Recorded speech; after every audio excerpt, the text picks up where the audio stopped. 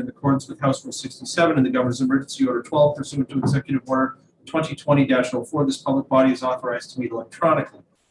This is an executive session on Senate Bill 58 and Senate Bill 104 as referred to the committee and scheduled in the House calendar for today. An executive session may be held on any bill referred to this committee. Please note that there's no physical location for members of the public to observe and listen contemporaneously to this meeting. However, in accordance with the emergency order, I am confirming that all members of the subcommittee and select legislative staff have the ability to communicate contemporaneously during this meeting through the Zoom electronic meeting platform, and the public has access to contemporaneously listen and, if necessary, participate in this meeting by Zoom platform or by telephone. All necessary access information has been made available in the House calendar and through the electronic calendar on the General Court website. This meeting does comply with House rules and RSA 91A. If anyone has a problem accessing, they should call 271-3600 or email hcs@ledge.state.nh.us. In the event the public is unable to attend the meeting will be adjourned and rescheduled. Please note that all votes taken will be done by roll call. And we will start the meeting by taking a roll call attendance of the subcommittee. Representative Allegro. Here. Representative Santanastasio. Here in Winchendon alone. And for the first time in my life, did I say that correctly? I don't even know how to say it. Okay, Representative Schmidt. Well, I turned my camera on. I am present in my home office, and I am alone. Wonderful. And Representative Schuett. I am present at my home, and Mr. Chair, just a slight correction. This is technically a subcommittee executive session. It can't be an executive session until we have the whole committee. Correct. You are correct. We are just, the subcommittee is she's going to vote on the on our work on the two bills. He did announce it was a subcommittee meeting. Yes, but he also stated during his spiel that it was an executive session. So yeah, I guess technically we're just voting a recommendation on the amendments, and that's technically not. All right. Thank you. Yes. And myself, I'm Chairman Representative Pearson. I am in the room. All right. So we'll start with 58. If you recall, we had this is substantially lengthy, but it was due to the repetition of the various boards and the consistency that was being desired across OPLC. The amendment that was drafted took care of some of the concern, or not some of the concerns, all of the concerns that the subcommittee had brought, especially when it came to the signature part and the references that Representative Gulling made concerning the consultation with the appropriate boards for hiring of investigators and legal services and that sort of thing. So I hope that you all had a chance to peruse it. I've discussed this with Pam real briefly. And Mr. Chair? so we went through that. Yes, Representative Schuett. Yes, I do have a question, which I'm sorry I did not bring up before, but I noticed on page 3 under the acupuncture professionals. Is this page 3 of the original bill or page 3? Well, yeah, I think it's page 3 of the amendment also, since it basically strikes the entire, reiterates the entire bill technically. And it's the same in both. And it talks about, let me find the line. It's line 14 in the original bill, and it's a strikeout. It's also struck out in the amendment, and it talks about maintaining a roster of all acupuncturists licensed under this chapter. And I don't know if Ms. Courtney is here. I'm curious, does that mean there is no longer going to be a listing available to the public of who they can consider to be registered, certified, whatever? Ms. Courtney is here and I just promoted her over, so she can speak if she unmutes herself. Thank you. Thank you, Mr. Chair, members of the subcommittee, Lindsay Courtney, Executive Director, and thank you, Representative Schuett, for that question. No, so we maintain a licensee database. It's called our licensee lookup through our online portal that anybody can go in and look up a license individual, their status, their license history, and whether or not there's any disciplinary action. The roster that we've actually proposed to eliminate throughout this bill from certain practice acts that contain that language is a separate document that some boards have maintained and charged people a fee for. We don't think that it made sense to be doing that, particularly because it's available for free on the web. And it just requires us to maintain a separate list and is more burdensome to administer. So we would still be maintaining our licensee lookup through the online portal, just not maintaining a separate public list that's available for purchase. Sure. Yes, I assume and hope that there would be some kind of reference if someone went to the acupuncturist's individual location, referring people that are interested to look at your compilation list, I'll call it. Yes, so if you go to our new website, there's a whole, there's a tab, a new section that says licensee lookup for individuals to go and look up a license. And I believe there's a separate tab on each board webpage as well. That is a question that we get frequently.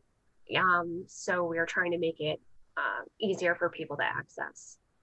It makes sense. Like I said, I would think if somebody was looking for a specific profession, they would go to that board. So I just want to be sure that there's something that's going to direct them to where they can find that. Thank you. Absolutely. You're welcome. Okay. So just a reminder for those out in cyberspace, the purpose of this Senate bill is to provide consistency and some standardization across the boards when it comes to the operations of OPLC specifically. And the boards have retained their ability to function in certain aspects autonomously. So if there's no other concerns on the work that was done and the amendment, the final amendment that was drafted, speak now. I certainly don't have it. I think that, that this was laid out as and our concerns were well addressed in this, and the one spot where we weren't quite consistent across the PLC took care of. So consultation with Pam. Representative Schmidt, anything? No, I'm good. All right, excellent. So if we're all good, then we'll just take a subcommittee recommendation vote on what would be now known as the Pearson Amendment, which was 2021-1531H. And I'll call the roll for the recommendation of the amendment. So Representative Allegro. Yes.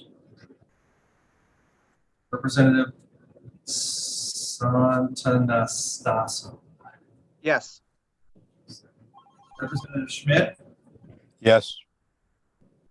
and Representative Schuett. Yes, Excellent. The chair votes And- yes. thank you. All right. Excellent. It is, according to one of the clocks in the room, They're not the same. Well, we have technically 3 minutes or so before we move on to 104. So just take a moment to peruse what happened. 104 and the changes we asked for.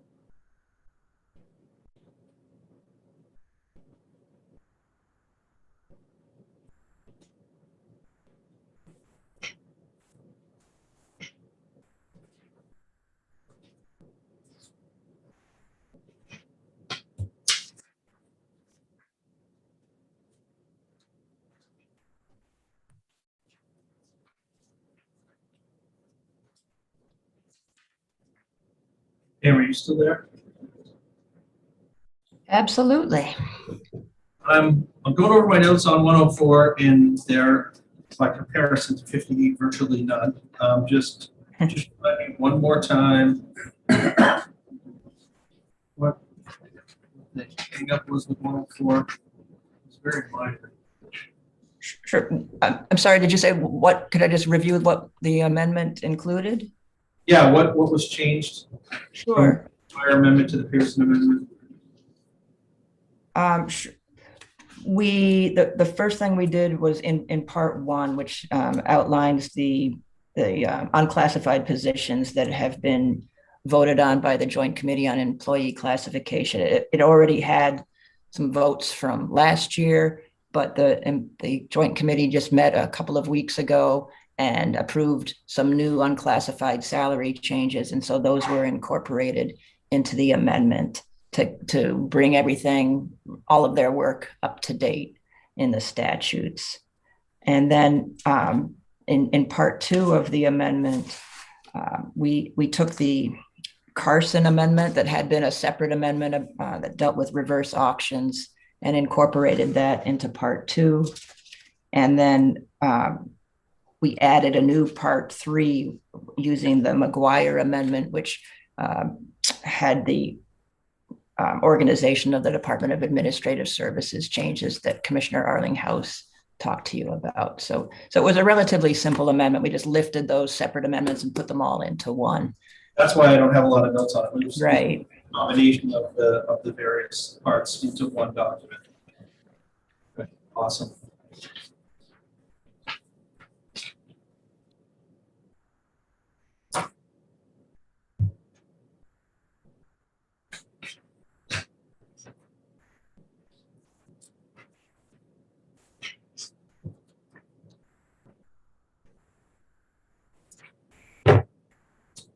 All right, being 9:45, I'll open the subcommittee hearing on Senate Bill 104.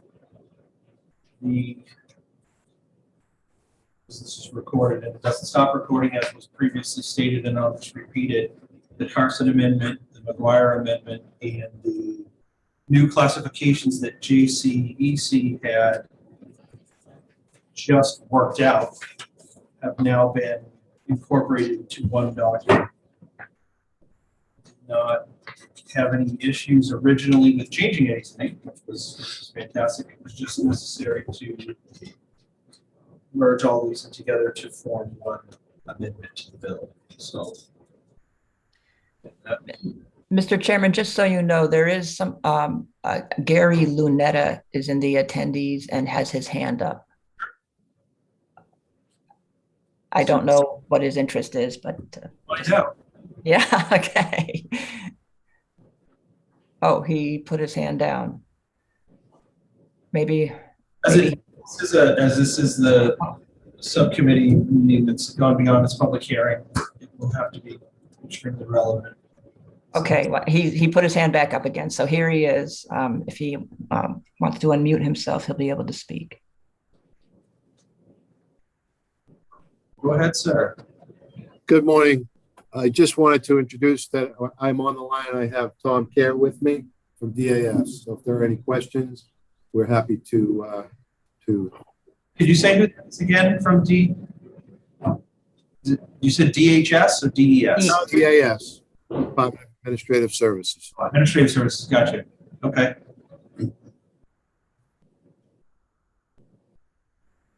We got all our questions. Mr. Chair, Yes, Representative Stewart. yes, Mr. Lunetta testified at the original hearing and answered lengthy questions in my notes. Yep.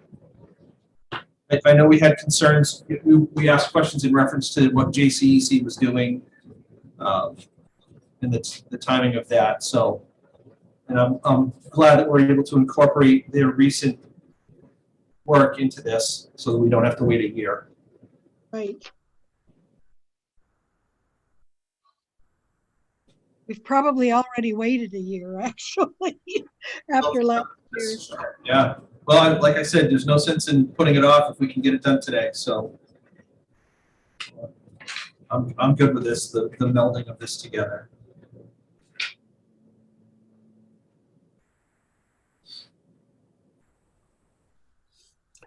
While we're waiting, Mr. Chairman, just to state for the record of this meeting, as one of the members of the JCEC and as a former chair, I'm experienced in this matter, and Pam is our staffer on JCEC. So she is a longtime staffer of the JCEC. So she also would have a lot of information if there were any issues that needed to be addressed. Thank you. You're at an advantage with that, certainly. I have a question on the amendment Which one? on at the very end on the effective dates, and I could have very well gotten this wrong. My scribbled notes during our meeting, we had part 3 for administrative services being added in the effective dates at the end, and I see that. But I had also scribbled part 4. Part 4. After on the effective dates, and I don't know, maybe it was decided that that wasn't needed, but I don't see part 4 specifically listed in the effective dates of the amendment. So maybe Ms. Smarling could tell us if I got that wrong or what. I'm not aware of a part 4. We had, originally the bill had only 2 parts, and then we added a third, but I don't know what part 4 would be referring to. I'm not sure what I was referring to. Okay. Like I said, I put part 3 after the effective date, and then I put part 4. So that Perhaps you were just preparing yourself to write part 4 if there were one. maybe. I'm not aware of a discussion of a part 4. Okay. So fantastic. This has what it needs, because this is not a full rewrite. This is it's almost a full rewrite, but not quite. So Not entirely, right. So the effective dates for each section do exist. One of which is specific to July 1, which is obviously a fiscal reference. And then the other part 2 was 60 days. Yep, part 1 is 60 days. Part 2 is also 60 days. So we do have effective dates for this.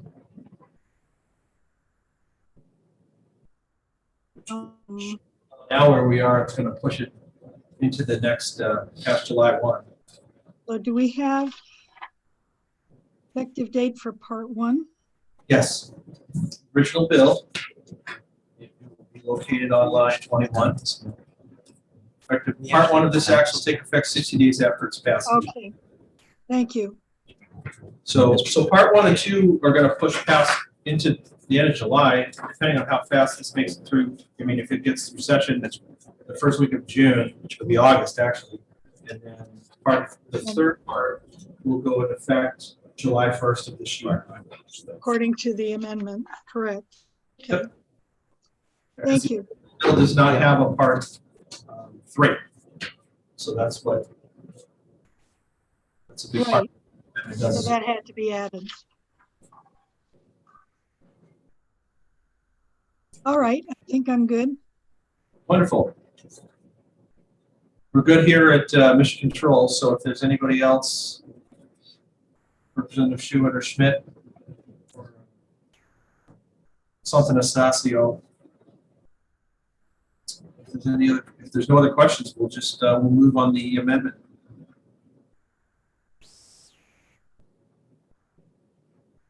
You know, I can't hear you if there are any. I don't see any hands raised. All right, marvelous. Well, then we'll just do a roll call on the amendment 2021-1514H. And I will call the roll. Representative Allegro. Yes. Representative Stanton-Estaso. Yes. Representative Schmidt. Yes. And Representative Schuett. yeah, And the chair votes yes as well. Wonderful. Great job, everybody getting through those, especially 58, which was substantially thick. It's not very often you reference, a line on page 52 in a bill, or certainly in an amendment. So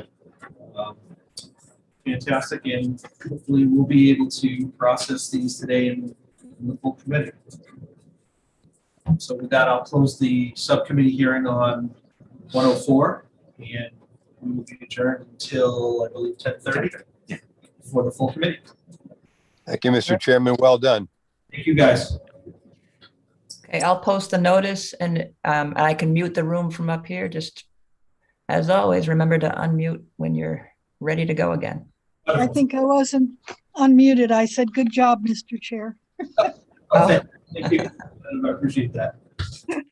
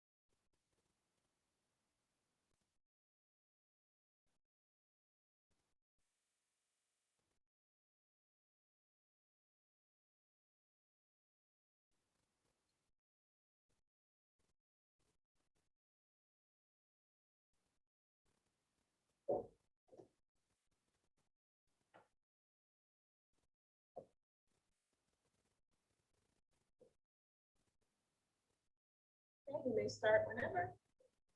Okay, thank you. Welcome. Then just call in and I'll talk about some other things before you get back.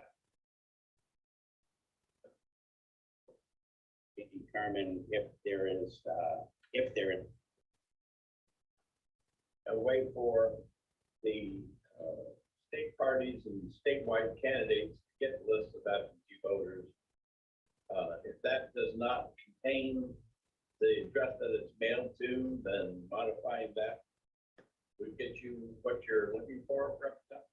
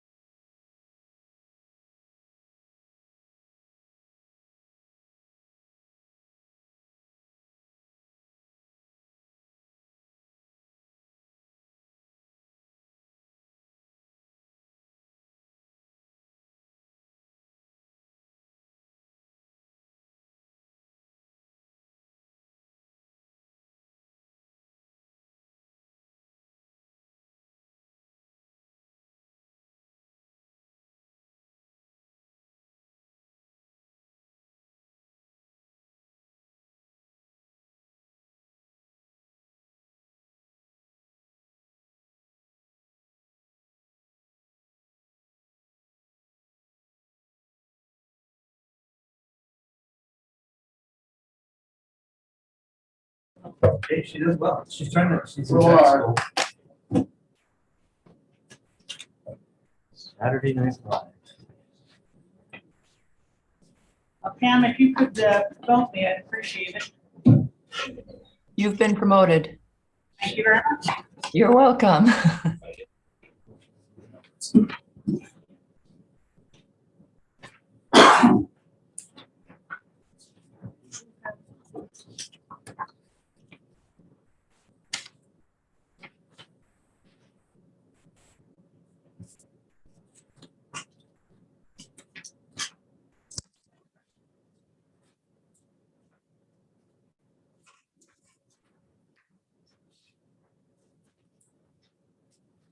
By the way, days later, Facebook is threatening to cut account.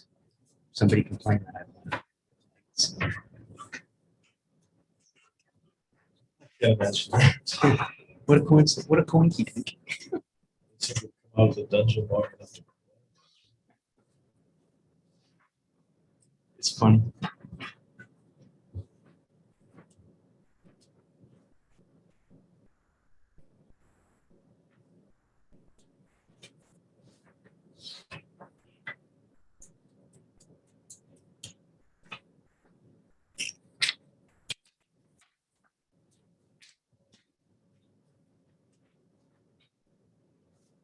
Say representative.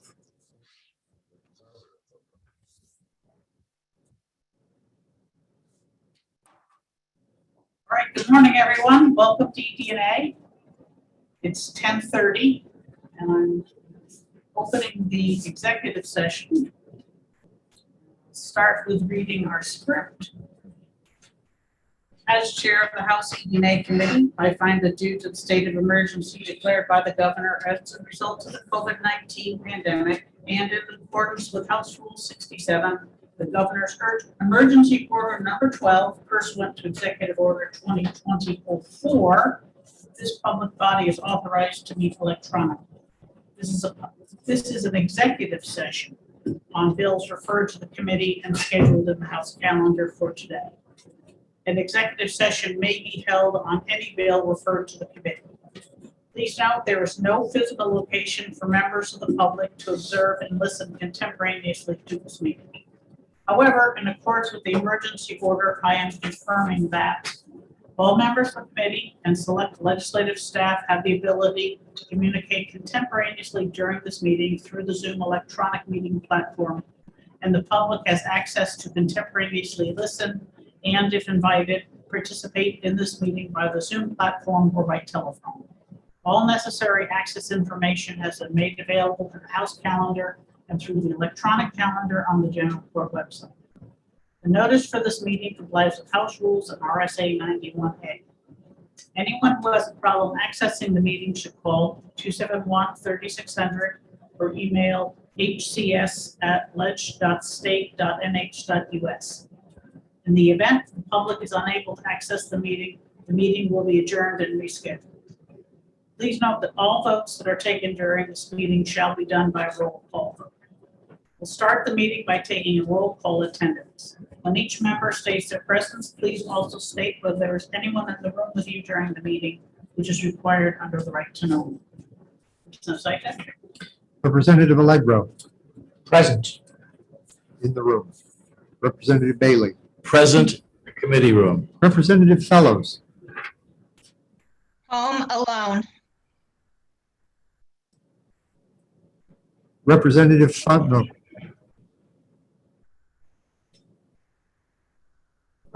Representative Pimentel, I believe, is filling in for him. Oh, I'm sorry. Oh, I didn't see that. Who is this, please? Representative? Pimentel? Oh, Oh, I'm sorry, I didn't know I was called. I'm present on my patio at home. My wife is also working out here. okay. Representative Goley. Home, and then my wife is in the other room. Representative Groda. Home office alone. Representative Judy.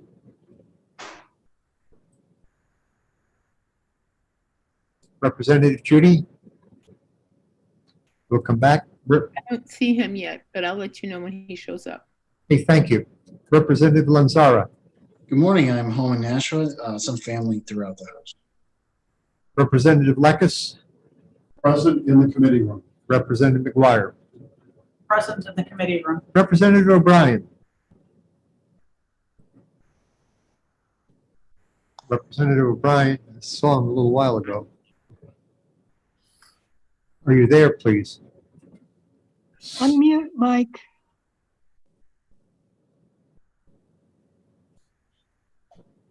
We'll Come back. come back. Representative Pearson? Representative Pearson is in the committee room. Representative Roy? Representative Roy is home alone. Representative Santonastaso? I'm here alone. Representative Schmidt? I am present in my home office in Dover. I am alone. Representative Schuett? I am present at my home in Pembroke alone. Representative Schultz? I am in my home in Concord. My husband, Gene Taylor, will be in and out of the room. Clerks in the committee room, Representative Yakubovich. Here at home, alone in the room. And we will try again for Representative Judy. Okay, please let me know if anybody notices him. And Representative O'Brien, is he unmuted yet? No, but we'll let you know when Yeah, we I did see him a little while ago. His Okay, name's on the list, but yet he's muted. okay. Representative Judy and O'Brien did not answer the roll at this time. The rest are here. Okay, so we have a forum, no problem. All right. We don't have the final amendment for Senate Bill 133, so we will take care of our other two bills first. Representative Pearson?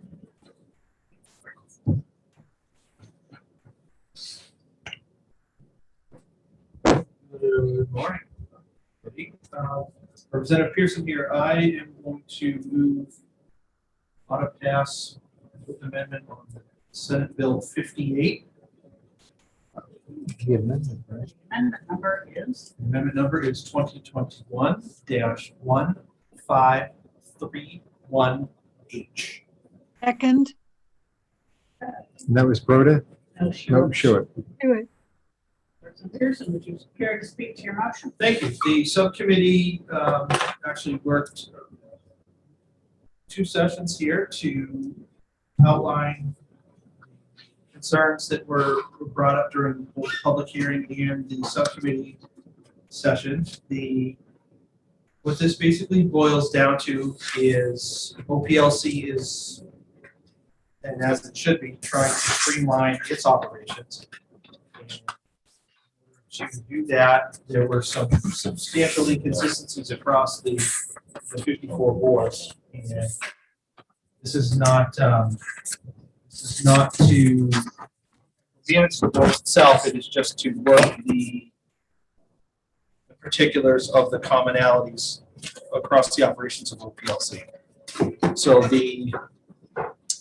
one of the things that the subcommittee did work on that was a change to the original bill was we removed the requirement for physical signatures.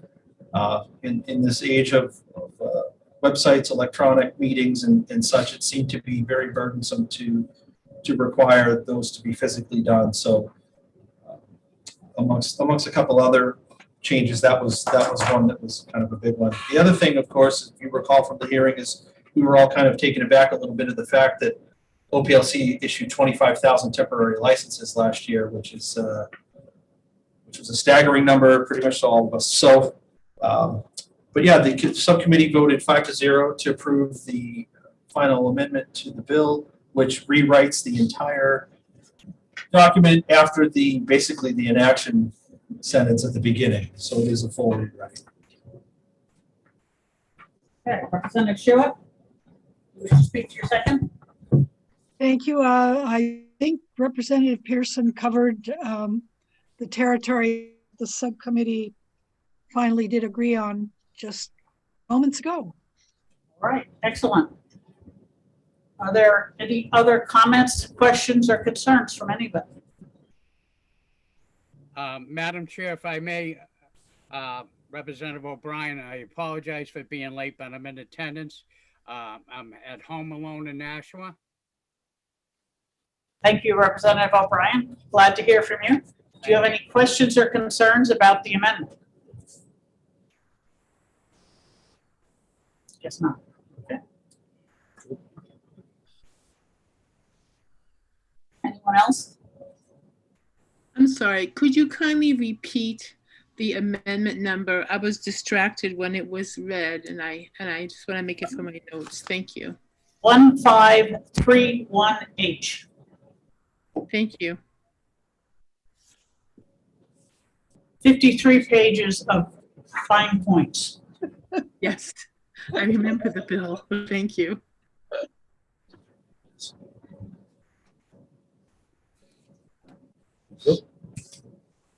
All right, seeing no questions or comments, the motion is to approve Amendment 153H to Senate Bill 58, and the clerk can call the roll. Representative Roy, Yes. the clerk votes yes. Representative Pearson, Yes. Representative Yakubovich, Yes. Representative Lekis, Yes. Representative Allegro, Yes. Representative Bailey, Yes. Representative Lanzara, Yes. Representative Santonastaso, Yes. Representative Goley, Yes.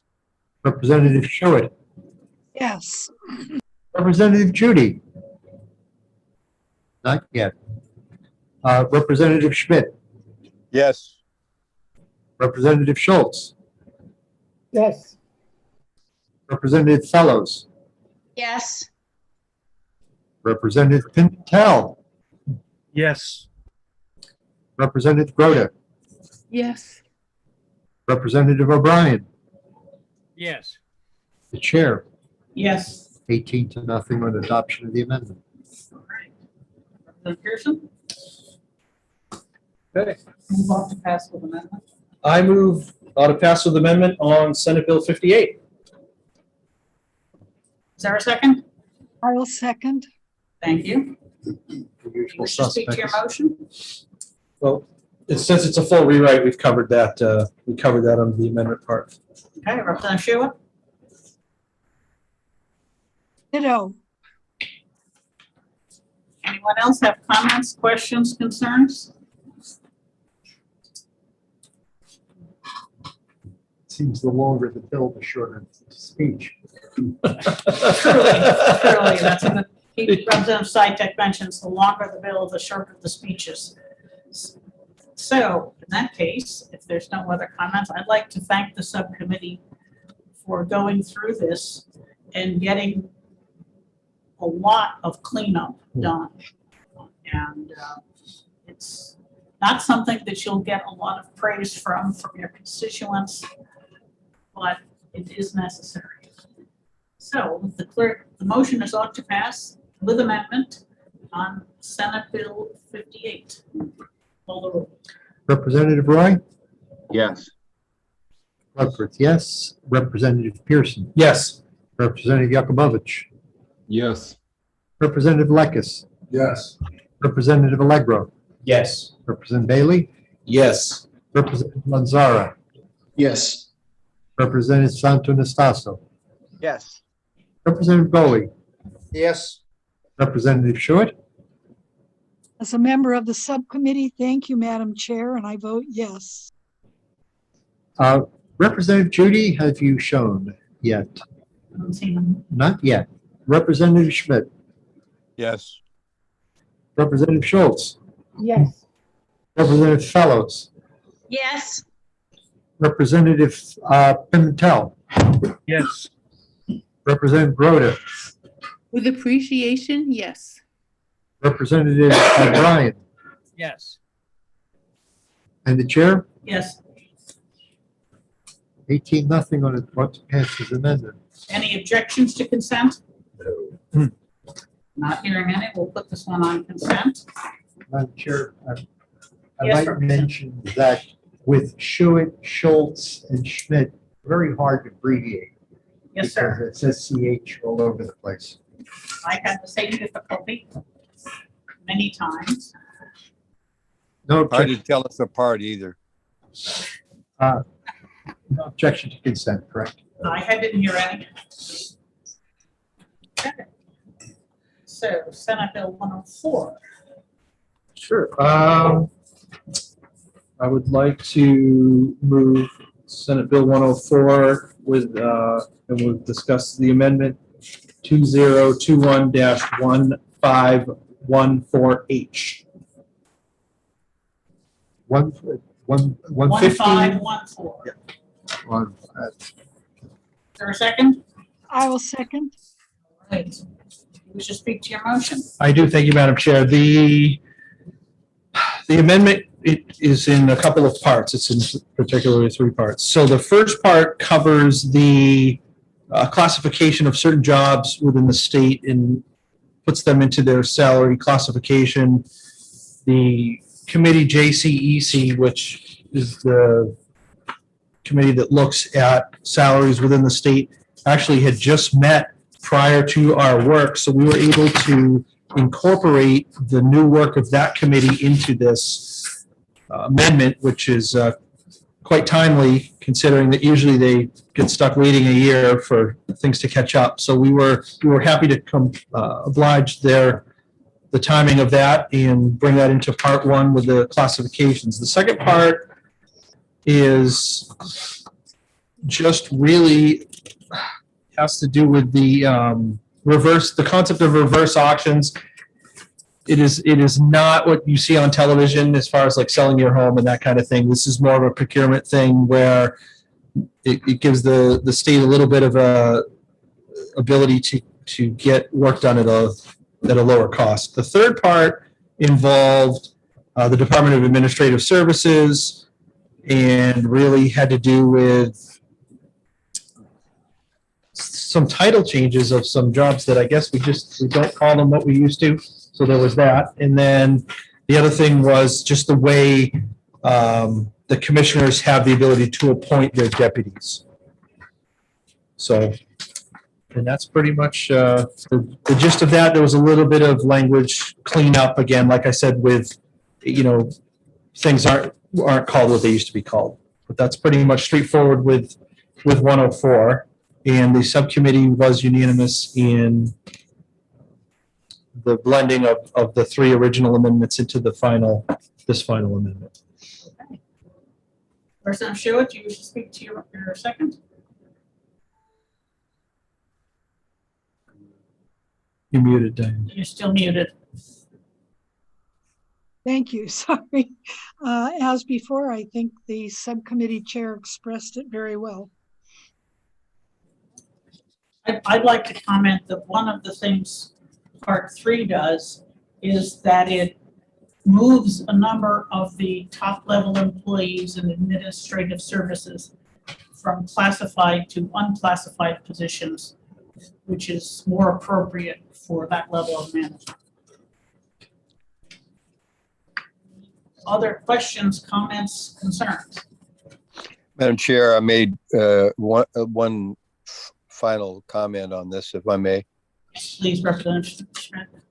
Thank you. So for the committee's edification, one of the things that has been tangentially discussed this morning or mentioned is that as the executive department, the branch of the government modifies work procedures and so forth, and ultimately those changes need to be reflected in the job title.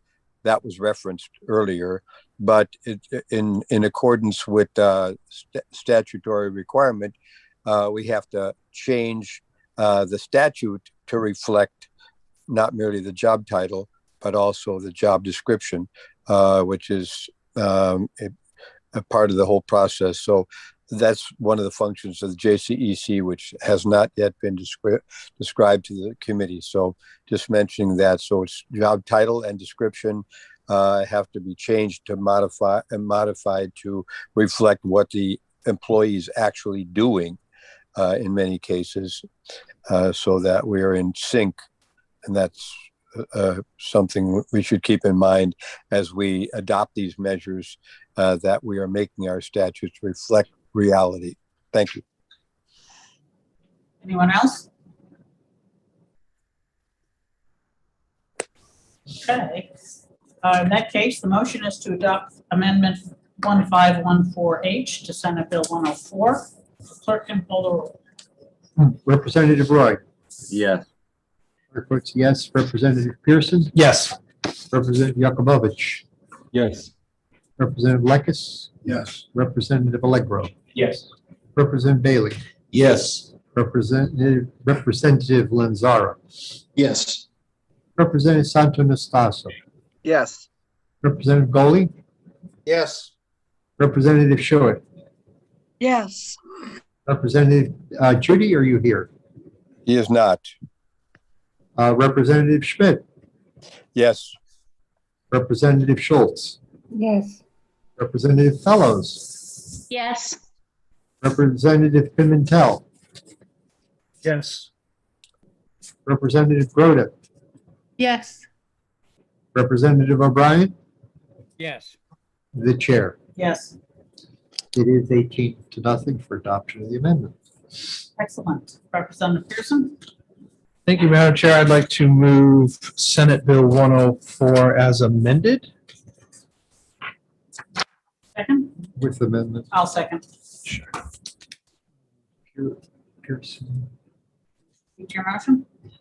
Again, similar to the other bill where it's a substantial rewrite. I think we pretty much covered the gist of that when we discussed the amendment. Great. Any further discussion?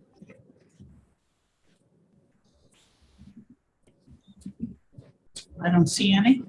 Another fine job of cleaning up our statutes and clarifying what we're doing with the state employees.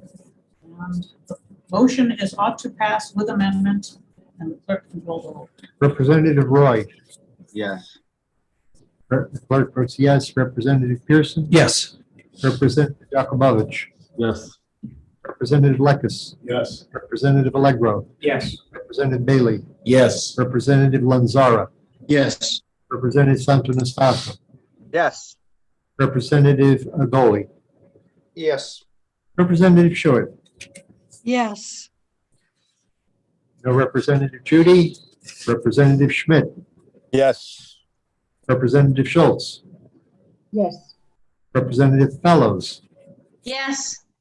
Representative Pimentel. Yes. Representative Groda. Yes. Representative O'Brien. Yes. And the chair. Yes, 18-0 with adoption of what to pass that. Consent sounds good. any objections to consent? Okay.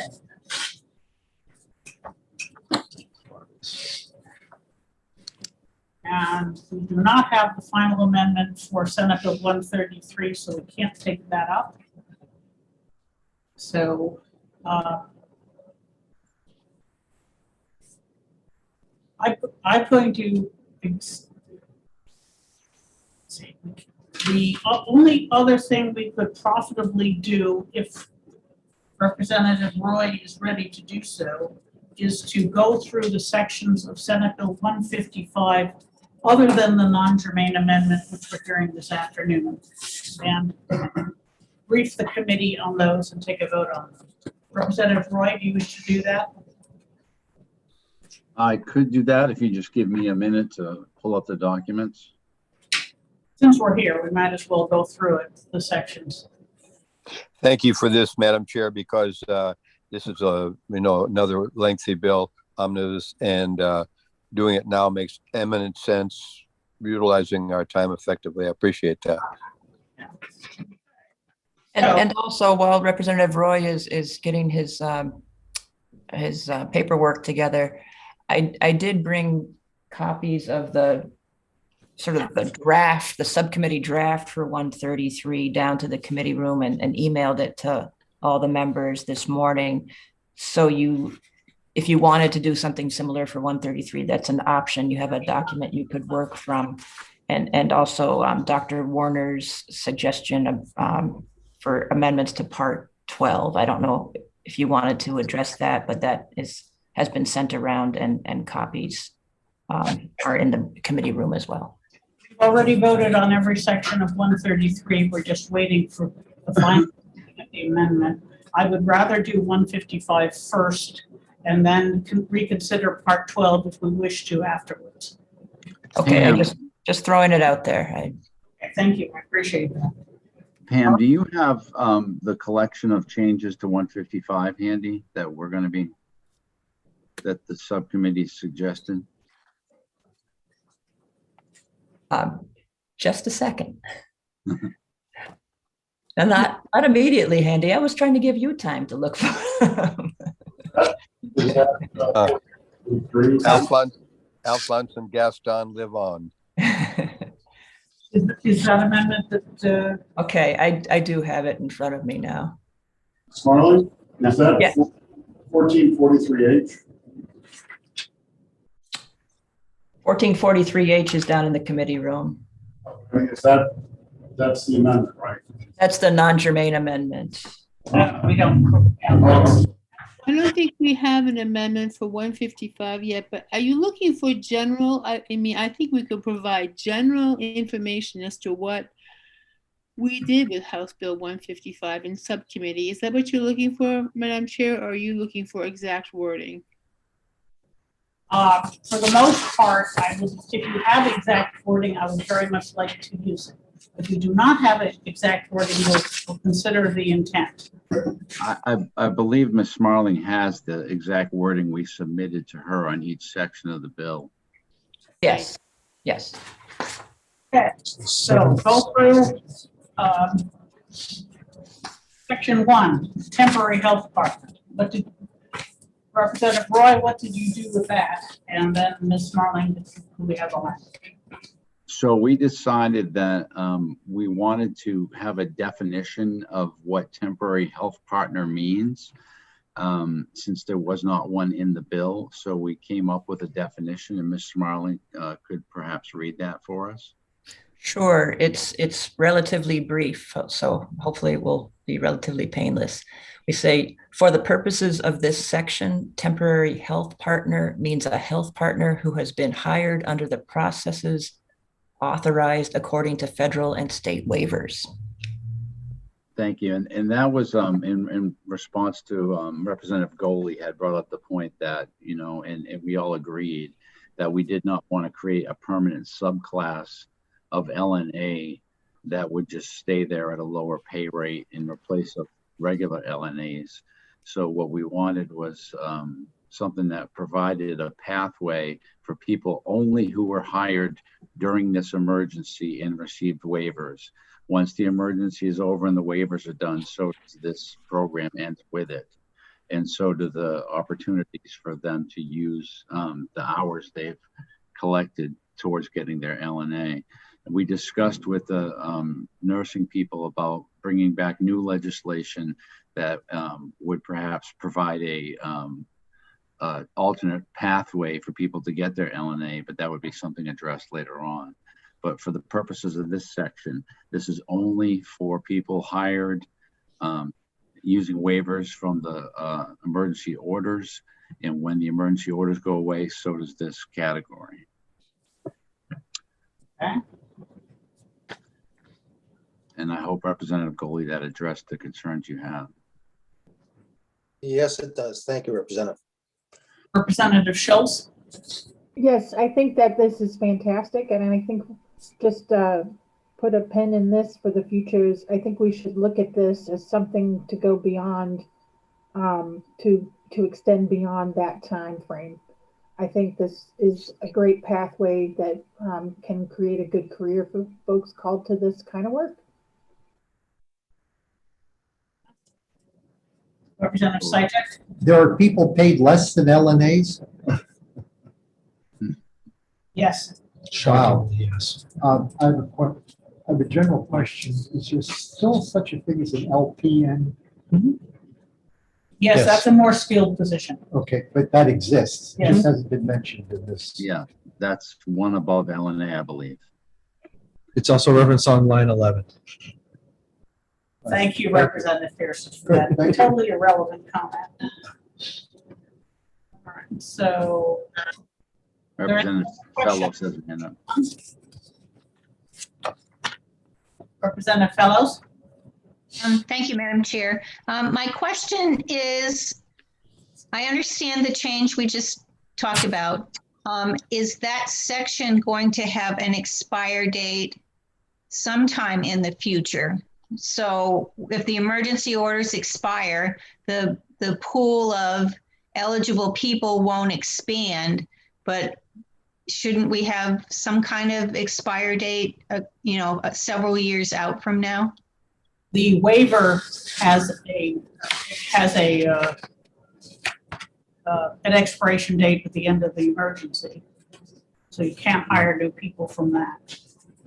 Well, There's another thing I should have mentioned. I apologize. The other change that the subcommittee agreed to was to, rather than amend RSA 326B as is done in the bill as adopted by the Senate, we've made it session law. So it still remains in effect until repealed, but it's not a sort of permanent looking position section in the Nurse Practice Act. So, and of course, what Representative McGuire just said is correct. When the waivers disappear, the position disappears. Or at the very least, they can't hire anybody new. And we have in Senate Bill 133 a way for them to apply for an LNA license. But we would, after the end of the emergency, you can't hire any more temporary health workers. Right. And since we put it in session law, it will not be cluttering up permanently the section related to LNAs. Other questions, comments on section 1? Thank you, Madam Chair. I would like to say that these people are already helping us out right now and doing an extraordinarily important job of making it possible for the trained nursing staff to do the things that they alone are trained for, but the functions that these temporary health workers, helpers are doing are absolutely crucial for these frail patients who in many cases are unable to feed themselves or toilet themselves and so forth. These are, and without these functions performed, they cannot survive here in these nursing homes.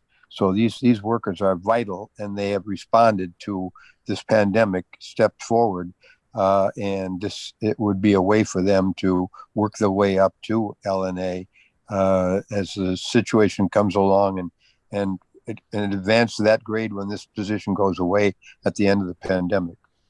So very important what they're doing. Indeed. Any other comments, questions? Okay, Representative Roy, section 2. Can you read the title off for me? I don't have the document in front of me. Authorizes emergency licensing of medical providers. And I'd be happy to step in if you would like. If you would, please, what we suggested. Okay. Thank you.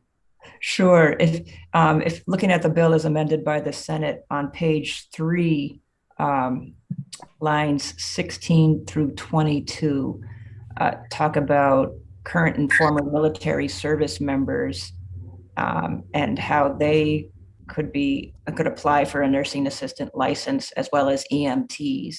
And since those both those categories of people were addressed in House Bill 567, the subcommittee removed both of those paragraphs from the bill. And I just noticed as I was looking at this that there are 2 paragraph 4s. So there's a paragraph 4 on line 9 and a paragraph 4 on line 16 right below it. So make sure that we don't delete both of them. But That's the substance of the subcommittee's work, to remove those two paragraphs. And if you recall, Representative, Madam Chair, that was at your behest that that already existed in another statute. And Pam, will that require renumbering of the page if we do that? Yes, but it'll require changing Roman 6 to Roman 5. Right. Yeah, And won't affect the other paragraph 4. Okay.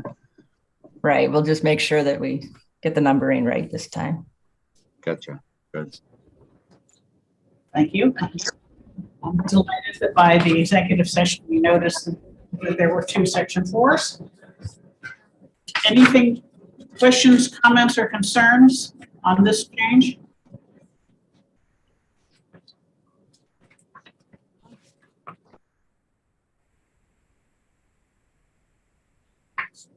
What's that? So section 3 is about pharmacists to do COVID-19 testing and vaccinations. I believe we thought that was a good idea. Ms. Marling, did we make any changes to that section? No, we did not. No. So we thought that was a good idea to allow the pharmacist assistants the ability to do that.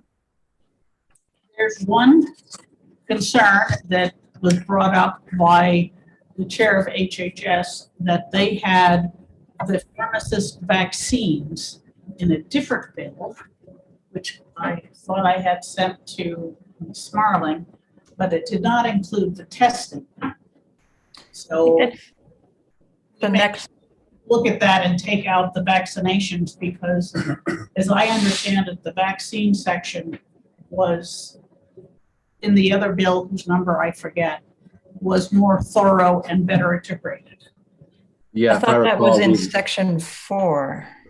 I thought we were going to look at that to make sure that it was covered before we agreed to delete it, to make sure the language was adequate side by side. Did we get that, Smart? Oh, I did not know about that request. Okay. All right.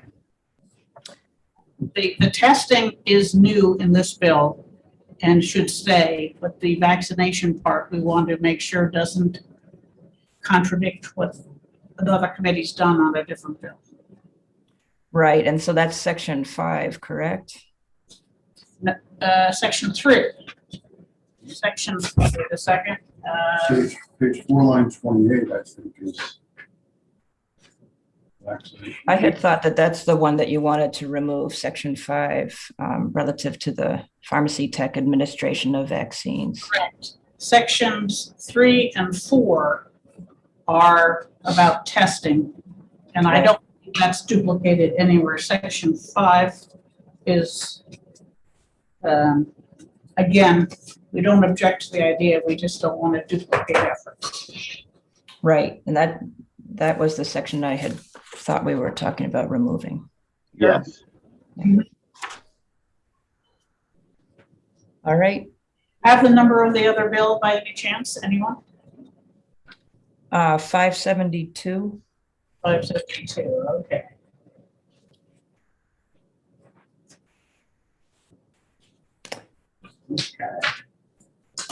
There.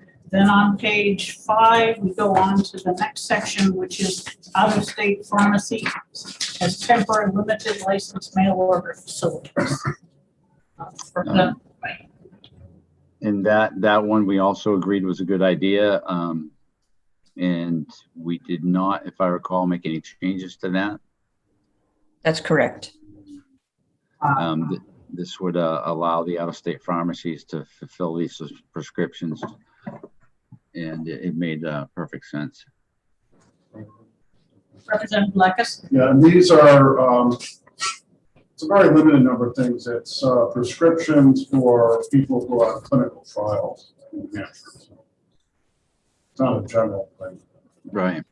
And it saves people from having to drive a long way to get their prescriptions that would not otherwise be available here in New Hampshire. And I believe Representative Blackus spoke to that personally. Excellent, thank you. And the next is on page 6, protection of pre-existing non-conforming use status for summer camps. This one, we did make some significant changes to, with regard, I believe, to a sunset and to ensure that summer camps that were grandfathered did not lose that status in the future. Ms. Marlin, do you have the language we came up with? Yeah, Representative Lekis worked on this section. I'm sure he can talk about it as well. But basically, he extended it to apply to summer camps that were under operation in 2021. Either it's currently for the camps that were closed rather in 2020, and that's extended to include 2021 or 2020.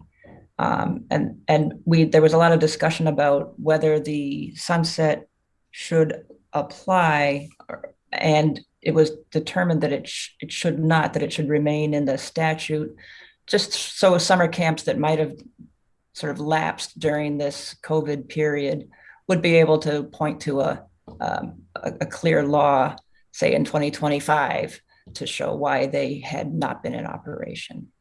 Yeah, that's right. Thank you for refreshing my memory. We decided that if somewhere down the road, the status of a summer camp were challenged because of their inability to operate these during these 2 years, they would be able to point to the specific statute that authorized them to do so.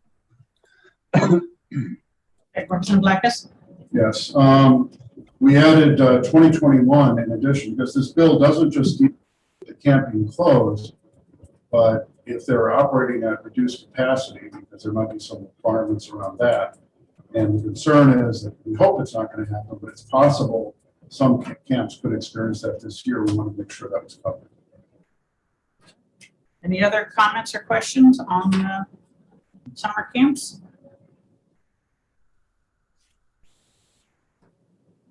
Good, we're happy with that one. Next section is on continuing construction.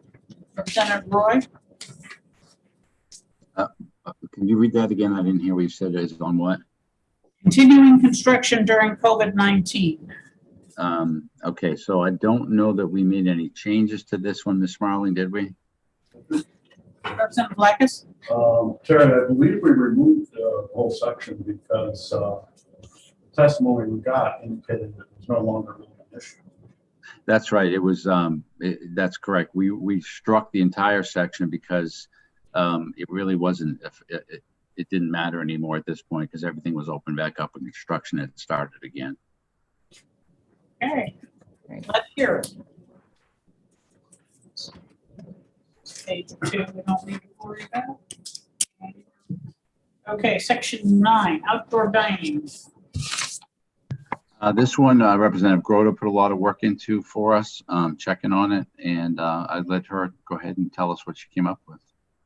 Sure. There were two concerns. One had to do with DES and those businesses on septic systems. So it was the amendment, excuse me, addresses that concern by saying that those establishments on septic systems, if they want to have capacity larger than what they have, that what they're normally allotted, they have to have a review of their system with DES or DES RSAs. And there is a sentence in there that reinforces local control in that all outdoor dining, those facilities that are on municipal systems have to follow the municipal guidelines, and the municipality makes the decisions on that. So it gives local control to those facilities. If you'd like me to read the exact sentences, I can do that if you prefer. Okay, no, I think that makes sense. Okay. I did hear from yesterday from someone from the Liquor Commission, and they were requesting something about having the statute put in having any change to the statute put in with their existing statutes, and he's supposed to be sending me specific language as to where they would like that placed. So once I get that, we'll represent that to the committee just to button that down. That if I remember the discussion correctly, it's 17824, which talks about authorization for other areas. Yeah. They include that already has the requirements for local control and local approval. And so anything that you think you need to add in would go much more conveniently in that section of statute rather than creating a new one. Yes, agreed.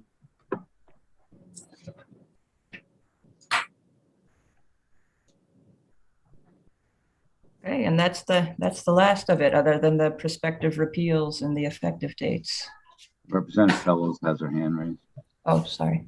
Yes, Representative Fellows. Yes, I just had a question about the end date for the outdoor dining. Did you change that, or is it still through till December of 2023? I do not believe we changed it. Did we, Ms. Marling? No. Thanks for the promotion, though. Yeah. Hardly. You have to take a big pay cut, though. Yeah. True. No, we did not change that, Representative Fellows. And in closing, I would just like to say a pox on the Senate for all these omnibus bills. Representative Goley. Thank you, Madam Chair. And I had thought, and this goes to Representative Roy, I thought we had discussed changing it to 2022, knowing that they would give 2 full years, and if it needed to be extended out, we could do that further on. But going to the end of 2023 seemed kind of lengthy. I'm not sure if he recalls that discussion or not, but I thought we were going to change the end date. I recall that too. I do recall that. I don't know that perhaps Representative Grote didn't put that in her. Representative Lekis has a comment on that specific issue. Representative Lekis. Thank you, Madam Chair. We did discuss that. I don't remember who brought up the point that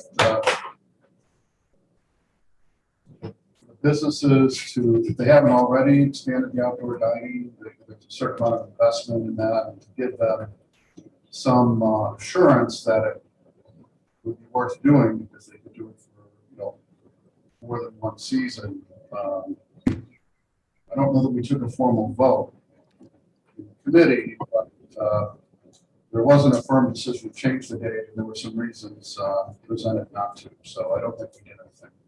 Yeah, if I recall the reasons, I'm trying to remember who testified, but they indicated that it would give the businesses some sense of security as far as planning and investment to at least know that they had another year without having to. They'd be able to make investments and such. That's right. We had, let me just think about who that would be. Was it the Municipal Association, perhaps? The Municipal Association. I think it was Margaret Burns, actually. And she mentioned that, and this is, I know this is true in our own town, these businesses that are having outdoor dining are making significant investments with barriers and making things look less, more aesthetically pleasing. And that in order to do this, they're wanting to make sure that should things continue, they can continue to have these outdoor dining through the summer of 2023. That's how I think about it. Isn't that the date that we discussed? Madam Chair, if I may. Yes, Representative Goley.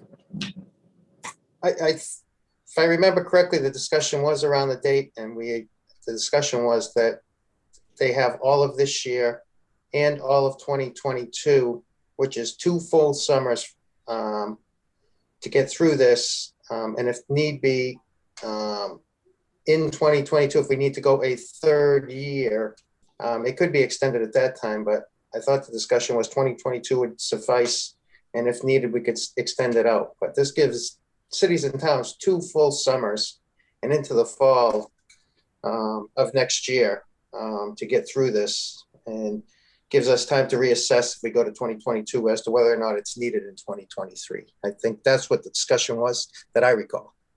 Okay, Representative Black. Your discussion's correct, but I thought we had another meeting that you weren't present at.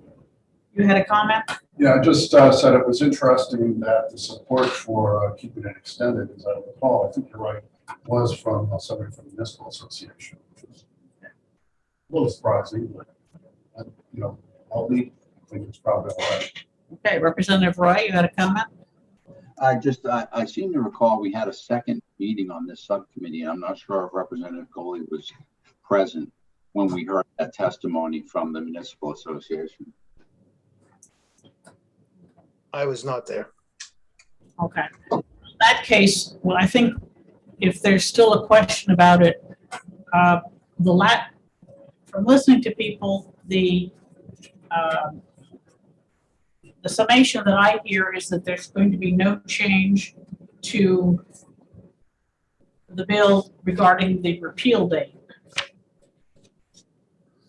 And therefore, if you were making a change, I'd like to hear it. Representative Roy, do you plan to bring that up again? Based on the testimony we heard from the Municipal Association, I did not intend to change it. The only contrary with respect was Representative Goley, and I understand where he's coming from, but based on the request of the people actually out there dealing with it, we didn't see the need to change that. But I'm pretty Switzerland either way. Representative Fellows?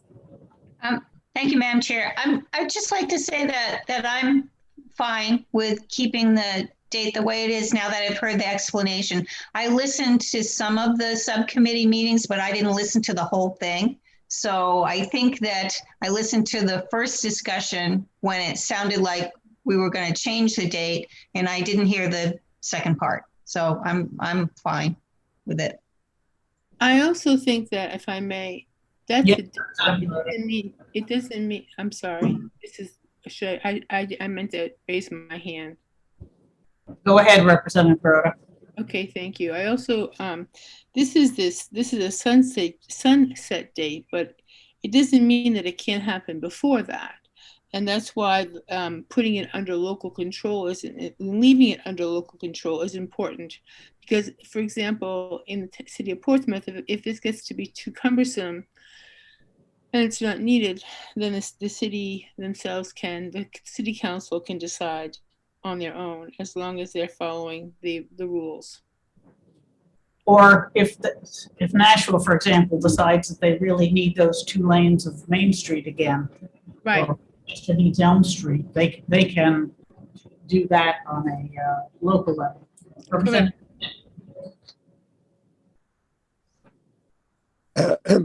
I think I heard you call my name. You broke up. I think it's important. We all know how much restaurants have suffered as a result of the pandemic, and this is an attempt to do as much as we can, always leaving the local control as an important aspect, but to do as much as we can to try to do the right thing here. And now that we have the full committee assembled, and Representative Judy has joined us, as some of you may have noticed, I think that to try to get the combined wisdom of the committee, a number of the members are from the smaller towns where it's a different situation to some degree than it is in the larger cities, such as we have. So I think we ought to try and resolve this to the greatest extent we can in favor of the restaurants at this point.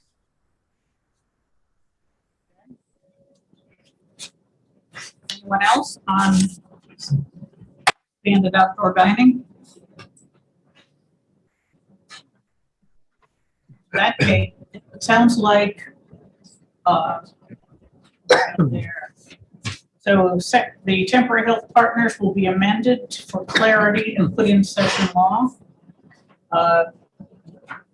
Emergency licensing, you're repealing it? Oh, sorry, not making a change to that. Section 3, focus on testing, not vaccines. Out-of-state investigation, out-of-state pharmacies, left that alone. Summer camps extend through this summer. Delete the section on construction changes and modification to clarify the outdoor dining situation. That sums it up. Okay, good. We will continue to inundate OLS with requests for amendments on that one.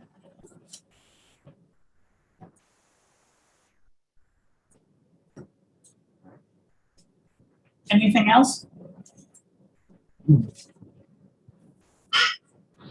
Madam Chair, Yes, Representative Sure. thank you. This is probably for Ms. Smarling. Do we have a conglomerate amendment incorporating all of these at this time? Not yet. No, Okay, thank you. not from OLS, just an informal one from me. So, Okay, that's why I couldn't find it. no. Thank Sure. Keep it backlogged at the moment. That's Yeah, the next I step. understand. And this is a lengthy, involved thing. Thank you. I'm impressed that we managed to get the one for 58 on time. Absolutely. That was a lot of work for them. Yeah.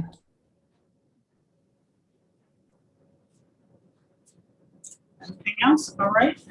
We can't really vote on this due to not having the final amendment. Also, the non-germane amendment is being heard this afternoon. So I think we're done as a committee for the morning. All right. Anything else?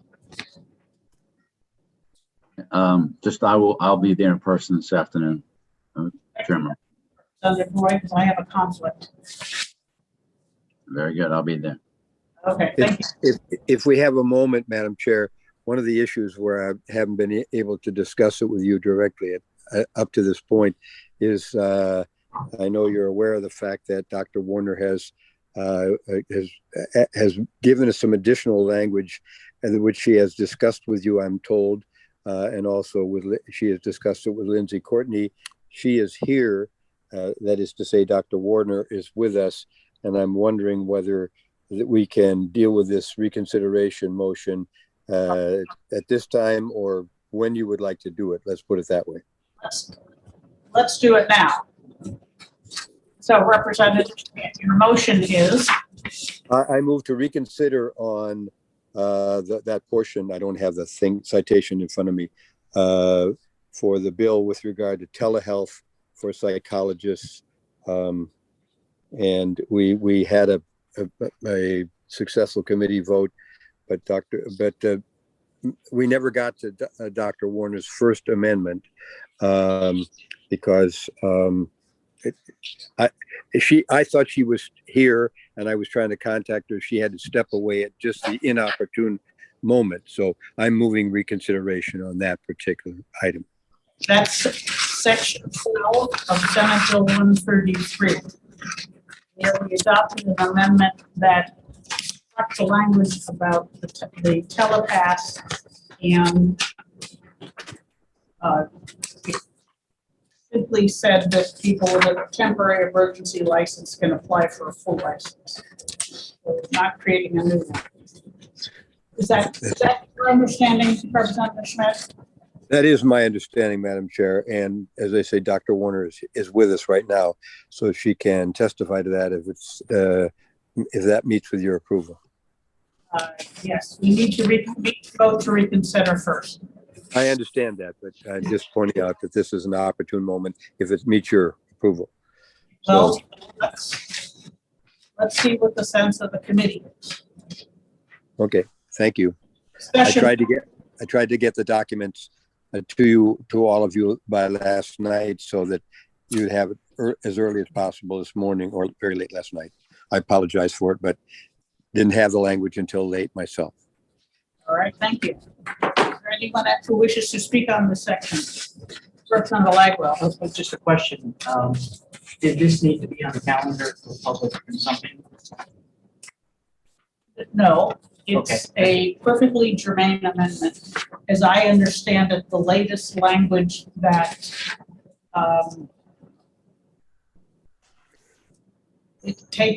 instead of removing the section on telepasses, it leaves it there with an additional section that says if you have an emergency license, you can be essentially promoted to a telepass. Mine was a technical question. Yeah, about no, whether or not it we is fully discussed germane. it. No question about that. Anyone else have a question or a comment? Okay, Representative Fellows.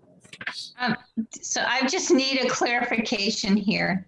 So what we voted on, I'm not sure when it was.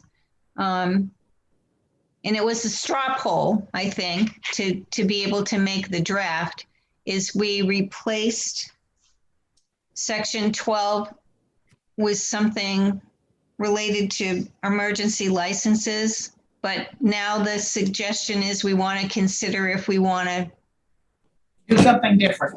Keep the emergency, but put the telepath back in. Is Yes, that the, essentially okay. what it would do. Thank you.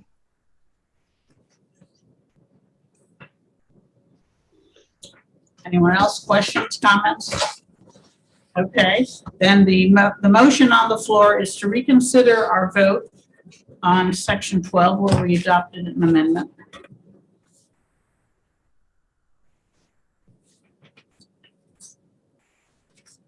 Representative Sytek, I don't see any further discussion. So if you would call the roll on the question of reopening that decision. Okay. Representative Roy. Yes. Clerk votes yes. Representative Pearson. Yes. Representative Yakubovich. Representative Yakubovich. Yes. Representative Lekis. Yes. Representative Allegro. Yes. Representative Bailey. Yes. Representative Lanzara. Yes. Representative Santonastaso. Yes. Representative Goley. Yes. Representative Short. Yes. Representative Judy. He's here. Is he muted? Yes, he's muted. Representative Judy, please unmute yourself and turn your video on. His video's on. Video's on. Fine. Got to unmute himself though. Gene, turn your mic on.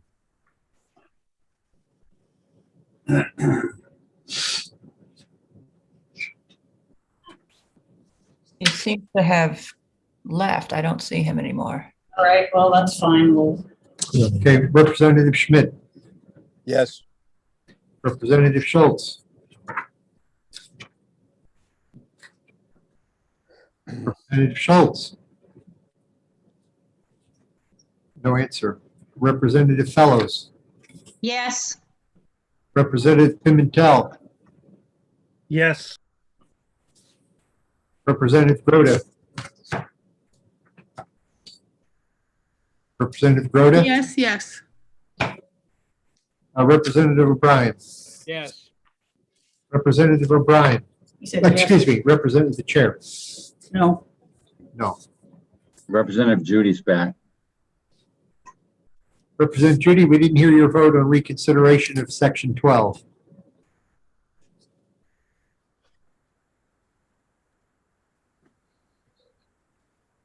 I guess we're not going to. Okay. He looks frozen. Yeah. Frozen in time. In any event, majority, so we are reconsidering the vote. Sounds like 16-1. Okay, Madam Chair, I didn't speak to the issue too much. If I may be allowed to just say, this committee has been working real hard with regard to a number of issues that required hard work, and we've done hard and good work. And I hope we'll have an opportunity to improve this current section, excuse me, improve this current section by hearing from Dr. Warner, and the languages in front of the draft are being worked on even as we speak. So we should have it some point by early this afternoon at the very least. Thank you. Okay.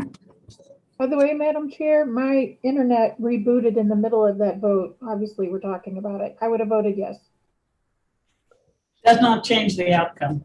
So, but thank you for rejoining us. All right. Since Representative Schmidt has suggested it, I'm going to Dr. Warner and have her explain what's needed.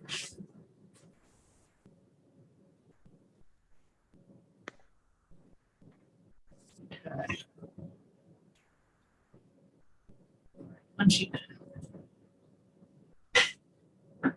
When she joins us, we can hear from Dr. Warner on why the change is necessary. She's joining us, and she has to unmute herself. Yes. Yes, Dr. Warner, you're recognized. You just have to unmute yourself.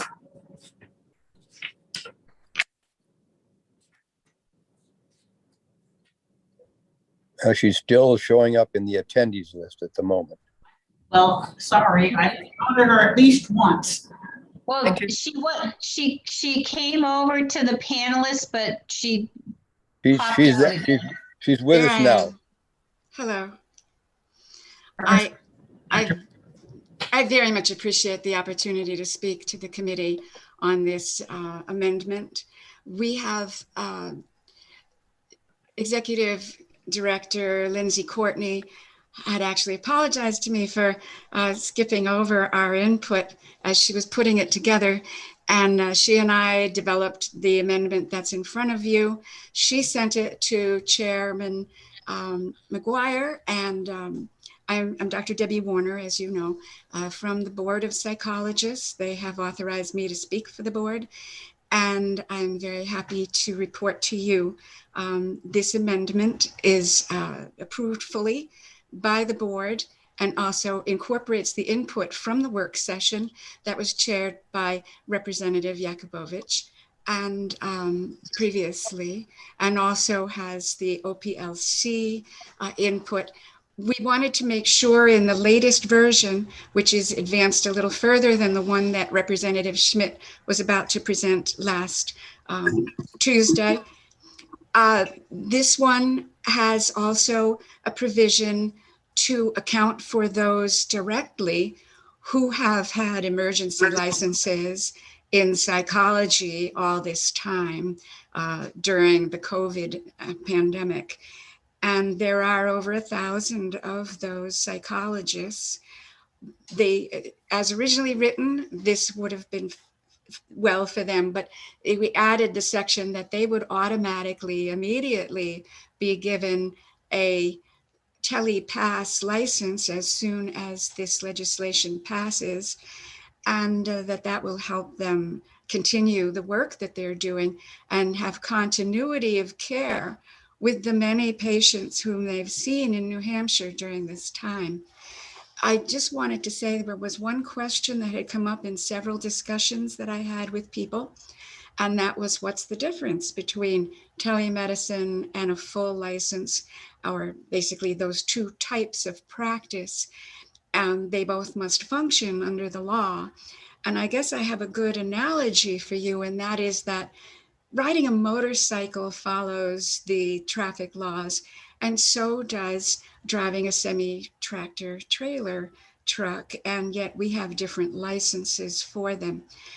During the pandemic, all of the psychologists in New Hampshire, plus these emergency psychologists, have been doing telemedicine, and we have developed quite a bit of new habits and also understanding of how the rules and our practices, our habits, translate into this medium.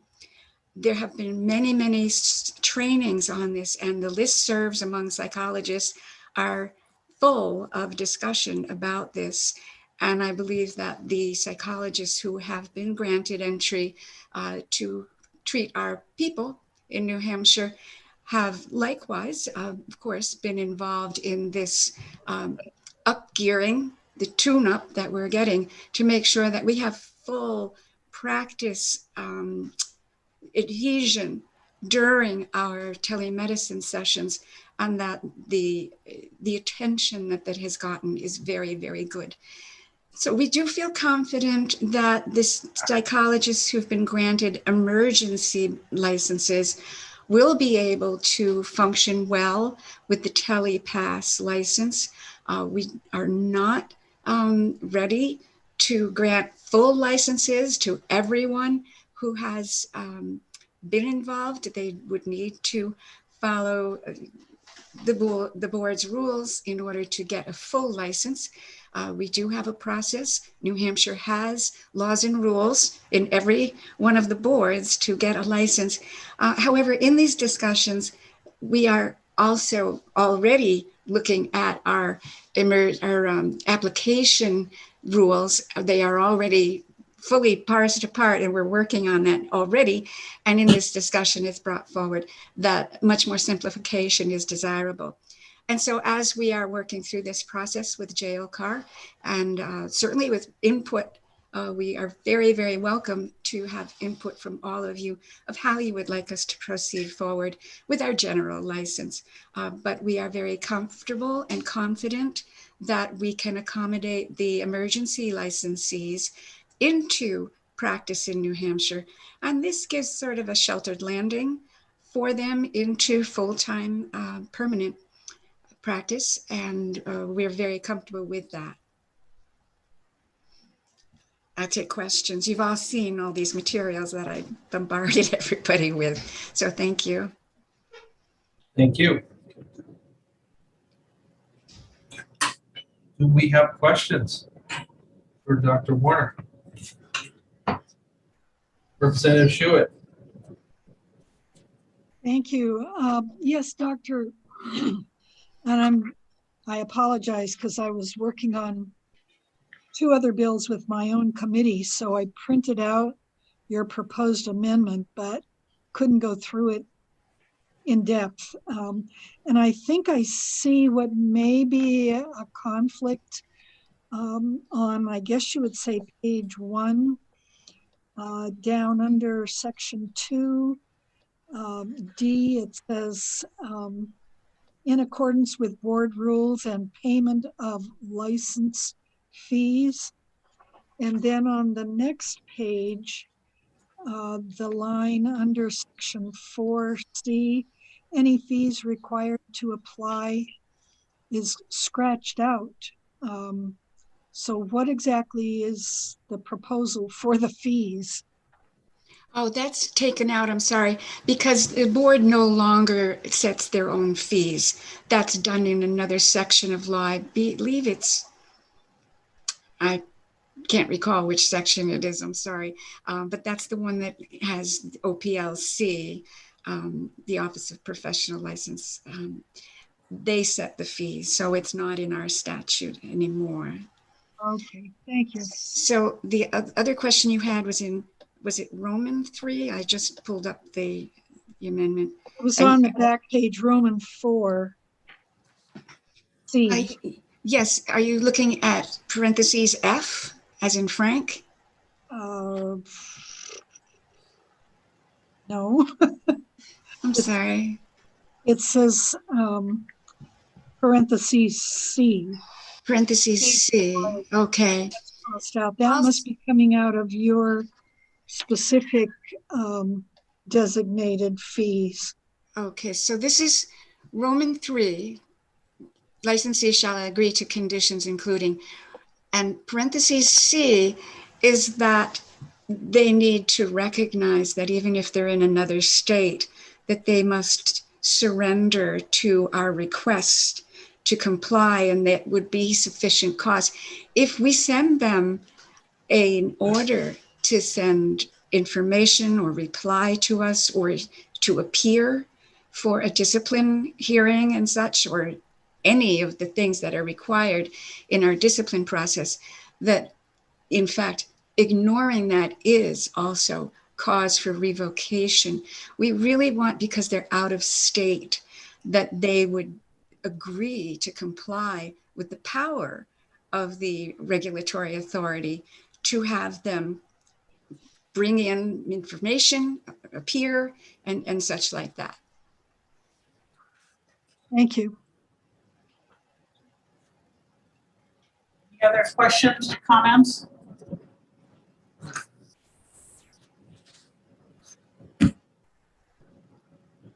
I really do appreciate the opportunity to bring this forward. It's very, very helpful. Thank you. All right. Questions, comments? No?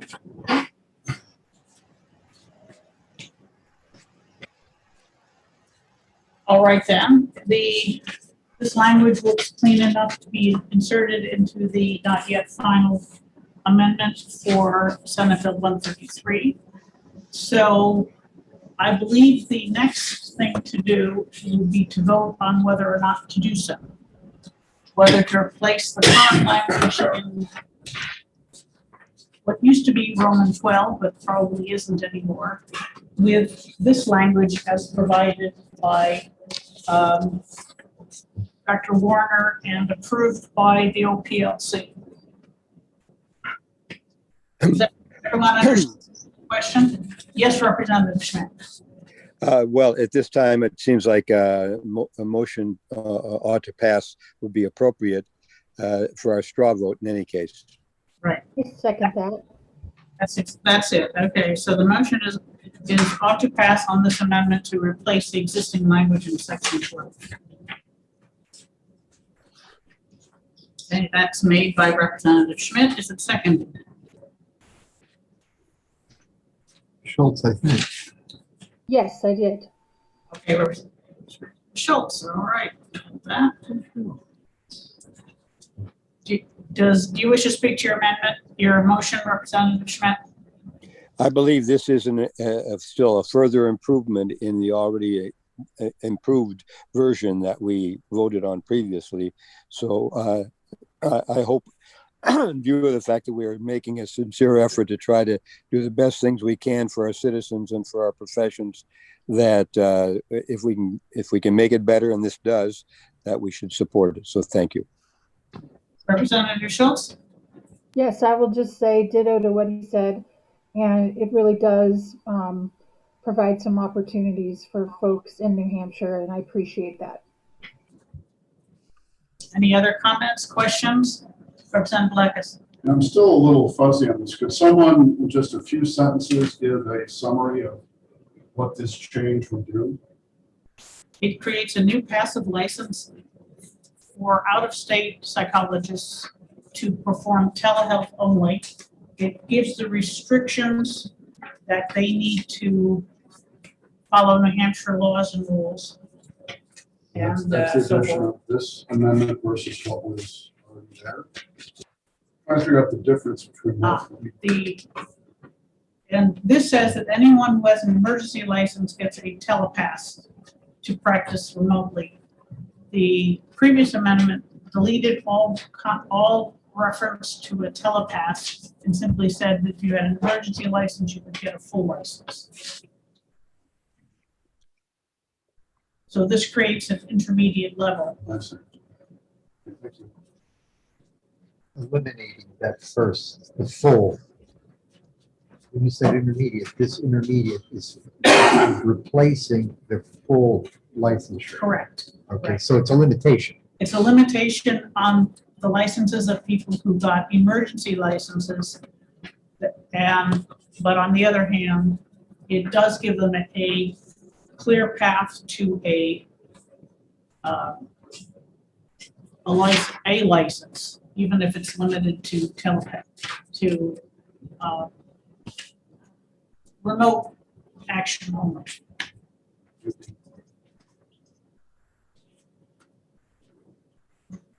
Further comments, questions? Seeing none, the motion is to adopt this amendment into Senate Bill 1.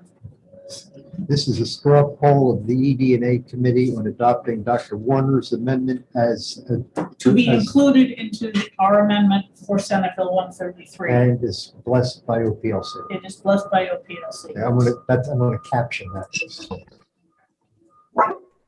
Yes, Representative Judy. Yes, Madam Chair. I'm sorry. I lost contact twice, so I didn't vote. For reconsideration. Representative. I didn't hear you very well. Could you speak up more clearly? Okay, let me put my volume. Okay. Yes, dear Madam Chair. I lost contact twice in the previous vote. So I tried to call and I tried to raise my hands, but I didn't vote. So I don't know what you're going to do for that. Well, you are here now, and thank you. We're glad to have you here. Okay.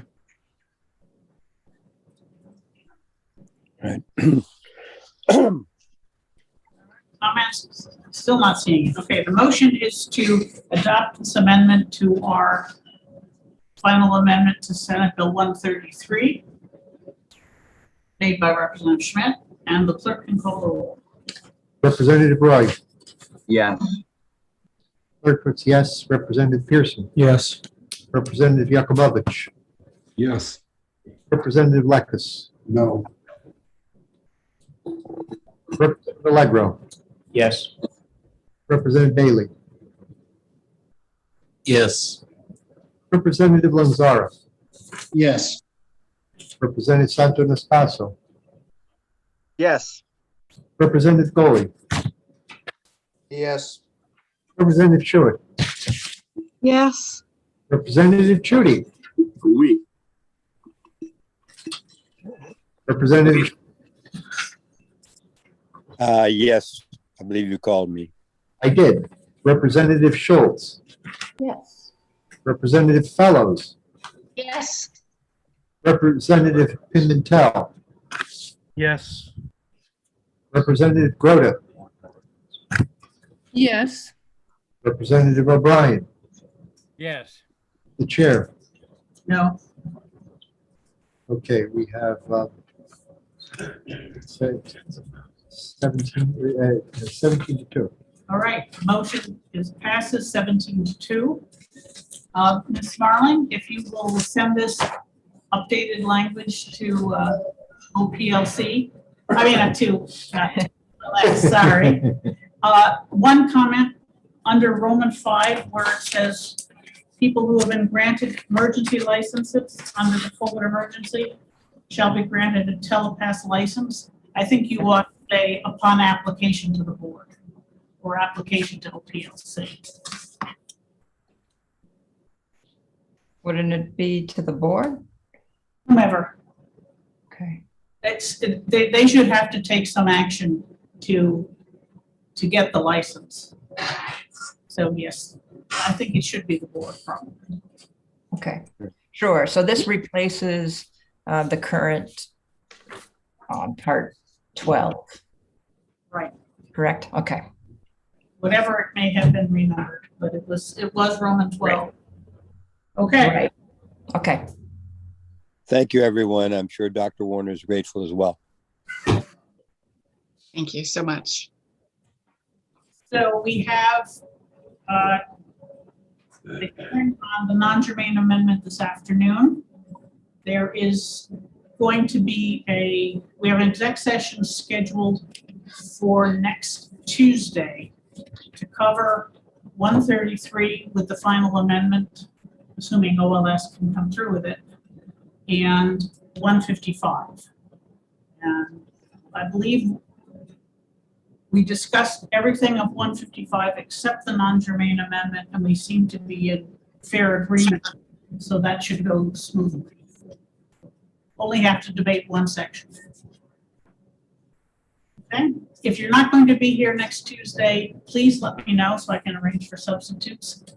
And that's it. Thank you all for coming and enjoy the sunshine. Thank you, everyone. Resuming at 1:30 for the amendment. Yes, thank you.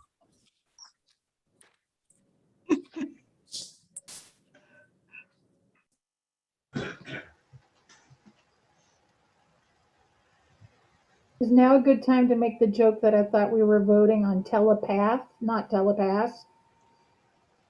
Well, that's what I thought you said. That's why you voted no.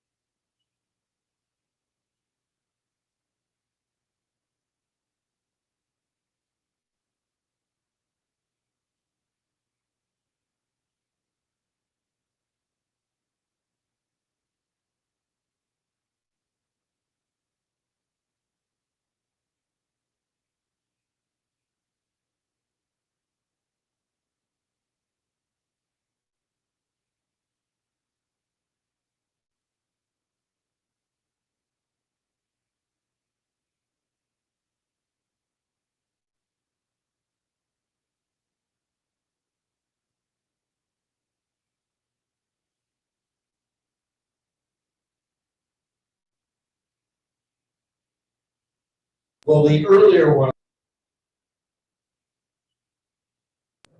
Hey, Dan, are you on by any chance?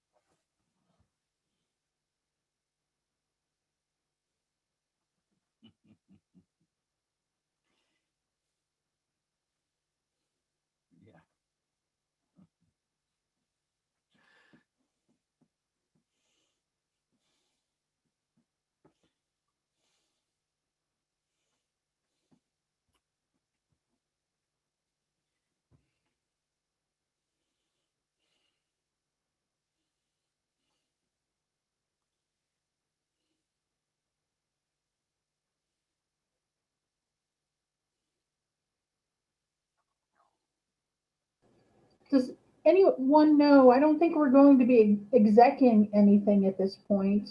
I see that Representative Pimentel, while I have missed him and I'm glad he's been with us, I don't know that he needs to sub for this part of, well, I guess that's Well, okay. I'm only here because of the possibility that you're going to be execing, but if that's not a possibility, I can get. Second anything. No, I mean, we could maybe do a softball vote on the amendment, but we certainly can't accept it because we don't have an official amendment that we won't today. Rod, you know as well as I do that you want to come back to EDA. That's us, man. I know. I do have a lot of fun with you guys. Certainly. I've missed you. Well, and it's bad we don't get to see each other in the cafeteria either. So Yeah. Yeah, we've had lunch many times. I was wondering today what happened to Elizabeth in her kitchen. Oh yeah. I think I don't know. I could find out though, because my friend is one of the cooks. So we're going to just hang out for a second. We're waiting on Representative Roy to chair this. Yes, I know he said he was coming in person. Great. It went to voicemail, so I would hope so. So we're just going to, before we start this. all right. So if you're not going to need me this afternoon, then I will get out of these clothes into my work clothes and do my yard work. Rod, I'm sure one of us could call or text you if there is. Yeah, I'll keep my phone in my pocket. So if something happens, Yeah, this is just a public hearing. I mean, separate from this amendment, the stuff we agreed on earlier for 155 has to be merged together to an official amendment. I mean, we can't do anything. Yeah, we can't exactly. We're still waiting for We don't have the ability corrections to move. Well, there is The rest the bill about the total destruction of the universe. We might want to exactly. That's a way to do it. that would solve a lot of problems. As long as you're not leaving us to go carry a bag and a clubs and head on out doing some other work, we'll let you go. Well, I got yard work this afternoon, but I do have a tea time for 5:20 at Pembroke Pines. So, Well, have fun. all right, take care. Do you have his cell number, Jeff? Yes, he does, Okay. I do as well. and you do as well. All right. I probably do too, but I just wanted to be sure. Okay. Yeah, of course. See you all. It would be impossible. We don't have the language. But you can't exec parts of the bill. When you're at the final point, you have to do the whole thing. So right. Because Rod Pimentel was subbing today for them this morning, but they're going to cut him loose because We might point out some typos to him also. Yeah, we're right. Yeah, this is definitely this has typos in it. So. What the newest? Yep, 2 of them. Mark them up. Yeah. Let's see. It's very seldom that chicken bugs. Yes, it is. I don't agree with immunizing people for chicken It's pox. something different. Sorry. I was just looking at the list of diseases. Yeah, the one from the system they used. I don't really want to get any of them. Yeah, it is. Varicella chicken pox. Yep. I haven't had a chicken pox shot. I had chicken pox. Yeah, me too, in 1982. While we're waiting, I wanted to point out, it has been brought to my attention that one of the folks who's testifying is a physician who has patients scheduled again starting at 3:15. If he could be maybe allowed to speak a little earlier, and that's Dr. Raymond Walston, I believe. So just putting that out there on his behalf. I hope I got that right.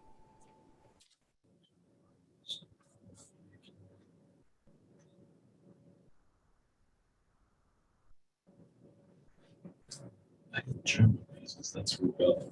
Yeah. Regular measles, German measles. So this is a list of the shots we gave.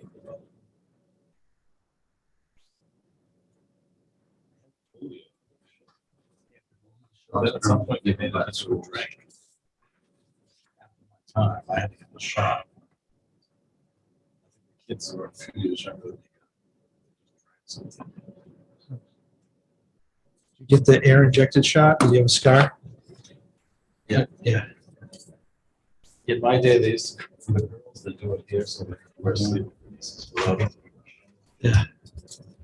Steve Schultz, it's actually, it looks like you said Raymond Walston, there's two of them. Yeah. Need that script anywhere. Good question. Set the shots every time you cut yourself. The script should be in the file, in the burgundy file folder. Not again. So new here? Yeah. Can't do it again. And Mr. Chairman, also, we've got Dr. Beth Daly. I don't believe is on the registration sheet, but she is here from the Bureau of Infectious Disease Control at New Hampshire DHHS, and she would like to speak. 32. Like everybody. I'm going to mute your machine, Mr. Chairman. I think it's in here. Let's go.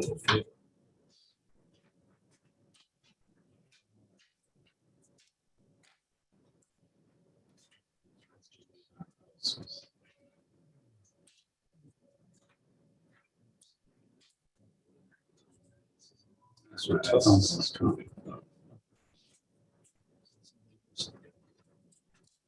Okay, we're gonna begin the hearing on the non-germane amendment to SB 155. And I'm gonna start off with our scripts.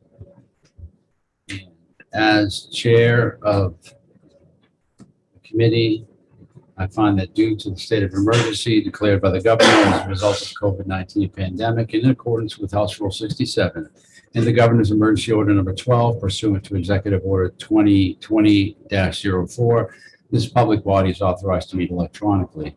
Please note that there is no physical location for members of the public to observe and listen contemporaneously to the meeting. However, in accordance with the emergency order, I am confirming that all members of the committee and select legislative staff have the ability to communicate contemporaneously during this meeting through the Zoom electronic meeting platform, and the public has access to contemporaneously listen and, if necessary, participate in this meeting by the Zoom platform or by telephone. All necessary access information has been made available in the House calendar and through the electronic calendar on the General Court website. The notice for this meeting complies with House rules and RSA 91A. Anyone who has a problem accessing this meeting should call 603-271-3600 or email hcs@leg.state.nh.us. In the event the public is unable to access the meeting will be adjourned and rescheduled. Please note that all votes that are taken during the meeting shall be done by roll call. Let's start the meeting by taking a roll call of attendance. When each member states they're present, please also state whether there is anyone in the room with you during the meeting, which is required under the right to know law. Mr. Clerk.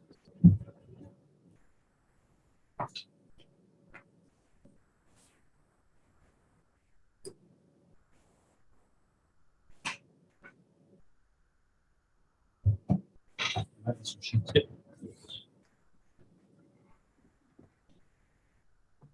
Mr. Chair, it's faster to do this than to argue the point, but this is a recessed hearing. I don't know why we're doing any of this nonsense.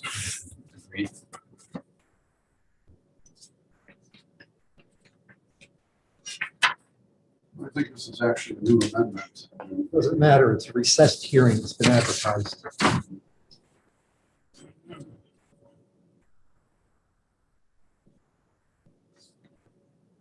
Representative Allegro. Present in the room. Representative Bailey. Present in the committee room. Representative Fellows. Home alone.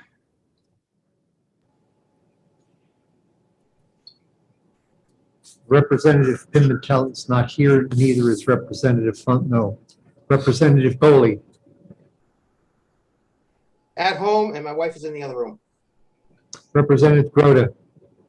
I'm in my home office alone. Representative Judy.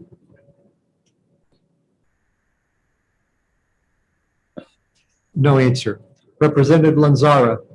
Hi, home in Nashua and some family throughout. Representative Lekis.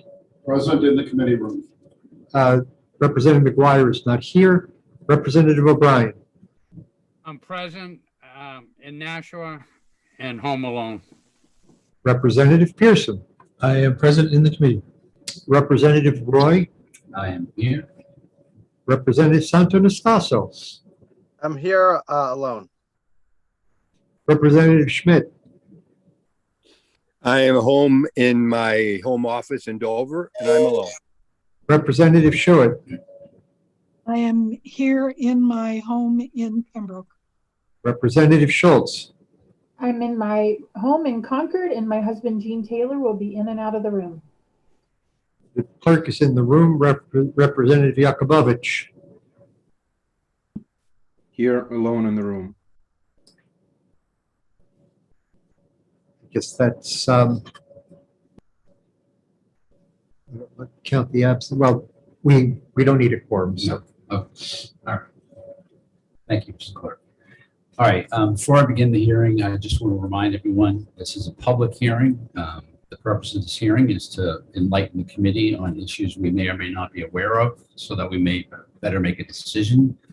Members are cautioned against arguing with witnesses or any gotcha type questions. I'd like to keep the testimony to a minimum. We have 2 sheets full of people wishing to testify, and I'd like to make sure the public has an opportunity to be heard.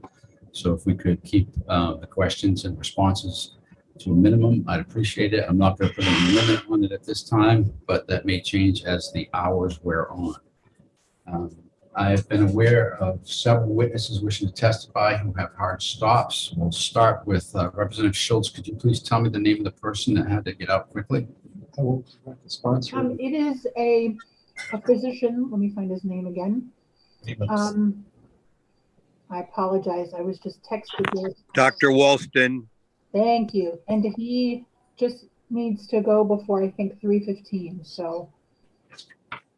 Okay, so we're going to go. We've got 2 others who are going to have to go by 2:30, so we'll take them first and then that person. So we're going to start with. Mr. Chair? Yes, ma'am. Go ahead, please, Representative. If I may ask, are you not the sponsor of this amendment? I am the sponsor of the amendment, yes. I believe as the sponsor, you should not be conducting the meeting. It's question. Yeah, restricted from right questioning. I think as long as I don't question anybody. Generally, if you are the sponsor, you don't even sit at the table. You usually sit at the other end of the room on the desk. It's an official house rule. That's usually what happens. Yeah. Well, we're short on bodies. We don't need a quorum for a hearing, so. I'm sorry, but Representative Roy, we have historically, this committee has always followed this rule. On any bills where the sponsor is either at a public hearing, the sponsor does not sit at the table with the committee members. I'm sorry that, I just think we need to clarify that. Stand by, I'll check on that. I just want to defer to. Technically, it's definitely. She's not wrong on that. Mr. Chair, would you like me to contact House Clerk Paul Smith and Yeah, just if he's readily available, just to ask if, because it's an amendment. Yeah, Right. I've got his cell phone number and hopefully I'll be able to get him quickly. Well, make sure to mention that it's a non-germane amendment because that makes it really different than just a regular amendment. But that would. We'll stand by for a minute for the room.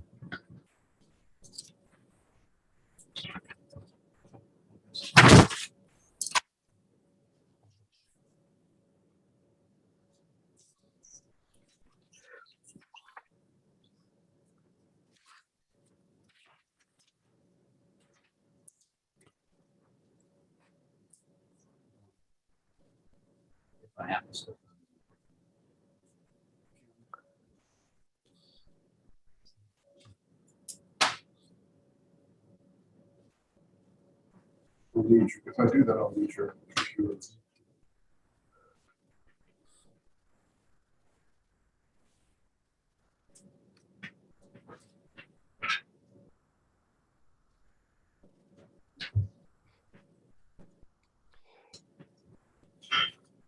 If it's any consolation, I hope you're right. Less stress. While we're waiting, Mr. Chair, if I might, the objection that's been raised, I believe is correct. I don't think it's important with whether you're sitting at the table or not, but I don't believe you should be chairing the meeting under the circumstances. However, I'm completely comfortable with Representative Lekes or Representative Pearson. They've chaired the committee in the past, and it's facilitating the meeting is what it's all about. So I'm comfortable with Representative Lekes taking over rather than wasting precious time hearing back from the clerk. Mr. Chair, if I may, Yes, go ahead, Representative Goldman. just so we can move things along. I was on the phone. I called the clerk before this meeting started just to confirm we were all set with you being in the chair. He said, generally a sponsor shouldn't chair, but being an amendment, you are allowed to chair. He said just that you need to make sure that there's no questioning on your behalf or any of that going forward, that you just call ahead on the speakers and facilitate the meeting. And I believe that Chairman McGuire shared that opinion. So I'm just going to go ahead and I will play referee and not ask any questions until Correct. we hear. Yep, I have no problem with that. All right, thank you, Representative Goldman. Okay, so back to business. We're going to start with Ryan Cole. Find Ryan Cole. Oops. You're not doing Dr. Walston? Dr. Wilson's late by 3:30. Oh, so okay, no, you got it.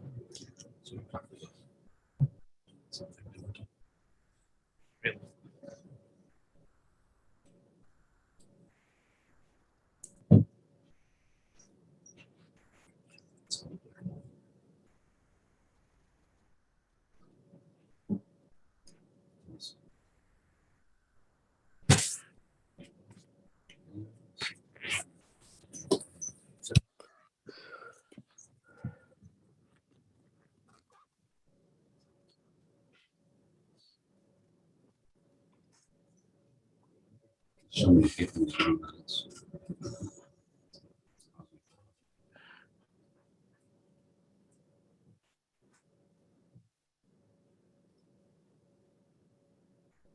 Would you like me to promote somebody? if you would, that would be helpful because the list is huge and it's taking me too long to go through it. I'm looking for Ryan Cole, I believe. Yes, I've got him. He raised his hand, so he was at the top. Okay. I'm here. Thank you. Okay. You may go ahead and unmute and proceed. Thank you, Mr. Chair, and thank you to everybody for allowing me to be here. By way of disclosure, I have no disclosures. I belong to no political party. I'm an independent scientist. I'm a Mayo Clinic trained triple boarded pathologist. I've seen 350,000 patients in my career. I have PhD background in immunology. I am not anti-vaccine at all. I've had all my vaccines, not this one, as have my children had all their vaccines. So that's my disclosure. I know the issue at hand today is mandatory vaccines. These are currently, per the emergency authorization of the FDA, these are investigational. And I don't think we're emphasizing that enough. These are per the FDA optional, and per the Section 21 of the Code of Federal Regulations, an experimental medicine or vaccine cannot be mandated by federal law. It's interesting, we're currently conducting the largest experiment on humanity with something that is only emergency authorized. These are not approved, these are not licensed. And in the EUA approvals, it clearly states that these are not indicated for any condition, actually, which is interesting to read.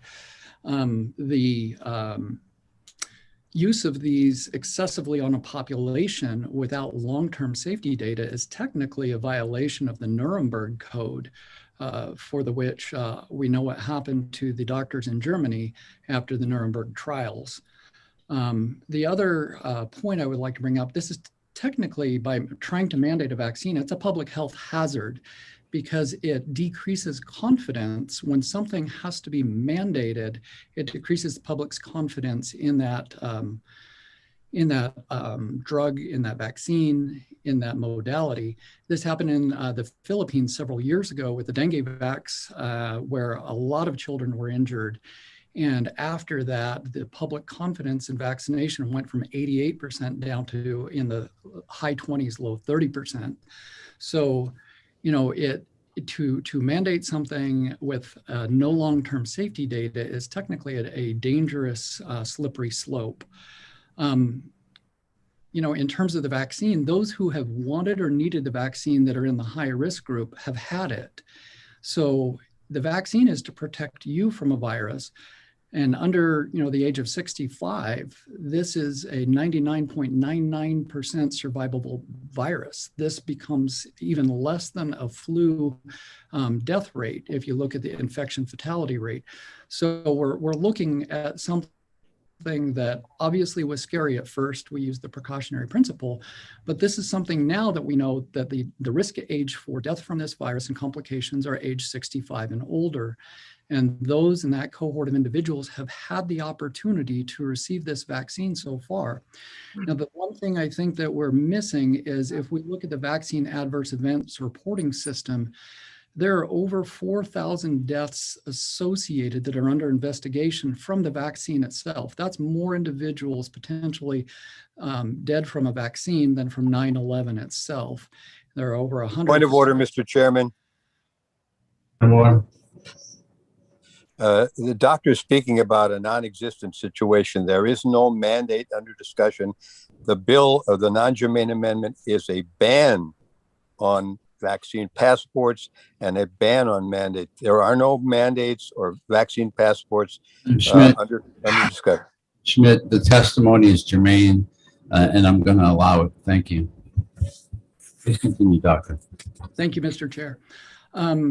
So 8 out of 10 deaths in North America have been in the high risk category. So to either mandate a vaccine or to require a passport for something that is in the younger age cohort more survivable than you know, an average flu season doesn't seem medically prudent in any way, shape, or form. And these vaccines, additionally, they didn't submit to the FDA their actual relative risks. There are data points that are supposed to be submitted to the government to approve vaccines. They submitted their relative risks, and the FDA violated its own rule in giving authorization to these. The absolute relative risk tells us that 120-ish people for the Pfizer vaccine would have to get both shots for one person to have one less symptom. So we're attributing to an experimental modality that is technically at this point just decreasing symptoms and not providing, you know, technically a full immunity, as we've seen thousands of breakthrough cases post-vaccine. So to require a vaccine or require a vaccine or a passport or anything of that sort, you know, this is an experiment, and these have led to death, hundreds of thousands of adverse events, and we are pushing them forward as though they're an approved product. They absolutely are not. And then the other thing we're ignoring is how many of us that have already in our society had COVID. COVID provides the broadest, most natural immunity of all. Studies out of Israel show that those who have had COVID have an equal, if not better, immunity to, you know, to COVID than, you know, the vaccine. So the other thing we're ignoring is how many people actually have antibodies, how many people have a T cell response, how many people, if we look at the numbers within the states, your state as well, is very similar to my state presently, you know, only a handful, 100, 200 at most positive cases per day. We're down at an endemic level, and you know, we're close to getting back to functional if we actually look at the data compared to the fears, which we should be overcoming by this point. I know Dr. Norchasm's here. I greatly admire, and I hope he will talk to the concept of screening before the vaccine, because we're putting a lot of people at risk with vaccines.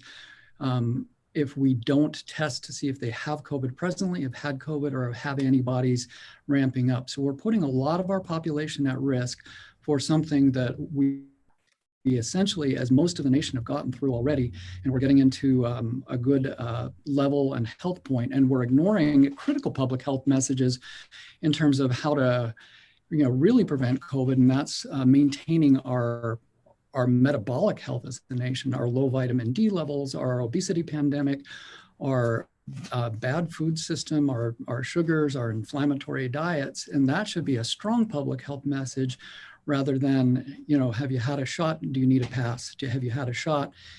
It's children survive this at 100% rate statistically, age 0 to 18. Our college-age students, 140,000 patients in one study last year, were out of 140,000, there were 17 hospitalizations. All of those had risk factors, no deaths at that point in a large study. So we are looking at this in an incorrect medical manner. We've politicized something that from a medical point of view, we understand very well now. And we know the risk groups, they have been vaccinated, they are protected. We don't need to be pushing for an experiment on humanity with unknown outcomes. And with the history of coronaviruses, prior to this, we have never had a coronavirus vaccine because we have known that they lead to hyperimmune reactions down the road. It's called an antibody-dependent enhancement reaction. We don't know if that's going to happen with this one. With my immunology training, there are 5 or 6 mechanisms that can trigger this once the virus becomes different enough and we get exposed to it years from now, which could cause untold havoc if we push too much vaccination on those who don't need it. Okay, thank you. I'll ask you to limit that, if you don't mind. Thank you. Will you take questions, Doctor? Oh, absolutely. Okay. Absolutely. Representative Schmidt, would you like to ask a question related to what you had, your point of order? Happy to challenge the premise under which Dr. Cole is testifying. Ask him a challenging. Mr. Chair, I'm happy to do that. Okay. Representative Schultz, thank you. Thank you, Mr. Chair. And I did hear your point about wanting to keep the Q&A parts brief. I will have that goal through this whole hearing. Feel free to call me out of order. It's kind of fun. Okay. Nice to meet you, Dr. Cole. Are you aware that the very well-respected factcheck.org, run by the Annenberg Center, which is a nonpartisan journalism school, has actually fact-checked a speech you gave with all the same or similar points in Idaho at the invitation of the Lieutenant Governor, I believe. They fact-checked all of the things that you're saying, and in fact determined that to be woefully untrue. Are you aware of the Annenberg factcheck.org? Hold on. Go ahead. We seem to be accusing the witness of spreading misinformation, perhaps even willfully. I would say that that is very germane in this situation because a respected independent fact check group has determined his views. I'm going to allow the question just only because it seems to me you're trying to solicit whether or not the good doctor is aware of a counter study, but just be careful about challenging his intent. Thank you, I will. I'm quite aware, thank you, Representative Schultz. Yes, I'm quite aware of that factcheck.org. I spoke with the reporter. I gave her all my articles and counterpoints. She did not publish all the articles and counterpoints. I had my medical evidence that I did present to her. They do have their bias most certainly as well, as they're funded by the vaccine industry. So fact checking the fact checkers, yes, they have funding from the vaccine industry. So their fact check is not without bias itself. And as I said, I'm not affiliated with any party. I'm not affiliated with any political organization.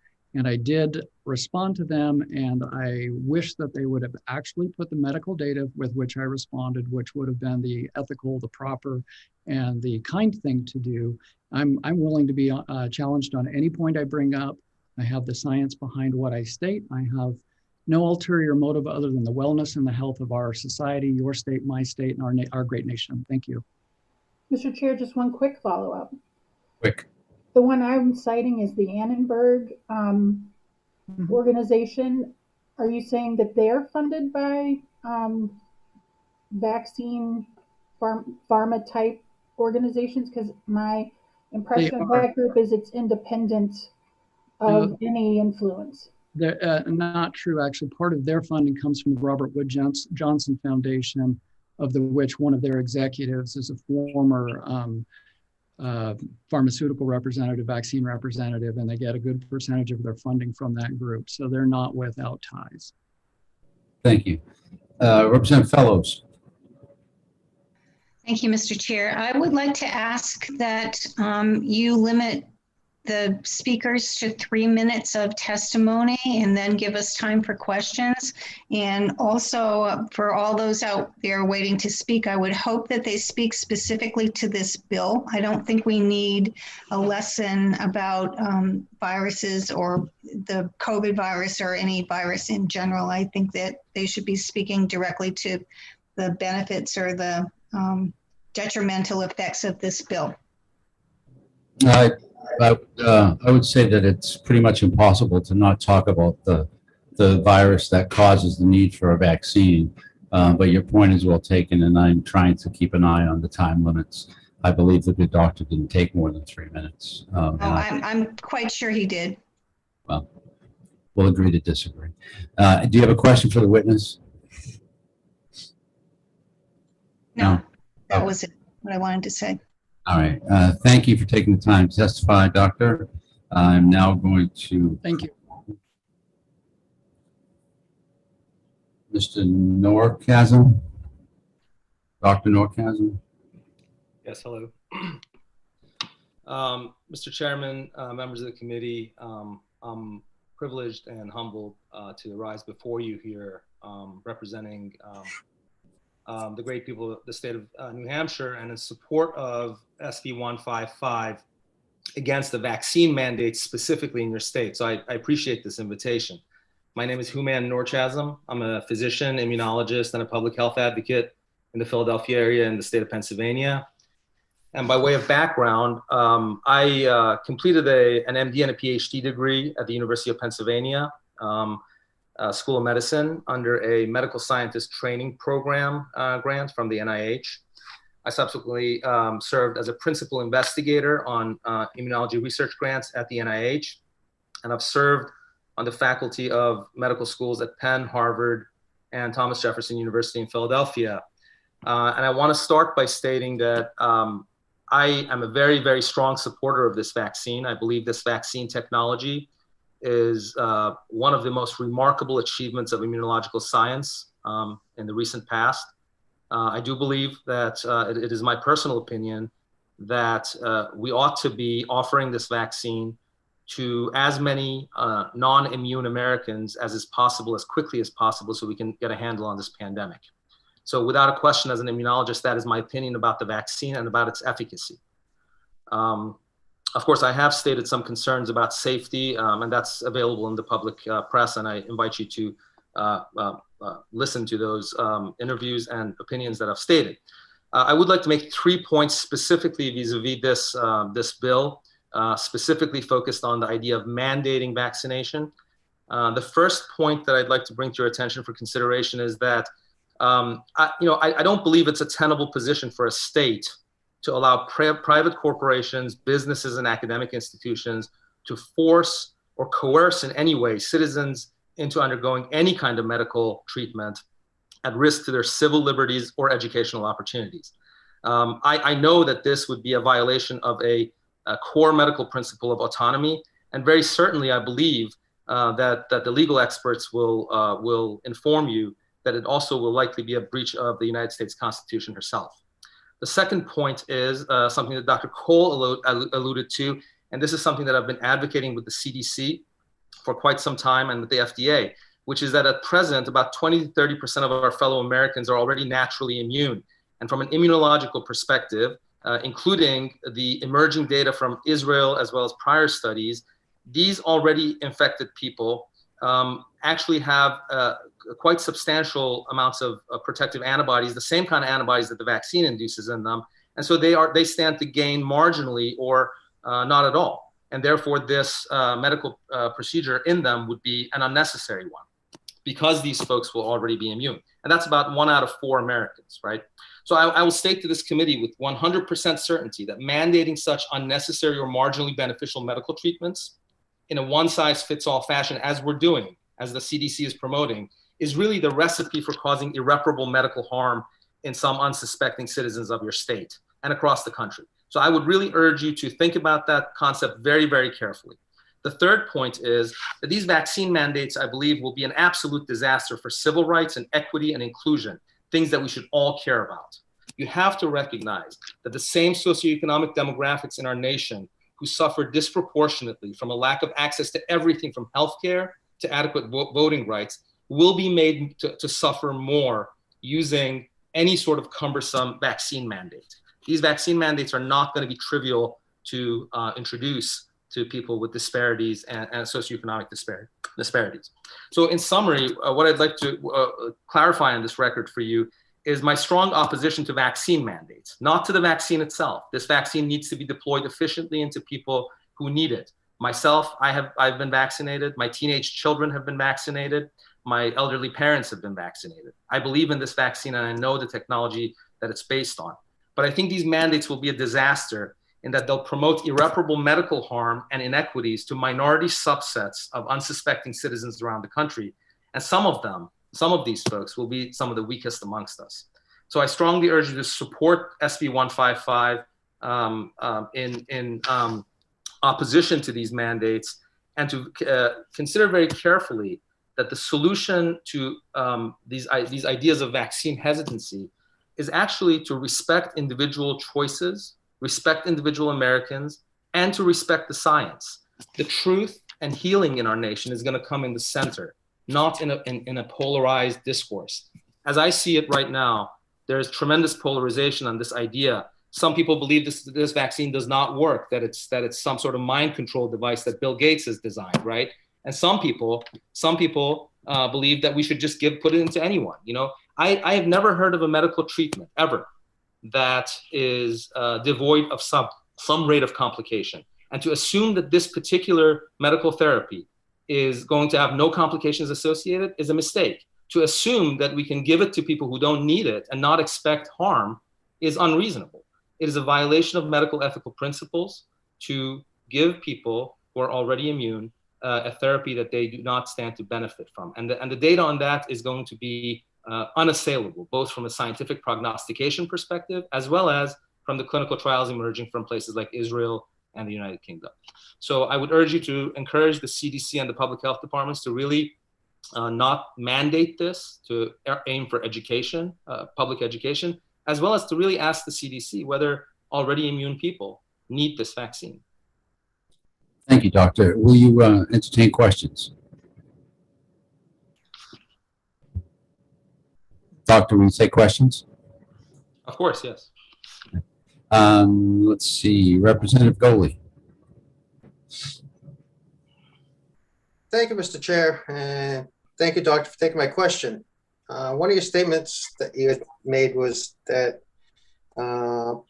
businesses forcing vaccines on their workers could be unconstitutional. Could you explain to me how that would happen when currently schools, K through 12, are allowed to require vaccinations for students? And to my knowledge, that has not been found unconstitutional. That why a business or a public college would be found unconstitutional? Sure, Mr. Goley, I'm not an attorney, and if you noted, I qualified that by saying almost certainly a breach of the United States Constitution. I think anytime you use coercion, anytime you sort of use a mechanism which is designed to curtail the capacity of a citizen to engage in employment or educational opportunities, you have to wonder whether that action actually stands in the face of the United States Constitution. So in other words, if we are going to put into place mechanisms that would curtail the opportunity of individual citizens to employment, to basically the pursuit of life, and liberty, I think you have to question whether that goes against the grain of our Constitution. Perhaps it goes against the grain of our ethos. It certainly should. So I think that right now we're dealing with a very uncertain situation. A lot of people are operating based on fear, and I think a lot of those fears are irrational and unreasonable. I don't think we can disrespect that. I think if we disrespect this concept that there are many folks, about 50% of the country, who either have doubts about this vaccine or are hesitant, I think this is going to backfire. So my suggestion to you respectfully is that, if the lawyers tell you that it's not unconstitutional, I would say that it goes against the American ethos and it goes against the basic fundamental, principles of human decency. To threaten someone with this concept that they can't get educated or they can't make a living or they can't have a job because they're not going to get a vaccine. I don't think this is right. I think we're gonna make a very big mistake. I mean, it's going to turn into a draconian thing where about 50% of the country, half of our politics is basically shoving something down people's throats where they just don't want it, and that's just it really goes against the grain of being American, frankly. Thank you. Okay. Follow up? Yes. Follow up. So just to clarify that you believe it should be found unconstitutional, but it isn't unconstitutional as of what we know right now. Representative Coley, I'm not an attorney. I'm just suggesting that maybe because certainly it's a violation of medical ethics to force anyone to do anything, including getting vaccinated. That's my opinion. Representative Schultz. I'd love to keep talking about that, but I want to ask you a separate question related to what you've said, because it's interesting that you say you actually you like this vaccine, you've gotten this vaccine. It's not that I like it, Representative. It's that I know the immunology behind it. When I was in graduate school, it was being developed. I know the technology. It works very well. You can't argue. No one can argue against neutralizing IgG antibodies and prime T cells. These antibodies are going to be protected. And isn't this mRNA vaccine technology? It is actually not new. Haven't we been researching this since maybe the late 90s? Yes, ma'am. The last 20 plus years. This technology is about 30 years old. It's been in the pipelines of academia and industry. This is not a new technology. However, that doesn't override the fact that the vast majority of the public aren't familiar with it. Like, for example, you remember when the cell phones first came out, right? People thought they were going to walk around with brain cancer, right? I mean, the technology for cell phones was in the pipelines of the Department of Defense and academia for 2 decades before the marketplace saw it. So I think a lot of the fears of this vaccine are irrational. At the same time, we got to be very careful about mandating anything because our democracy is we're not a theocracy. We're not a totalitarian system. We have to respect people's individual understanding and meet them where they are. So this vaccine mandate is going to be an absolute disaster from that perspective. I appreciate you answering my question. My pleasure. Representative Schuett.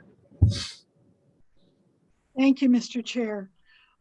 Yes, Doctor, if I understood you correctly, you said that approximately 20 to 30% of Americans have a natural immunity.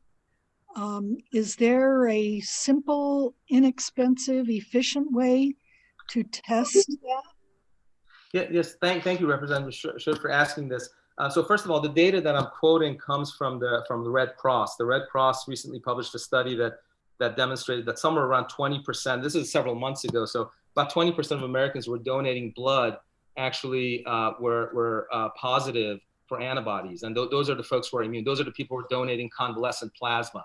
And incidentally, we're mandating those folks to get vaccinated too in some places, right? So we're actually taking their plasma to use to treat people who are infected, but at the same time, we're requiring them to get vaccinated. So it sort of doesn't jive. But I have to say the 20% number comes from there. And yes, in fact, the antibody tests are quite vastly available at every corner LabCorp across the country. And what I've been advocating is this concept of screen before vaccine, and I've been in direct communication with Dr. Janet Woodcock at the FDA about this, that this idea that we can actually, if we can put a rover on Mars, we can certainly get Americans, especially high-risk Americans, to get screened before vaccination and only deliver this vaccine when it's medically necessary, you know? And I have no objection to getting this vaccine into younger kids. But as I said, my teenagers have gotten it. My younger kids will probably get it when it becomes available. But, you know, I think this idea of putting this vaccine into people who don't need it is absurd. It's completely absurd. It's a dramatic error in regulatory policy at the level of the FDA and the CDC, and we should all fight it, both parties. This is going to hurt people. Thank you. Follow-up question. Go ahead. Yes, this is a question I have curiosity for Mr. Norsham and for Mr. Cole. You had signed in on the sheet to testify, and you showed your title as an elected official. Did you perhaps choose the wrong category, or what office are you elected to? Oh, I apologize. I don't know. A representative, Losek, from the state of New Hampshire invited me to this. I never signed up on anything. That must be an error. I am not an elected official. I'm a physician and an immunologist and a public health advocate in Philadelphia. All right. And is that true of Mr. Cole also? We know? He's no longer here, so. We can spend the time. Representative Schultz. Thank you, Mr. Chair. This will be quick. You know, the antibody test that you are mentioning, the concern I have, because I don't think you are in New Hampshire, you know, certainly we're very fiscally responsible here, as I'm sure you know. Isn't that an expensive process? Wouldn't it, comparing the safety and the cost, wouldn't it be actually more reasonable to just, you know, vaccinate everybody? But isn't that antibody test expensive? Representative Schultz, you know, I think that the idea here is that we have to decide whether does every American life matter or not, number one, and number two, whether we agree with the idea of medical necessity. So in other words, are we going to do things to people who need them or stand to benefit from them or not, right? And if the answer to both those questions is yes, every single American matters, and B, yes, we're not going to do anything that's unnecessary or marginally beneficial to people, then the question becomes, how do we implement it so people can have access? Look, we built millions of respirators on the front end of this thing. We activated the Defense Production Act, right? The reality is that this antibody test is already in the supply chain around the country. Almost every American has insurance access. Many Americans could self-pay for this. I mean, you know, in most metropolitan areas and even in most rural areas, there are LabCorps within a 10-mile radius of everyone. Now, if President Biden and the Democrats in the White House, and again, this is not a partisan thing. I think we should all come together on this, right? If there's willingness and capacity to activate at a federal level, then absolutely yes. And we can risk stratify who needs it and who doesn't. So for example, if you're in an institution, if you're like in a geriatrics institution, you know, you're at high risk of having the vaccine. But if you're a suburban soccer mom, right, you may be at low risk. You may just need to have a choice. But, you know, if you're a member of the military service, if you're in a congested area, say in North Philly, right, where you're actually at high risk, you know, to not screen folks and exclude people who are already immune is a massive error. The other dimension of this, Representative Schultz, I wanted to mention is that, you know, getting the vaccine to Americans is one thing, right? But the reality is that places like Brazil and India are the breeding ground for new variants, right? We should really focus some of our activity and actions to delivering this vaccine to the rest of the world. Now, one pathway is to use intellectual property, to relax intellectual property rights. The other is to say, hey, wait a minute, we have like, you know, an additional 100 or 200 million vaccine shots in America which aren't necessary for people who are already immune. Why don't we share these with our partners and allies, right? Why don't we get out of our own bubble, right, and actually look at the global picture and say, hey, wait a minute, look, people in India are dropping like flies. Why are we giving vaccines to Americans who don't need it? And again, I would suggest to you that this is not a partisan issue. I know I'm here on behalf of the Republican side and advocating for this bill, but really, unless we can find the center, unless we can somehow have, you know, get out of this sort of one-size-fits-all approach, which is where harm lives, And I want to also reiterate to the committee an example, and I don't mean to take too much time, but look. Well, I'm going to have to go ahead and cut you off here. We're running really low on. Yeah, no problem. You know, the example I wanted to use was how medicine has become increasingly personalized, Mr. Chairman. And, you know, to give up that idea of personalization of medicine is a mistake. That's where harm is born.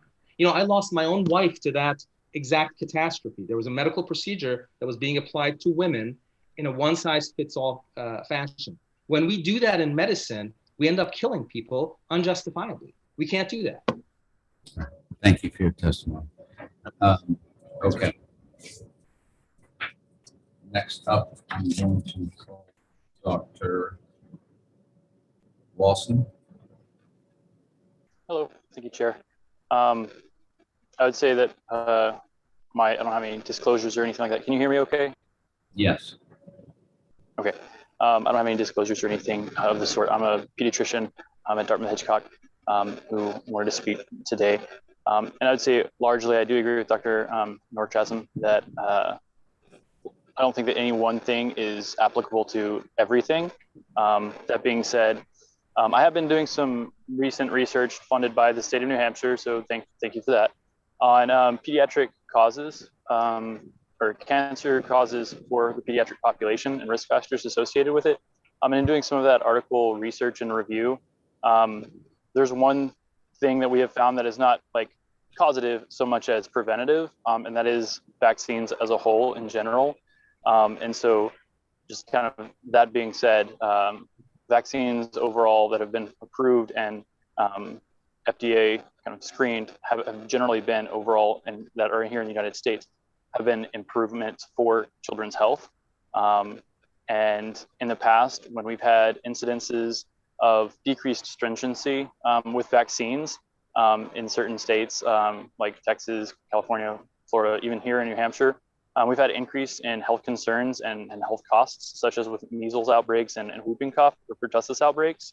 And so I think that's something to kind of keep in mind. And my kind of whole purpose and intent behind, discussing this is ultimately, I'm a pediatrician. I no offense to the adults, but I care about kids. And we as adults can help take care of kids by getting vaccinated. One big kind of take-home point that I have to describe that and how vaccines are helpful for the sickest of kids is that here at Dartmouth, we had a patient who's had leukemia, getting treated on chemo, had no immune system because he had just finished his last dose of chemo. Everything was finished and he was going home, but then ended up getting an infection from a vaccine preventable disease, and eventually overtook his body, and he succumbed at the age of 4, secondary to a disease that could be prevented by getting vaccines. And so ultimately, I agree with Dr. Norchasm is that people have the right to decide, but I also think that we as a public have the right to take care of, and we should be taking care of those who can't take care of themselves, like children. And so, taking care of those, little 4-year-olds who can't have an immune response, and by, encouraging others to get the vaccine is highly beneficial to that population, in addition to those that, whether it be cancer or chemo, who just don't have a great immune response secondary to other infections. Thank you. Will you take questions? Absolutely. Representative Schultz. Thank you, Mr. Chair, and thank you, Dr. Walston, for all that you're doing here in New Hampshire for the kids.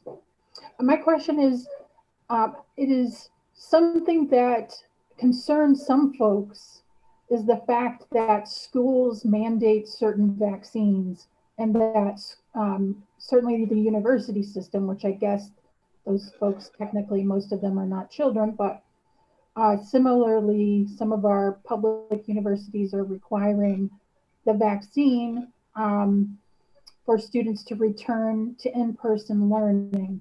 Do you think that causes a problem, or does this constitute having this mandate for kids in schools or young adults in the university, post-secondary schooling, causes any difficulty or problem with anyone's health? So I think that there's a little bit of difference in the kind of two parts of that question, in that yeah, there are mandatory vaccines required for public school, universities, and public education system. But I think that's just what it is the public education system. And so that's the public, the state, wherever it is, saying that these vaccines are required to maintain a general healthy public as deemed by the government, the state. And if you don't want your child to have to get certain vaccines, but they're required at public schools, then there are private institutions that are more welcome and opening to that. They just understand that by opening that, they're increasing the potential and risk for infections in their population. Now that in the setting of COVID vaccine, so I would agree with the previous two speakers that the COVID vaccine is largely not as beneficial for younger patients, and that so much other people around them being vaccinated is more beneficial. Because while it's not true in the fact that we have had patients pass away with COVID, it is not necessarily, it is definitely not as common as in the older population. However, the most important point being that with COVID, we're looking at the whole picture, not just individual, young patients versus old patients. And so I think that with that, if you have a younger patient who needs the vaccine to go to school, I'm not as concerned for that as opposed to the people who they're going to share the infection with, if that makes sense. So the young adult and adolescent population have been shown to be the most kind of carriers, so to speak, of the vaccine. And so when they go home to their elderly families and things like that, they're the ones that are most likely going to suffer from it. And so as far as the age gap and recommendations, I think that we're still getting a lot of information. I know that Dr. Cole said that, we know this, we know a lot about this now, and we definitely know more about it now than we did, but we definitely don't know a lot about it. There's still a lot of things we need to learn about the vaccine, and not just not the vaccine, the virus, but in addition to that, how it's affecting people, and not just in certain kind of isolated situations. There's thousands of millions of dollars spent on research for individual things one at a time. And we have, a section of information on this for the last year and a half, but that's, pretty minuscule comparative to other diseases and processes that we've studied. So I think that there's still a lot of learning to do on that. I hope that answered your question. Thank you. Thank you so much. Representative Pearson. Thank you. I have a question actually about the bill. So, Doctor, do you think that it's appropriate or even reasonable for a person or the government to ask another person or to discriminate against those individuals based on their vaccine status or immunity status when it comes to matters of public accommodation? I think that depends. So I would agree with Dr. Norchasm in that you can't globally group people together. And so if you say, no, we're not going to provide services to any one person because they don't have an immune status, I think that that's wrong, because certain, like you said, certain people don't need it because they're got it already, and we could be using those resources elsewhere, or they're at the risk of sharing that infection with other people. So to answer your question, no, I don't think that it should be. And I think that any one kind of direction or the other is trying to make it like a more partisan. And I agree, it needs to be more centered and like personalized. Thank you. Any further questions for the doctor? There's seeing none. Thank you for your time, doctor.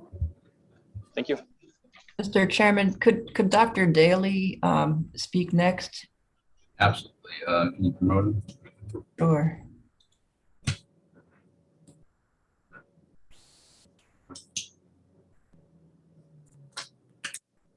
Here she is. Dr. Daly, go ahead and unmute yourself. Great. Well, good afternoon, everyone. Thank you for allowing me to speak today. I'm Beth Daly. I'm the Bureau Chief for Infectious Disease Control here at New Hampshire DHHS, and I'm here to provide testimony in opposition to this amendment First, I just quickly wanted to address COVID-19 vaccine specifically to remind you all that there are no legal requirements for COVID-19 vaccine in New Hampshire. And you've heard some testimony from people promoting pseudoscience, what sounds like science, but it does not represent real science. And I don't want you all to forget that there are still over 300 people that are dying in the United States each day from COVID-19. And this number was over 3,000 each day. If you could refrain from characterizing the testimony of previous witnesses as pseudoscience, just stick to what you know. Thank you. The number of deaths was over 3,000 each day prior to the availability of vaccine. And among these deaths have been around 500 children who have died from COVID-19. It's not true that thousands of people have not died from the vaccine. So I do think it's within my realm of my testimony to tell you when things are not true. It's not true, and it's dangerous to imply or say otherwise. I'm going to go broader than COVID-19 vaccine though, because we're quite concerned that these amendments are reaching beyond COVID-19. We're very concerned about any restrictions on existing vaccination requirements, such as those that are in place for schools and certain types of healthcare employment. Because vaccine coverage is not 100%, nor are vaccines 100% effective, vaccine requirements are essential to the health and safety of our communities. Letting children attend school without regard to vaccination status will set us back over 100 years before we had safe and effective vaccines, when millions of children were infected and disabled by vaccine preventable diseases and thousands died each and every year. We have an obligation to protect our citizens, and this amendment is dangerous. And I don't think our state wants to take these steps backwards. We also have concerns regarding the prohibitions on documenting vaccination status. Documenting vaccination status is an important obligation for schools, employers, and public health. This information is critical to protecting the public from vaccine preventable diseases. And it's also in the best interest of the people. Documenting vaccination status is part of an infectious disease investigation. So there's a number of diseases that require quarantine if you've been exposed, including COVID-19. However, if you're vaccinated and you have an exposure, you do not need to quarantine after that exposure. If an employer or school or the health department is not allowed to ask a person's vaccination status, the default will be to exclude the exposed person rather than allowing them to work if they have been fully vaccinated. And this will unnecessarily keep people out of work and school. Furthermore, the state of New Hampshire and healthcare providers administering vaccine are required to document information for every person who has received a COVID-19 vaccine. This is required under federal law, and we're not able to access COVID-19 vaccine if we do not comply with this. Lastly, I want to point out that this amendment conflicts with several existing state laws, including school and childcare vaccine entry and the immunization registry laws. Our goal through our immunization policy is to provide public health protection while also appropriately balancing individual choice. And under existing law, people already have a choice whether to be vaccinated. And this amendment would then be unnecessary and not in the best interest of our citizens. Thank you. Thank you, Doctor. Any questions for Dr. Daly? Representative Schuett. Thank you, Mr. Chair. Dr. Daly, is it not true that approximately 50% of the population of New Hampshire are all that choose to be vaccinated?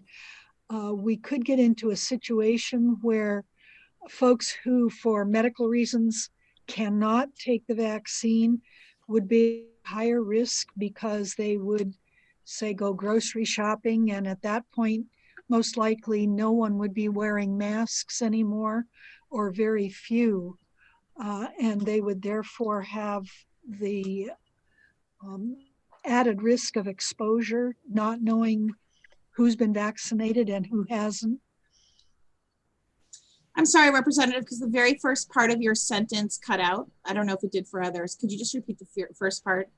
Yes, I'm sorry. I'm saying that if, say, 50% of the citizens of New Hampshire decide not to be vaccinated, but 50% or so are, then there are a percentage of citizens we know who cannot take the vaccine for medical reasons. Would they not be at higher risk to go about in public, as it would likely end up with very few people wearing masks and protecting others if this becomes the norm?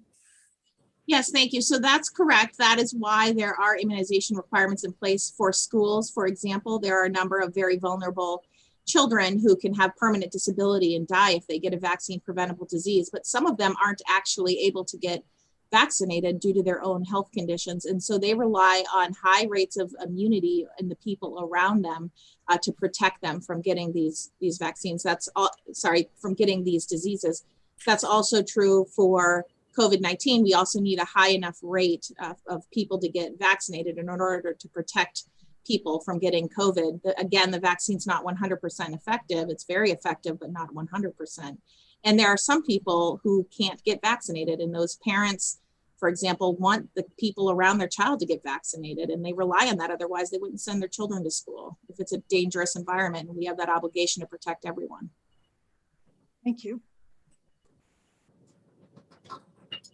Representative Fellows. Thank you, Mr. Chair. Ms. Daly, I just wanted to make sure that I heard you correctly. Did you say that if we were to stop keeping records of who was vaccinated for COVID, then we would be jeopardizing the availability of those vaccines coming to us? That's correct. Under federal law, and in order for us to receive the vaccines, all healthcare providers are required to document the vaccination of individuals and share that with their state health department and CDC. And so that is why there's an executive order in place mandating the submission of that data in our state. So thank you. And a really quick follow-up, would that apply to any other vaccines? Do we get other vaccines for free from the federal government? Or I'm not sure what that is Yes, about. Thank you for that question. We do get vaccines for children. We're a universal state, so we provide vaccines to all children in our state at no cost. Would that be jeopardized also? No, it would not. That falls under state law relative to our immunization registry. The providers do have to have accountability for those publicly purchased doses, but it does not necessarily have to be name-based unless there's requirement by the state, which falls under our immunization registry law. Oh, thank you very much. Representative Allegro. Thank you, Ms. Daly. A quick question to clarify something I thought I heard. Did you say that there are some people who cannot be vaccinated for reasons of medical risk? That's correct. Follow up? Should they be prevented from flying on airplanes or riding buses or getting jobs? So in regards to immunization requirements, such as for schools, which is really the only thing the state requires regarding immunizations, there is a medical exemption. So they can be exempted for that purpose. Follow up. Should those people be prevented from riding on buses or in airplanes or from getting jobs? There is no requirement, so I can't speak factually to that. That's exactly what we're discussing today, I think. So I'm here to speak to what has been specifically put into writing, which we oppose. All right, so I'm going to ask again, please. Should those people be prevented from taking jobs or taking an air flight or a bus ride? Thank you. Mr. Chair, point of order. I believe the member is being argumentative towards the witness. He's asked his question and she answered as best she could. Mr. Chairman, my question wasn't answered at all, and I find that highly entertaining. That's okay. I don't believe that falls within this witness's purview or area of expertise. So we're going to move along. Any other questions for the doctor? Representative Schultz. So I'm just curious, maybe this is beating a dead horse.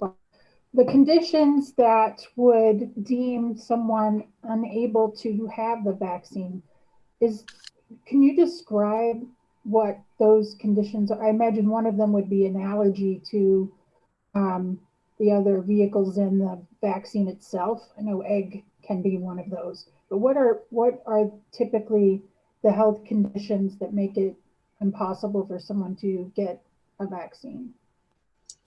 So medical exemption for vaccine is very rare. I believe in our childhood population for school entry, it's 0.03 or 0.04% of children get a medical exemption. And it depends on the vaccine. So for COVID-19, it's really focused around allergies or having had a severe reaction to a prior dose of COVID-19 vaccine. That's similar for other vaccines. However, there might be some children, for example, who have a very rare, immune deficiency, and they might not be the time for them to get vaccinated until their immune system is normal. Yeah, so they're probably not going on an airplane anyways. You probably can't answer that. That's okay. So, Doctor. There being none, thank you for your testimony, Doctor. Thank you. Next, we're going to call on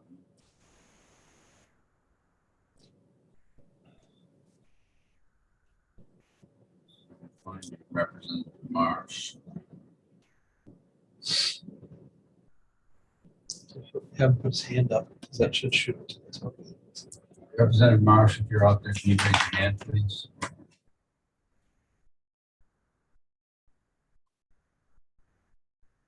Oh, there we go. Stand by.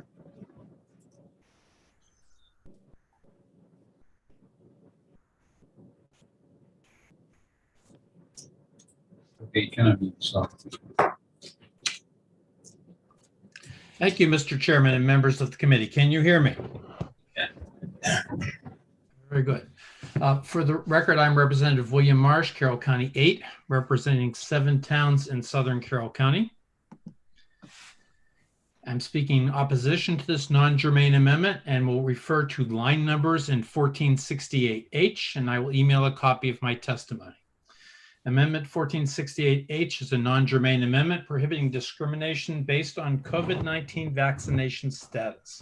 But while this has a limited exception for healthcare facilities, the federal statute 29 CFR 1630.2R, quoted on page 2, lines 12 through 22, does not just apply to medical facilities.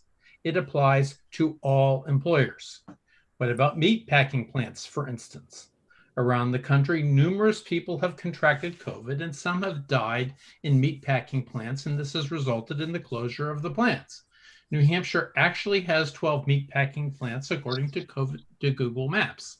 Is it not reasonable to want employees to be vaccinated and or wear masks to prevent a threat to our food supply?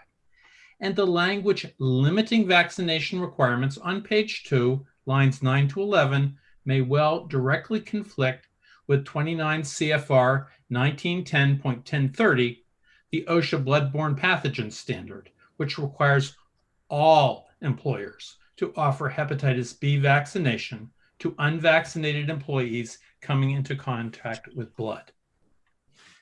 Page 1, lines 14 to 17 would make it an unlawful discriminatory practice for any person or government entity to deny an individual access to goods, services, employment, housing, education, or places of public accommodation based on an individual's vaccination status or immunity status. This last year, we had the Governor's Economic Reopening Task Force, on which Tim Lang, Jeff Soloway, and I put in an enormous number of hours representing the New Hampshire House. The task force always upheld the right of any establishment to have stricter rules than the state mandated if they felt that necessary to protect their employees or patrons. We felt each private business knew their business better than we did.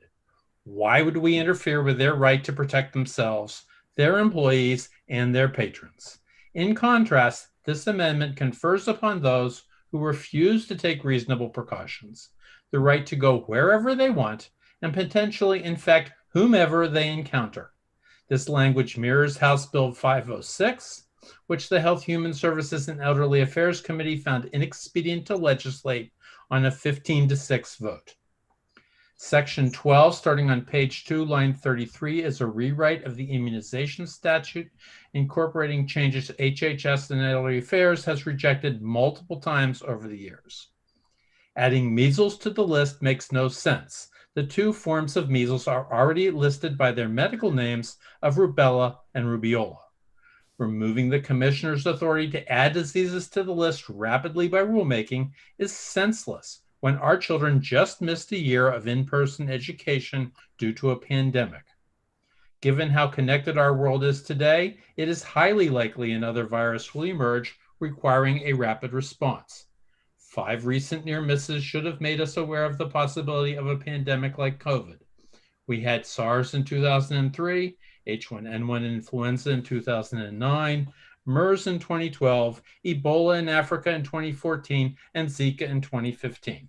In addition to these, scientists continue to monitor Marburg virus, Lhasa fever, Nipah virus, Crimean Congo hemorrhagic fever, Rift Valley fever, and monkeypox.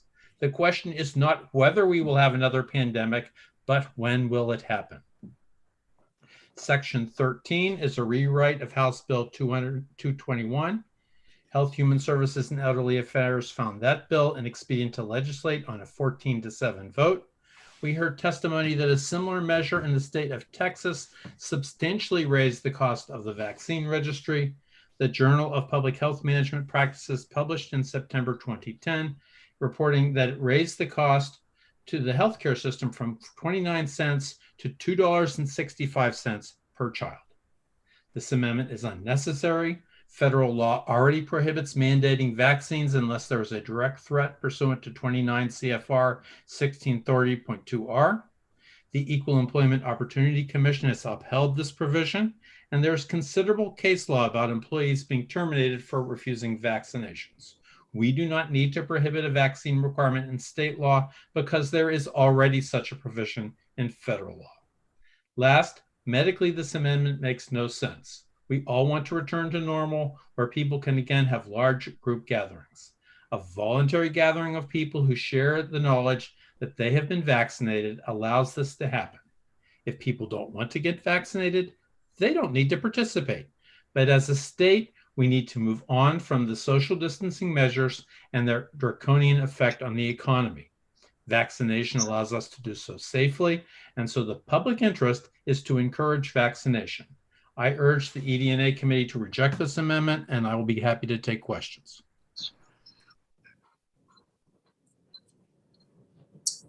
Thank you. So let me see, Representative Gold. Thank you, Mr. Chair, and thank you, Representative Marsh, for taking my question. Did I hear you correctly in your testimony that a number of portions of this bill were brought in separate pieces of legislation before the what I think is the appropriate committee for this amendment, the Health and Human Services, and was ITL? Yes, the most recent draft of this bill that I have seen, which is 1468H, you may have seen a more recent one, I do not know. Section 12 is a rewrite of bills we've seen in the past. Section 13 is a rewrite of House Bill 221. And page 1, lines 14 to 7, which I think has been in prior versions of this amendment, is a rewrite of House Bill 506. All of those bills were found inexpedient to legislate by the HHS committee, but none had final action on the House floor due to the expiration of deadlines. So I do not believe it would be a violation of the House rules to bring this forward. However, you are correct in your assessment. Thank you. Representative Schmidt. Thank you, Mr. Chairman. Thank you, Dr. Marsh, for your testimony. I'll use your professional title instead of your elective title because I respect your medical expertise and your testimony. But my concern is with the situation that currently exists in the world that reminds me of what happened. I'm not quite as old as I appear and didn't experience it in my own lifetime, but the great pandemic of 1918 started out relatively benignly, as I understand it, and developed through mutation into a much more virulent form. And I'm very concerned about the mutations that are already in evidence, and especially the situation in India, where the vaccine is inadequate to the threat in terms of availability, not efficacy. And now you have a population of 1,300,000,000 people for the vaccine, for the virus to run wild in. Does it concern you that the possibility of much more virulent strains being developed and subsequently being transported to the United States could be a tremendous threat to the people of New Hampshire if we do not vaccinate our population as effectively as possible? Yes, thank you for that question, Peter. You are correct that the vaccine variants are very much a threat to the world's health and the world's economy. It is believed that the Indian variant will become the prevalent strain in the United Kingdom. I've heard that may very well happen within a matter of days. It has appeared in the United States. The previous variant from the United Kingdom, as I understand at this point in time, the prevalent variant in the United States, and it has already been shown to be more contagious and also affects younger population groups such as the children in the schools. The Indian variant is supposed to be even more so that way. So it may become even more important to control the disease through vaccination should that happen. It is quite true that the vaccination does not prevent all infections. It reduces the incidence of infection in populations. However, that's been fairly well established. And just by doing that, we minimize the spread of disease. Regarding the influenza pandemic, I was not alive at that time either. My grandfather, however, was practicing medicine in the United States Army at the time, and I remember some of his stories before he died, but not well enough to relate them to people. Quick follow-up. Approximately how many people are believed to have died in the Great Pandemic of 1918 worldwide? I don't have that information at my fingertips, but I believe Google could supply it quite easily. It was a large number. Right. I believe that the current estimate is 55 million people are believed to have perished, at least 55 million people. So we've been lucky so far with COVID. Thank you for your testimony today, Doctor. Thank you. Any further questions for Representative Marsh? Yeah, I have one, Chair. Yes. Thank you. Representative Pearson. So to my friend, Representative Marsh here, you know, you said something here that the prior three physicians have also said. You said that you made the statement of encourage people to get vaccinated. I'm trying to, as I'm reading through this, I'm trying to see where this does the opposite, where it does not, where it discourages people from getting the vaccine, because I don't see that in the language of this at all. So help me out here if I'm missing this, where anything in this non-germane amendment here discourages or prevents anybody from having access to vaccine in any. The only way it would prevent access to vaccine is an indirect effect if we did not report things appropriately to the federal government and therefore lost our access to the COVID vaccines that we are currently being supplied with by the federal government. But I agree with you, there's no language in the draft of this amendment that I've seen that specifically would prohibit people from getting vaccinated. Any further questions? Representative Smith, do you have another question or you just not taking your hand down? Oh, no, I didn't take my hand down. No. Mr. Chair, I just wanted to point out that fellow state rep Tim Horrigan is in the waiting room, but he did not add representative to the beginning of his name. Okay, I'll get to him in a minute. Thank you. Representative Cushman.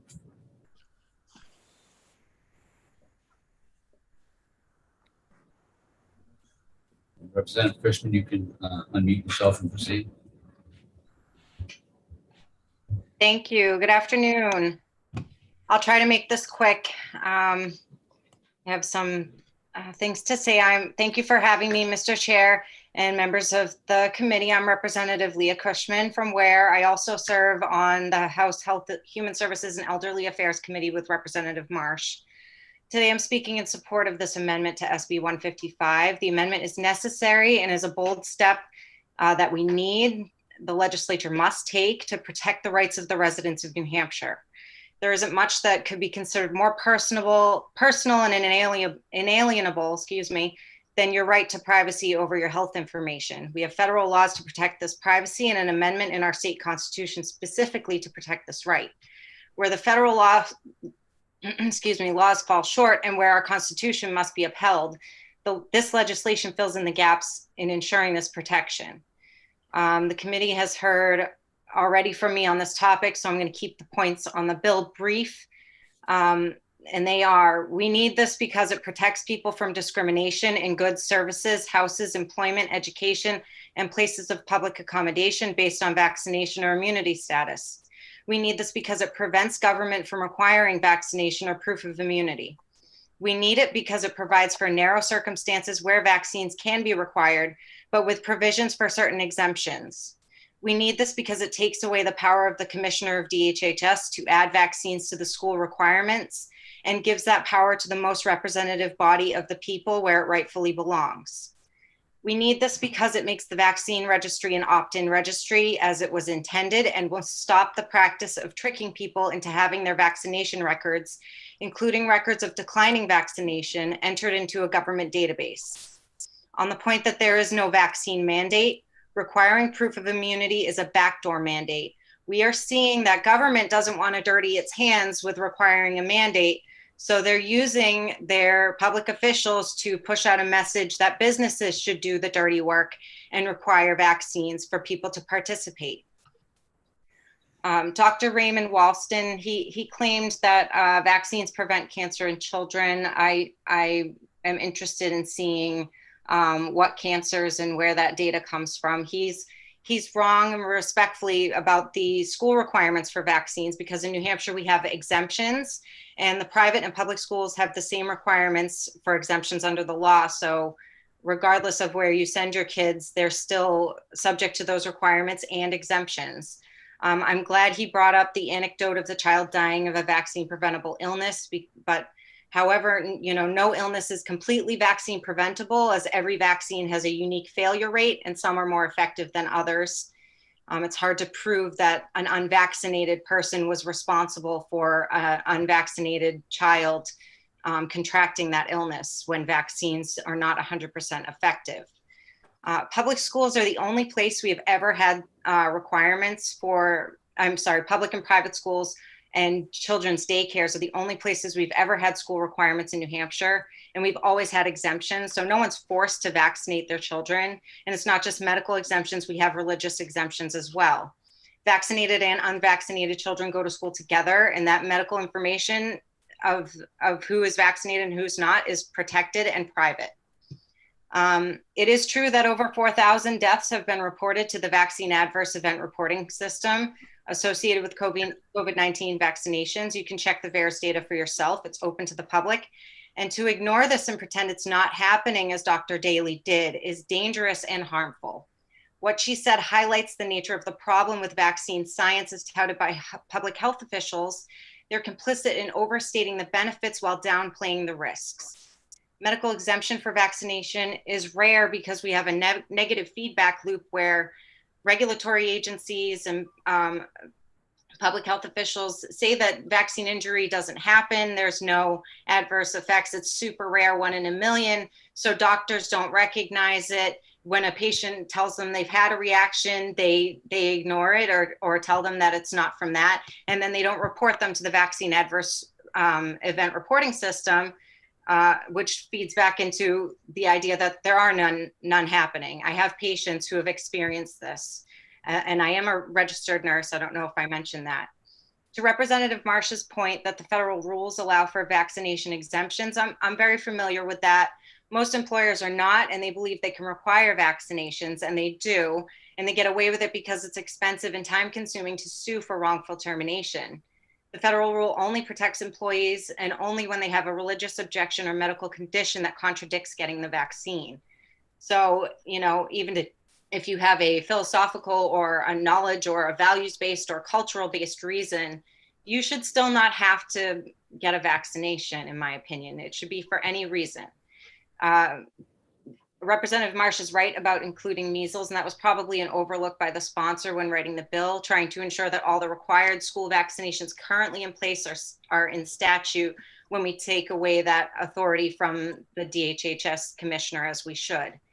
To his mention of the OSHA requirement, Dr. Marsh, about offering hepatitis B vaccines, offering a vaccination is different than from requiring it.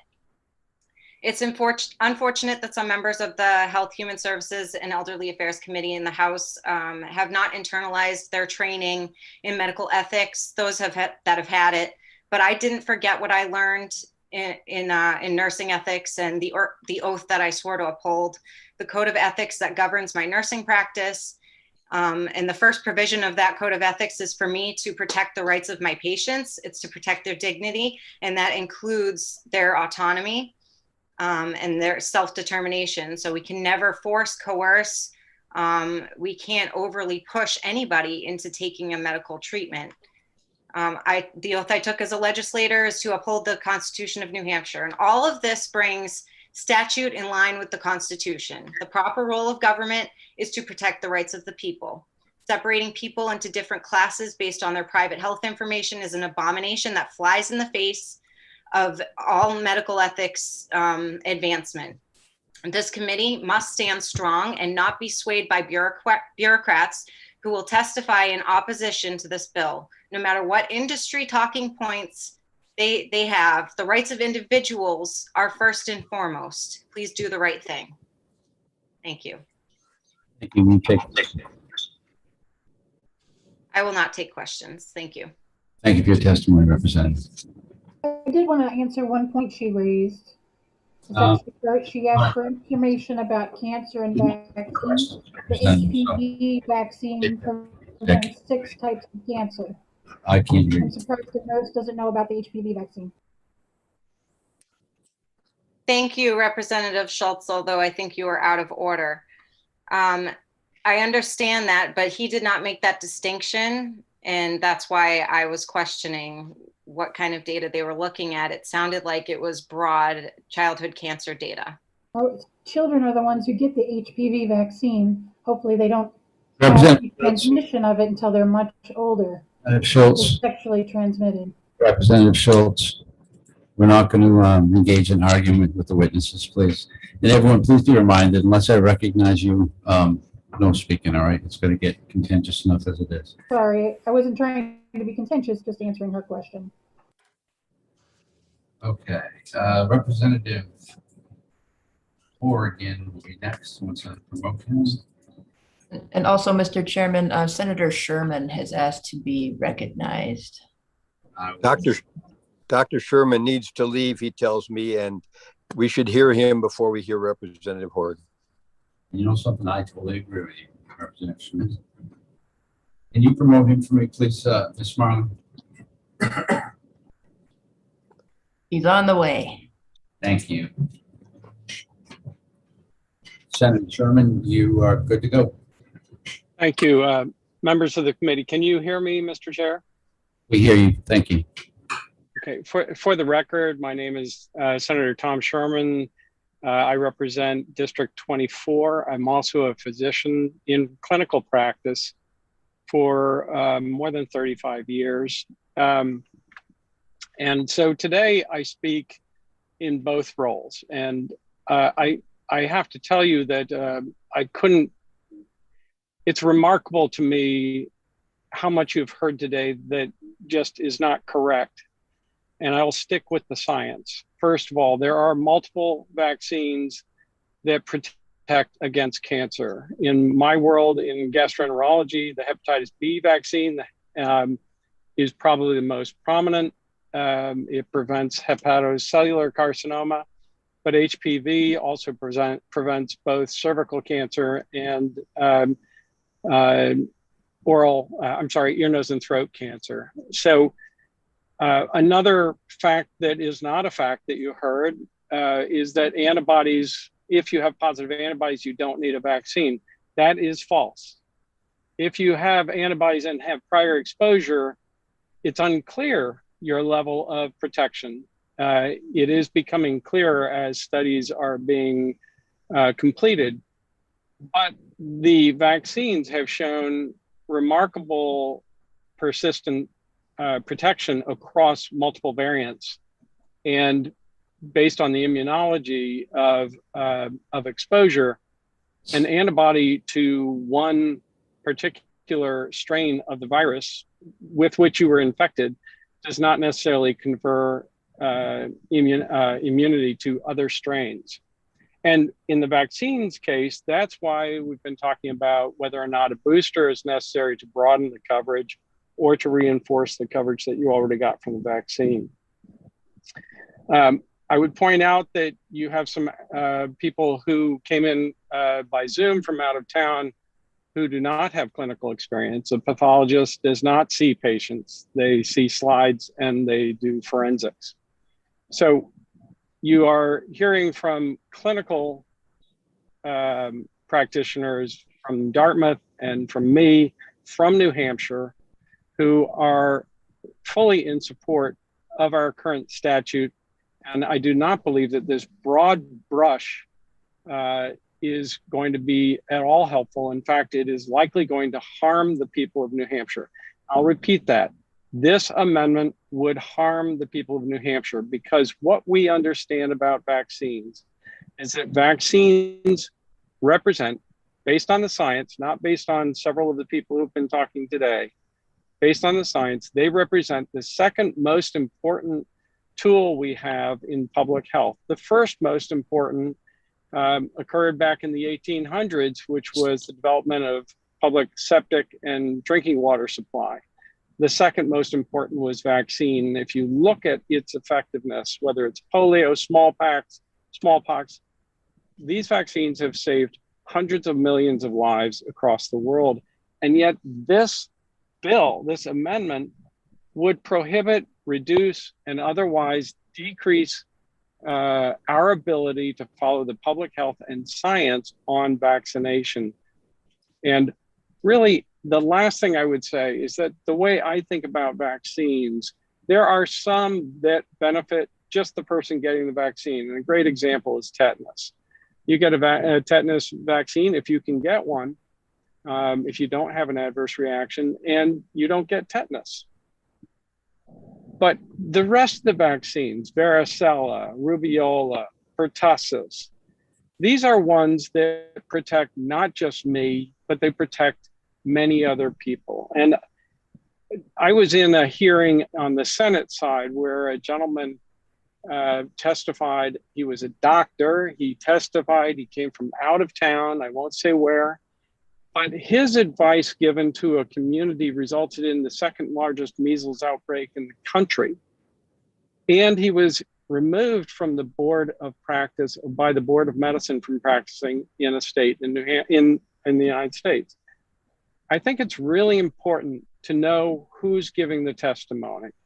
And when I look across the board at our doctor from Dartmouth or Dr. Marsh or my own testimony, you're talking people from New Hampshire, love New Hampshire, and love the people of New Hampshire, are dedicated both in the legislature and also in our practice of medicine. And our number one thing in our Hippocratic Oath is do no harm. And we fully support the public health tools that are needed to provide vaccination to as many people as can and will. And there is nothing in there that says that an adult who does not want a vaccine has to have one. Thank you, Thank Senator. you. And I'll take any questions you might have. Representative Allegro. Senator, thank you for taking my question. You are wearing two hats today, and so I'll ask one to your other side, not the physician side. And my question is, do you think that people should be forced to be vaccinated? I think the key word there is force. I am not in favor of vaccine passports. I am not in favor of vaccine mandates, except where they affect the public health, which is what we currently have, which are children who are going into public system like the public schools. And I also don't believe it's the role of the legislature to tell businesses what they can and can't do. If a business feels that they want their employees to be vaccinated, that's up to the business. Is it, follow-up question, please? I've heard this point made several times about us in the legislature stepping outside of our role, telling businesses what they should and shouldn't do. I find this interesting because in the legislature here in New Hampshire and across the country, that's what we do on almost a daily basis. Again, I'm not sure I got the answer to my question. Should the legislature be allowing other citizens to force other citizens to be vaccinated? And again, well, again, I will ask, you know, as a condition of employment, is that coercing or forcing? You know, that's part of the definition. I don't believe if an adult makes a sound mind and body, makes a choice, you know, to not get a vaccine, there are likely going to be consequences that come along with that. Does that mean that I'm forcing them to get a vaccine? Absolutely not. I'm not coercing them. I'm not forcing them. I'm saying that's your choice. And as a private business owner, I also have a choice. And, you know, it's unusual to hear you saying that you want to regulate private businesses, but that's what I'm hearing, or regulate them more. I'm surprised at that, but that's what you're telling me. Follow up. No, actually, I'm not saying that, but that's neither here nor there. It's not so important what I say. Coercion, force, whatever the word be, is it not forcing someone if you tell them you'll be vaccinated, or you can't have this job, or you can't ride this bus, or is that not coercion? Thank you. And that'll follow up. No, I'll answer that. I'll say, no, that's not coercion. Coercion is if I said, you cannot walk down a road without a vaccine, and say you cannot leave your house without a vaccine. That is something where, you know, we had a stay-at-home order, and I know some people disagreed with that. That is a public health measure. But if you have available vaccine and a private business says to you, you know, I choose as a business owner not to have people working here putting in my other employees at risk, then you can choose as a potential employee whether or not to participate in that business. You have that choice. That doesn't fit under any definition of coercion or forced employment in my understanding of the dictionary. Well, thank you for that clarification. Representative Saitek. Senator Sherman, as serious as all this is, I've got to ask you, 35 years, where's your fountain of youth? Yeah, I went to med school. Let's see, I graduated in 1987. So I've been in clinical medicine since then. Representative Judy. Yes, thank you, Mr. Chair. Senator, I received so many emails from my constituents in Ward 3. One of them, quote, I think the long-term effects of this vaccine may be very destructive to our natural broad-based human system. I would like to know if this constituent is what he's saying is true or not, please. So, and let me make sure I've got the question correct. Are you asking whether I believe there is long-term destruction to the immune system from this vaccine or from vaccines in general? Because the amendment is all vaccines. So although the title says COVID, the amendment deals with all vaccines. Okay. So I'm just trying to clarify. Are you asking about the COVID vaccine or all vaccines? The COVID vaccine, especially. I know of no evidence that a long-term immune destruction or impact on the immune system, other than protection against getting COVID is a side effect of the vaccine. What I would say, though, is that people have quoted the number of deaths from the vaccine, and I think that has to be taken in the context of the more than 100 million people who have received the vaccine. 4,000 or 2,000 deaths, that's any death is one too many. But when you look at COVID in any age group, it has a much higher mortality than that vaccine mortality that they've quoted. Mr. Chair, if I may. Yes, go ahead. Senator, this is my question. What do you think if someone take the COVID vaccine shot and then that will protect that person from variant or another disease? Does it protect them from variants? Is that what you're asking? Yes. Well, that we haven't studied, or all of the variants have not been studied because variants keep emerging.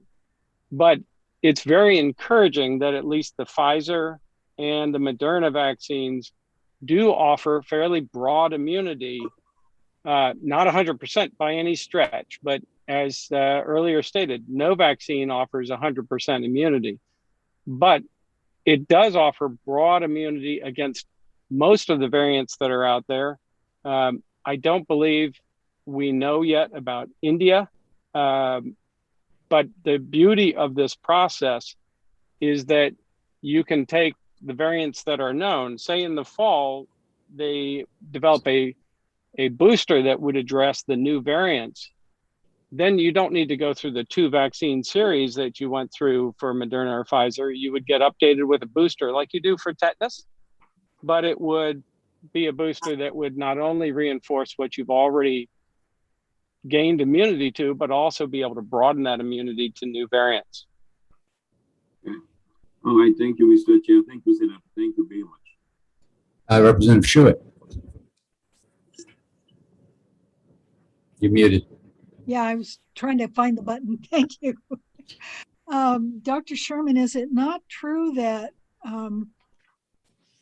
with most viruses, particularly the COVID strains, that we can expect to see variants coming forward throughout the years ahead?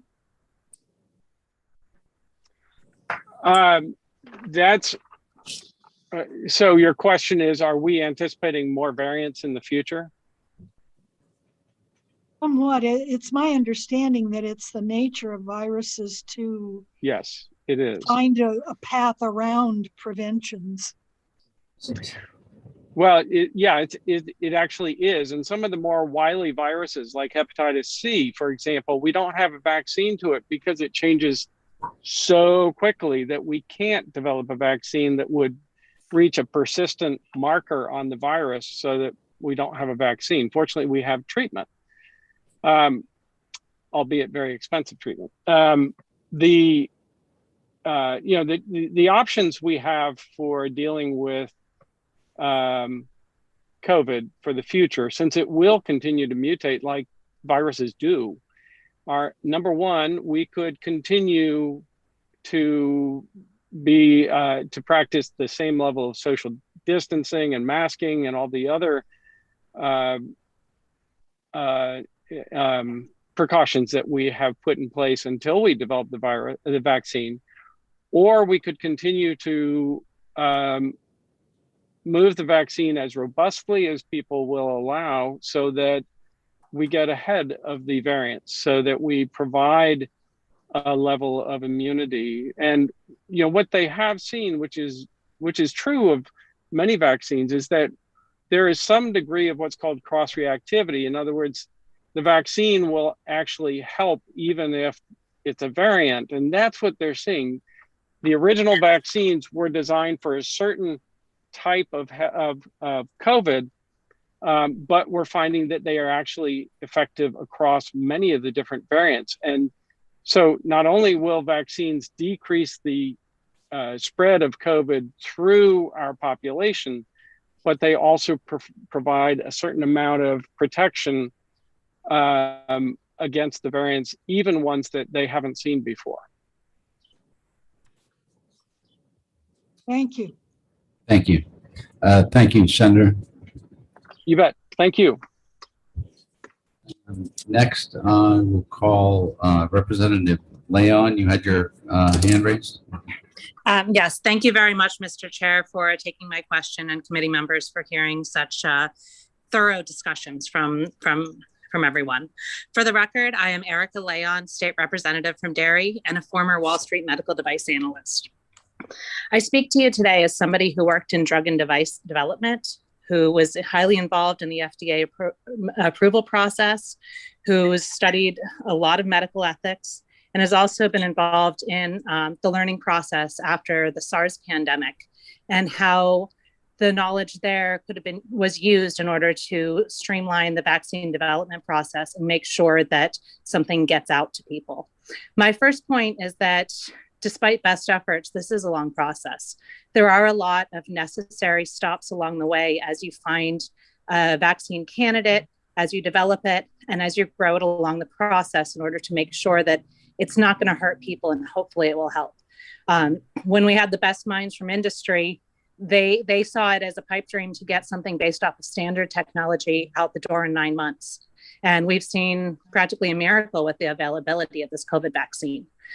It's clear that there's a lot of interest in it. And if we look at the fact that 1/3 of Americans are already vaccinated without any coercion or force, it shows that education is working. Here in New Hampshire, we have one of the highest seatbelt rates in the country, yet we don't mandate seatbelts for adults. We trust that people here can look at the information, make wise decisions, and not be forced to act in a way that protects themselves and others. What we're debating here is whether or not businesses can be used to implement public health policy.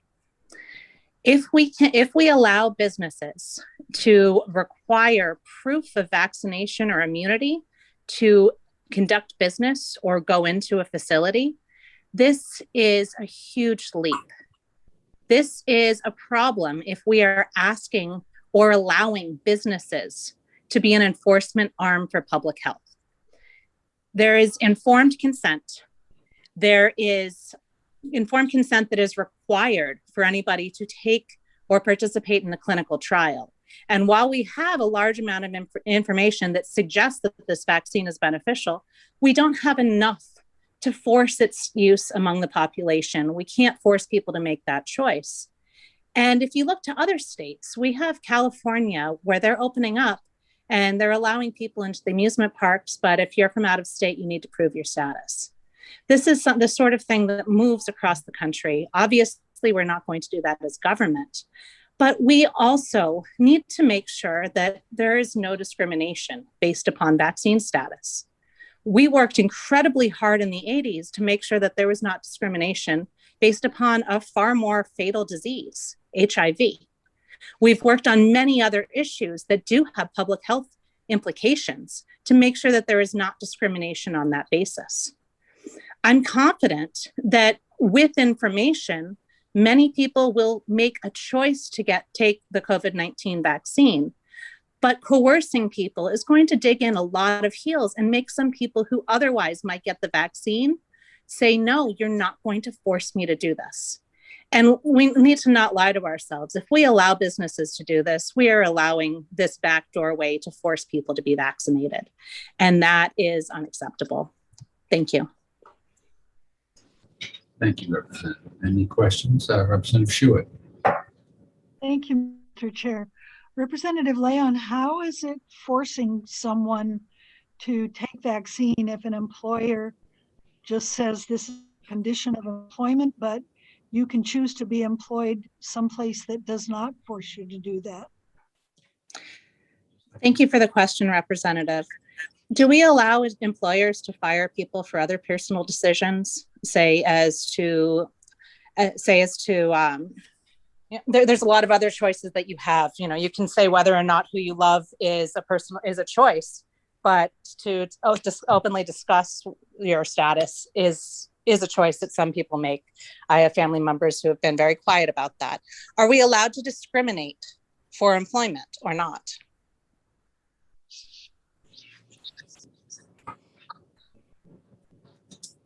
Representative Schmidt. Thank you, Mr. Chairman. Thank you, Representative, for your testimony. Very thoughtful. My question to you is, I have received lots of emails with this amendment, and I've tried to read each one of them, even if they're saying the same thing over and over again. In many cases, I still look to see who they are and where they're from and what their issues are. And one of the things that is coming up pretty frequently is the idea of not wanting to create a two-tiered system. And you've kind of been cutting at the edge of that in your testimony as well. But the amendment restricts all the business entities that do business with the state in virtually any way, and would deny them their continuation of their contracts and so forth. I don't know whether you've gotten any of these emails or not, but if we prohibit all the businesses that do business with the state from doing anything along the lines of requiring vaccination or coercing vaccination or suggesting vaccination, phrased in different ways, if we prohibit that group of thing and we don't prohibit all businesses from doing it, aren't we creating a two-tier system? Thank you, Representative, for the thoughtful question. This is the question of the carrot or the stick. If we are using this, if we're allowing some businesses to use the stick to say that without proof of vaccine, you may not do business with us, that absolutely is a problem. And I think that this should apply to all businesses, because just because Hannaford, Market Basket, and Shaw's don't receive government, I'm not sure if they receive government funding, but I don't think they do. Just because they may not receive it doesn't mean that if they all decide that they want to require proof of vaccination in order to shop, I will be left going to other places like growing my own garden, raising my own food, or going to co-ops. Denial of access to a whole class of industries, say if all of the grocery stores required proof of vaccination, that would be an undue hardship, and that would go even further than the Jim Crow laws did in the South. Representative Schmidt, just for a point of clarification, the current iteration of the amendment actually prohibits all business, not just businesses that do business with the state. That's the newest version. Is this a public hearing on that amendment as well, Mr. Chairman? It doesn't seem like it is. Yes. There is. And it was circulated. Thank you, Representative Leon. Thank you. Okay. Dr. Kolish. Yes, hi, this is Dr. Donald Kolish. Can you hear me? We can. Please proceed. Thank you very much, Mr. Chairman and members of the committee, for permitting my testimony. I've been a New Hampshire doctor now for more than 40 years, and if I count as Dr. Sherman did from the time I graduated medical school, it'll be 44 years, I think. And with apologies, I came in quite late. I was tied up at a meeting, so I missed all of the arguments until just most recently. And so I'm speaking just based on my reading of the amendment. And if I'm reading this correctly, Mr. Chairman, this amendment would establish a very broad prohibition against keeping records, against initiating conversations about vaccination status. And this seems to me, although I'm a practicing doctor, I used to practice up in the North Country, in a North Country conservative community, which highly values personal liberty. I now currently am working at the VA. I'm not a bureaucrat. I'm a practicing doctor and teacher. This seems to me so overly broad as to be extremely dangerous. When I practiced in that conservative North Country community, my patients expected me to care for them. They expected me to be a professional, which means that I would consider their health to be more important than my own personal political beliefs. They expected me to advocate for their best interests. There's clearly established appropriateness for schools to require vaccinations. There's clearly established law and statute that permits businesses and other institutions to protect their employees and their customers. This amendment, as I read it, and again with apologies, Mr. Chair, I'm not a lawyer or a legislator, but it seems to me that this amendment is so broadly prohibitive of behaviors that will that would let institutions protect their clients, their students, their customers, and their employees as to be extremely dangerous. And if I take seriously my role as an advocate for the health of my patients and my community, I see this as being very dangerous. Thank you very much, Mr. Chairman and committee members. Thank you for your testimony and questions for the doctor. There being none, thank you, doctor. Chair is going to now recognize Representative Horrigan.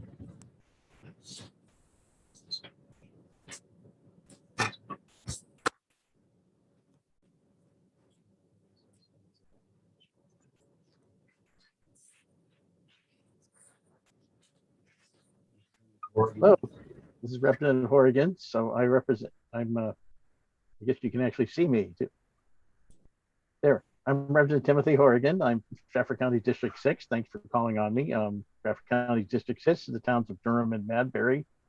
Durham is not coincidentally the home of UNH, which had a very extensive testing program, which was far ahead of what was being done in the rest of the state. In fact, there's pretty much no program at all early in the pandemic. And they are also ahead of the curve for vaccinations, even though there's a little bit of a hiccup when the governor decided that they should only be vaccinating students who were residents of New Hampshire, although technically they're all residents of New Hampshire because they've all been here all these months. So anyway, this certainly could have been an especially huge catastrophe in my town with all the young people living in close quarters, and they did a lot of things, including having remote classes to ameliorate that. But and it would have been serious even for young people. It has killed some young people, and even people who survived have sometimes very unsettling and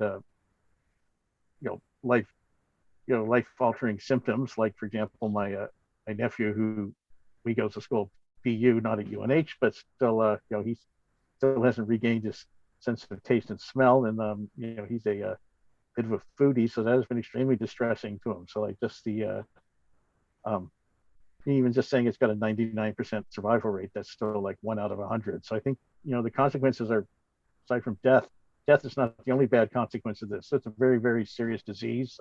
It's killed just in the United States 600,000 people, which makes it the worst catastrophe since the Civil War. So it's definitely not a hoax. It's definitely hasn't been exaggerated. I mean, I guess there's people who think even the Civil War was a hoax, but that's beside the point. So it's really one of the worst things that ever happened in our nation's history. So it's even worse than what we've seen in the media. And the vaccines, I'm not going to say they're perfect, but they've been effective. And it's kind of I guess was Representative Cushman mentioned the AIDS epidemic. I was living in New York City when the AIDS epidemic started. That was sort of the epicenter of the United States. It was not as deadly as COVID. It was horrible, but COVID is a magnitude of or worse than anything else we've ever seen. And certainly is no there's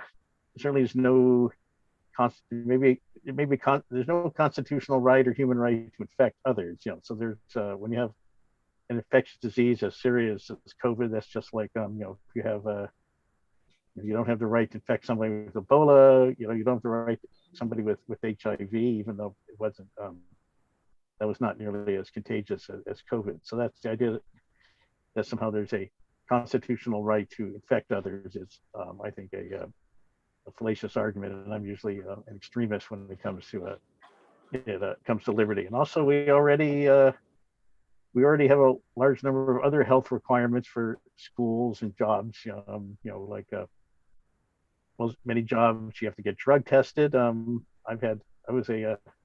worked in public transportation while I myself had to be drug tested, and I didn't like it, but it was not a violation of my human rights. So it's not illegal. You have to have TB tests for many jobs. You have to have your child vaccinated against various childhood diseases for the children. So this is basically the same principle that for decades has required those types of vaccinations and those types of tests, those types of precautions also apply here, in my opinion. And once again, I'll repeat, this is one of the worst catastrophes in our nation's history, perhaps in world history. And by the way, I was just at a meeting about vital records a few days ago, and this was a 12-month period just ended. I believe it's the first time that they've ever recorded that more people died in New Hampshire than were born. And that's true in lots of other places and true nationwide. And so that's including both the deaths that were coded as being directly from COVID, as well as deaths from other causes. And certainly it's just infinitely more serious than many things that were much more worked up into this legislature. It's more dangerous, for example, than rear-facing car seats, for example. So that's, I think, businesses and even government. I mean, I don't like everything the government does, but it's necessary. And frankly, I've been a legislator for 13 years. I'm part of the government. It's not something entirely separate from me. This pandemic it's only been around. It's only been around for like a little over a year. There's a lot we don't know about it. But one thing we do know is that first of all, the preventative measures such as masks and so forth work. We also know there isn't really that much in the way of effective treatments if you do catch it. And also, but the vaccines, yes, they're developed hastily, they're still experimental. They actually do.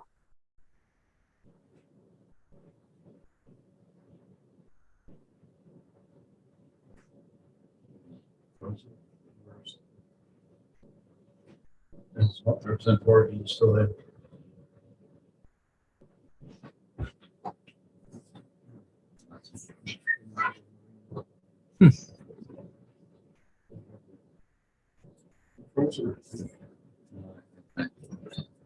No, I see the other members of the committee moving, so it must be just Representative Horgan. Just frozen the time.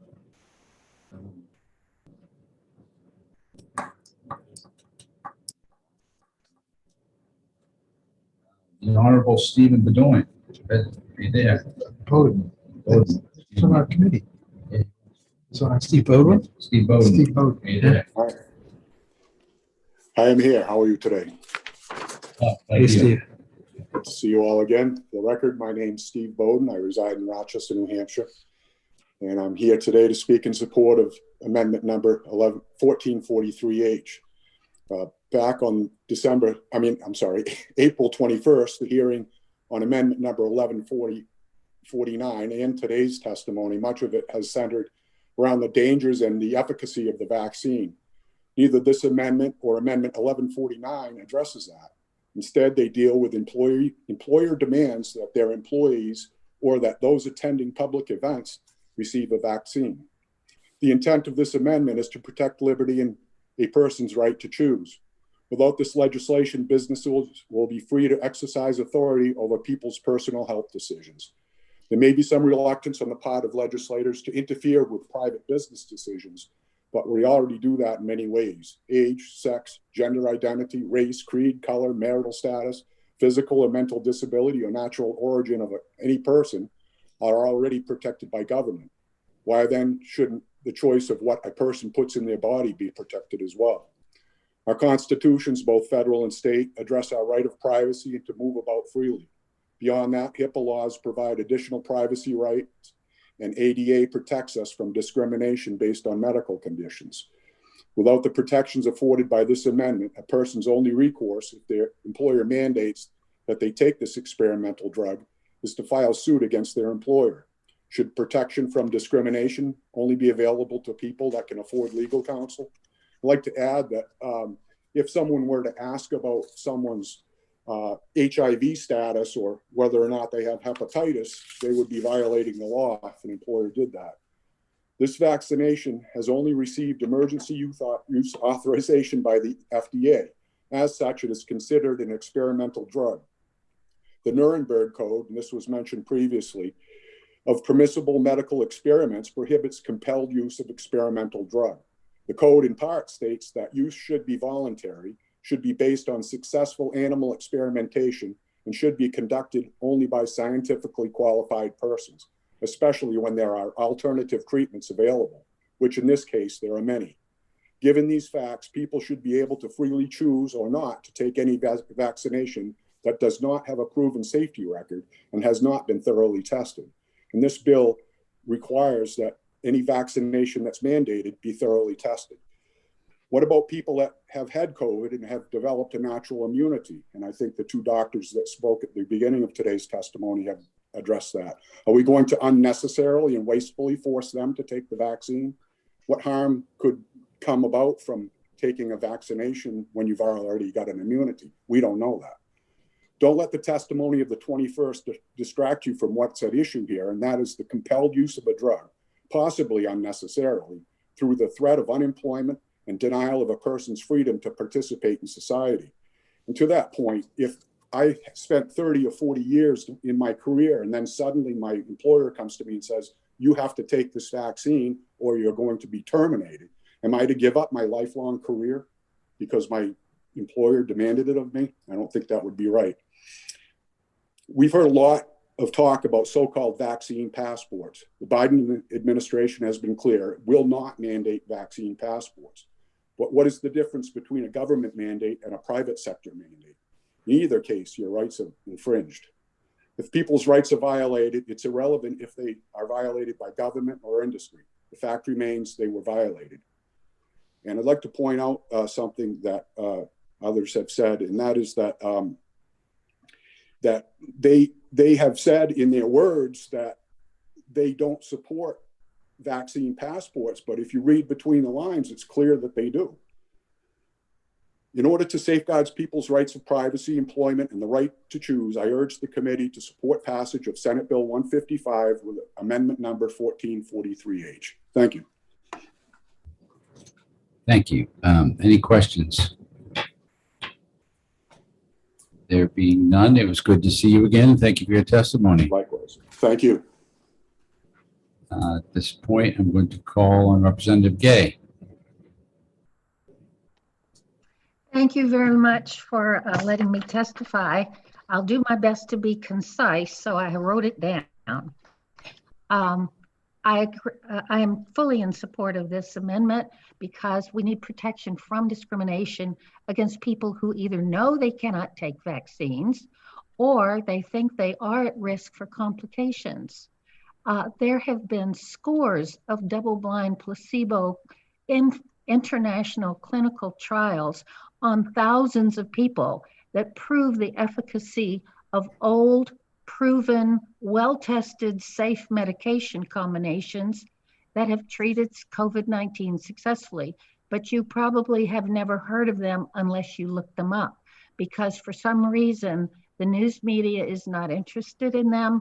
And when they post on things like Facebook, they're taken down and called disinformation, despite piles of or mountains, as they say, of data.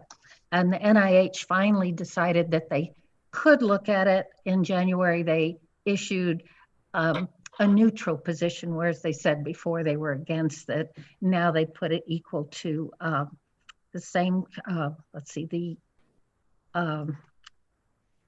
shoot, and it escapes me. It's what they gave President Trump that healed him. I think the real issue here is the public health benefits, that we're assuming that we're trying to protect everyone the best we can. So number one, vaccinated people shouldn't have to be worried about being exposed to unvaccinated people. It's that simple. If the taking a vaccine protects you, then why are you demanding, not you, but the people who say, oh, everybody needs to take it? That doesn't make sense, because if the vaccine protects you, then by golly, you should be protected, and it shouldn't matter who you're exposed to. And then the other people that I do hear people concerned about are the ones I just mentioned, people who cannot take a vaccine because they know that it's dangerous for them. Well, it's not just COVID they are at risk from. If they are immunodeficient, there are lots of things that are dangerous to them. So just everybody taking a COVID vaccine does not mean that they can go out in public and be exposed to everybody. Let's see. The statistical evaluation shows that people most at risk for COVID are not only elderly, and plenty of us fit in there, but we don't have comorbidities. The people who are at risk are elderly and have comorbidities. The other people who are serious at risk are obese. And I just read something that explains one of the factors that contributes to that. Vitamin D deficiency, the research has shown that vitamin D deficiency correlates highly with susceptibility to COVID. And the more fat somebody has, the D that they have taken in is diluted throughout their body. So the more fat cells, you need more D to get the level up in your bloodstream. That's where it fights the disease. And some doctors are really good now about testing serum D3 levels, but we have doctors we need to remind. But they used to say 30 nanograms per milliliter was high normal. What they found now, 100 is high normal. And the people who measure 65 and above not only have either they don't get COVID at all, or they get very mild cases. And as a side benefit, the incidence of breast cancer is reduced by 87%. So that's something, that would be wonderful to hear more research. I wish the government would pay for that, because D3 is super cheap and extremely difficult to get in our diet. You take those little pills. Fortunately, they're pretty small, and they're inexpensive and available.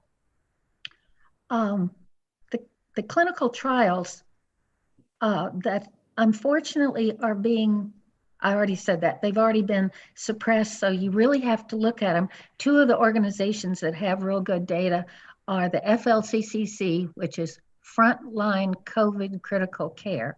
They have done enormous numbers of clinical trials. One of the most impressive was the one in South America, where they gave 1,200 healthcare workers were involved, and 400 of them got the placebo, and 800 of them got the ivermectin combined with another drug. The results were astounding. Of the 400 people who got the placebo, 58% of them tested positive or got sick.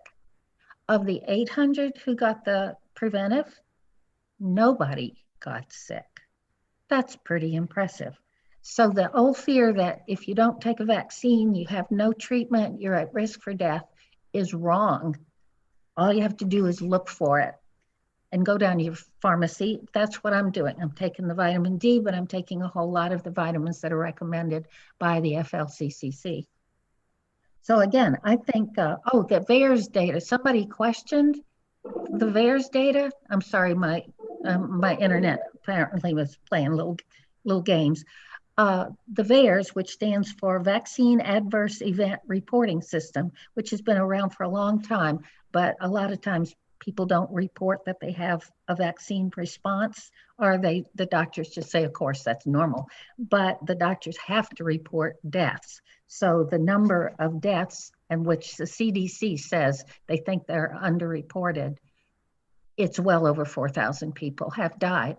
And even if that's a low percentage compared to the millions of people who have taken the vaccines, if it happens to you or your family, it's 100%.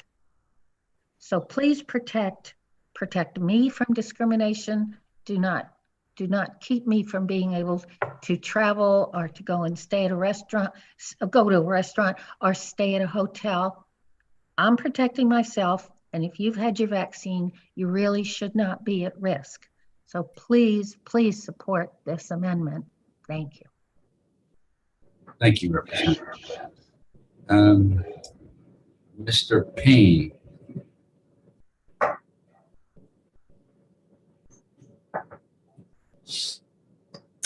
Mr. Russ Payne.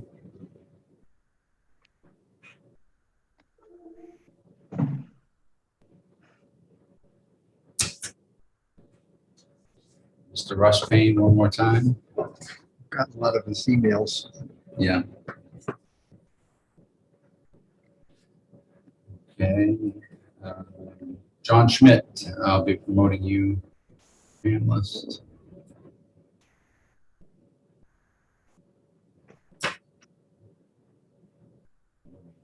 Can you hear me? Yes, go ahead. Yeah, I on our list. I fully support this amendment. It'll protect my rights. I've heard a lot of science today, so forgive me. I want to bring up one more little tiny piece of science that I think everybody should hear. And that's the germ theory of disease versus the terrain theory of disease. The germ theory of disease is what all these vaccines are based on, and it has never been proven. Never, not even for one disease. It is nonsense. The terrain theory of disease is the correct theory of disease, and that says that disease is caused by a buildup of toxins in the body and or a lack of nutrition. Nutrition also helps you to remove toxins from the body, things like vitamin C. I also heard some discussion today about some diseases, so let me tell you the truth about them. Spanish flu was not caused by any infectious agent. No virus, no bacteria caused the Spanish flu. Doctors used hundreds of volunteers back then and tried to infect them with material from cadavers who had died from the Spanish flu. They were unable to get anybody sick. They also had sick animals like horses that died. They tried to infect healthy horses. They could not. So yeah, a lot of people died from the Spanish flu, but it was not caused by any infectious agent. So down goes with the germ theory there. One of the things that killed people during the Spanish flu was the vaccines they had for it. And also an extreme overdose of aspirin. A lot of people were bleeding to death. We now know that aspirin causes bleeding. So that was the Spanish flu. Polio is another nonsense virus. Polio is actually caused by DDT.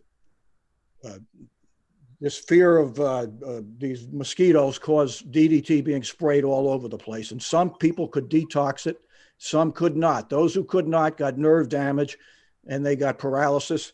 And that was polio, and they called that from a virus. That was nonsense. AIDS is another fake virus. The inventor of Kary Mullis, the inventor of the PCR test, and by the way, Kary Mullis said you can't use his PCR test to diagnose any disease. Well, they're using it to diagnose COVID. That's how they've created this, what I call scamdemic, with all these cases mostly of healthy people. Could you possibly limit your testimony to the bill and not to actual theories on science on past viruses, please? Well, okay, but everybody else was talking science, so I figured I could bring up some of these things to tell the truth about the other things that people were talking about. The other people mentioned polio and Spanish flu, etc. As far as the bill is concerned, I don't believe in the germ theory of disease. I will not take any vaccine. I don't belong to that church of vaccinology. I don't want to be forced to join that church. And I hope you people will protect my rights. I moved to New Hampshire in 2012 because it was the freest state on the East Coast. And I hope I don't have to move out of New Hampshire, but if I can't travel and I can't shop and I can't live a normal life, then I'm going to have to go to Florida or Texas or somewhere where my God-given rights are still protected. Thank you. Thank you, Mr. Chair.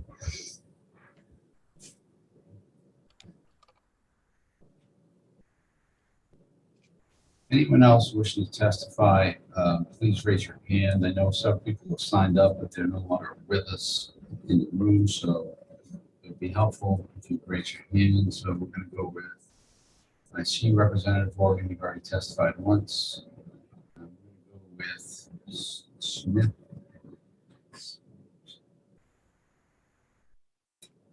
Dr. J.J. Smith.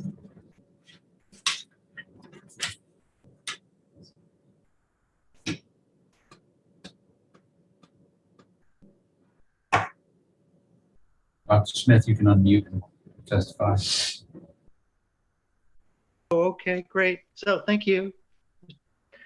Thank you, representatives, for hearing my testimony. I'm Dr. J.J. Smith. I am a retired family practitioner. I also have a public health degree, and I represent the Public Health Association of New Hampshire. And I mostly want to just echo a lot of things that were said by Dr. Sherman, Dr. Marsh, and yes, I'm name blocking at the moment, the head of the Bureau of Infectious Disease. They're all entirely correct, but I wanted to just emphasize some things. Number one, we are talking about this amendment, not the one that you heard 3 weeks ago that was specific to COVID. And this is a really terrible idea to try to say that all vaccines can be a source of someone discriminated against another person for failing to get vaccine. It's well established in law, including Supreme Court decision, that infectious diseases, there can be requirements. And I think this whole issue around employment is an extremely important one to talk about. This amendment states that it would have to be a direct threat. Well, how do you assess a direct threat of aerosol transmitted disease which has asymptomatic spread? That is, people who have not got symptoms are spreading it. And that's true of COVID, which isn't even mentioned in this amendment. It's true of a number of other diseases and things that we are very thankful we have good vaccines for.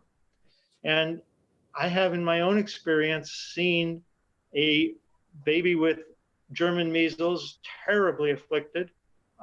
That's just really unnecessary. And if you say an employer can't require that a childcare place or any place that a pregnant woman might end up can't require that, I mean, that's ridiculous. So we did, in fact, at the time I was going through training, require anyone who worked in our hospitals to have German measles vaccine or immunity proven by blood test. So that's the kind of thing we need. And it's also, we found out about 40 years ago after a debacle from Bad Science, where someone invented their data and got a whole lot of people to stop immunizing their children against whooping cough, that whooping cough actually is transmitted regularly among adults. It just doesn't look like whooping cough. It looks like any ordinary bronchitis. And so it gets reintroduced immediately into pediatric populations. Some of the children would die. So, you know, this is not an easy thing. And I also wanted to just quickly state that there is a misunderstanding about the VAERS system, the Vaccine Adverse Event Reporting System. You are reporting stuff that has not been proven to be from the vaccine. And a lot of coincidental things are happening after people receive vaccine. And unless you have done a placebo control, you don't know.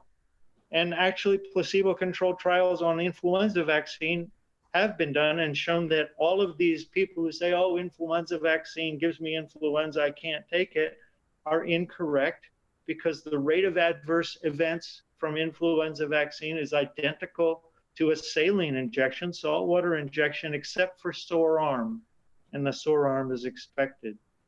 So there's nothing about the VAERS reports of 4,000 deaths after COVID-19 vaccine that indicates the COVID-19 vaccine has killed anyone. We do know that the AstraZeneca and the J&J vaccine have triggered some immune thrombocytopenic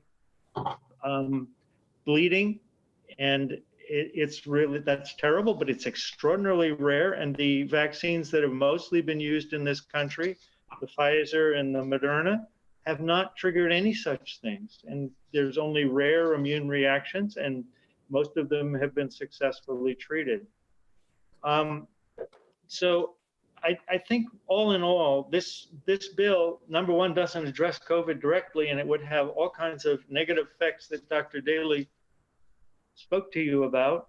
And I would just also reiterate that vaccines are not 100%, so that if we allow that we don't want people to be forced to vaccinate to work in certain places, they will infect other people if they get the disease and pass it on, whether they're symptomatic or not, which is definitely the case with a number of diseases, including COVID-19. And those other people might have had their vaccines, and they might be very susceptible. And yes, there are treatments that help, but they don't 100% prevent death or serious illness. So I think we're making great progress. It correlates well with the vaccine to put a quite definite, you're listening to fake science when people tell you the vaccine doesn't work.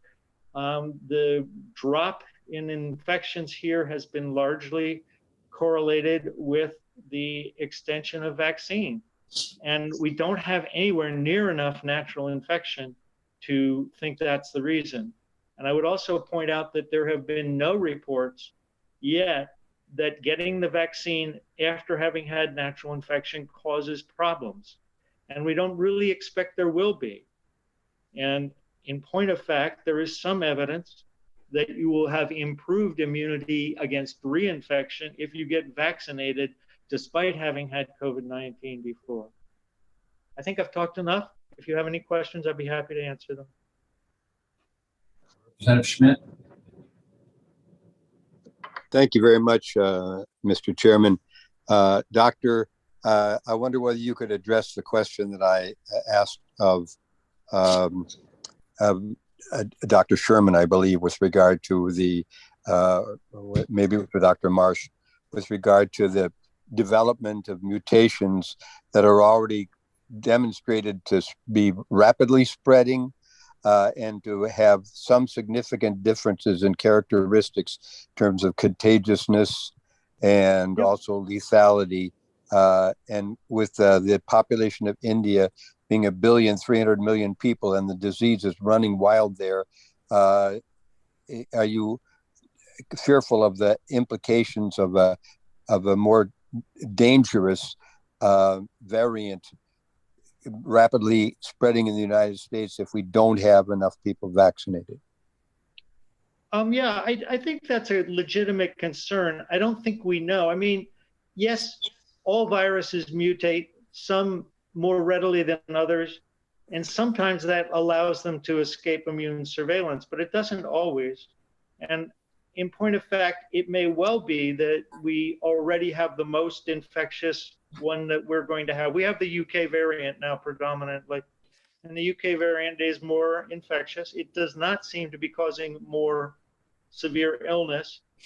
It does in fact have good coverage by both of our, well, even by the J&J vaccine, but for Pfizer and Moderna definitely have good coverage for that. Now, will something come back into our population that we have less good coverage for? Dr. Sherman did address that, and I think he's correct that it could happen, and we may end up needing a booster if that happens. But I don't think that's something where we necessarily will see that happen. The South Africa variant, unfortunately, the AstraZeneca, which they were using widely, was not actually effective enough. So that became a real problem. Will something become that bad here. It could. I hope not. I'm pretty old myself. So, you know, I've been pretty locked down for most of a year plus. And now that I'm vaccinated, I'm enjoying life a little more now. Thank you. Follow-up question, Mr. Chairman. What about the long hauler phenomenon that is that we're learning more about, people who are losing the sense of taste and smell as an example, and they say if you don't get it back relatively quickly, you probably won't get your taste and smell back, and that would be a terrible thing for a person to go through their lives, and dangerous as well, with no sense of taste or smell. I think but there are correct. other long hauler phenomena Serious as well. issues.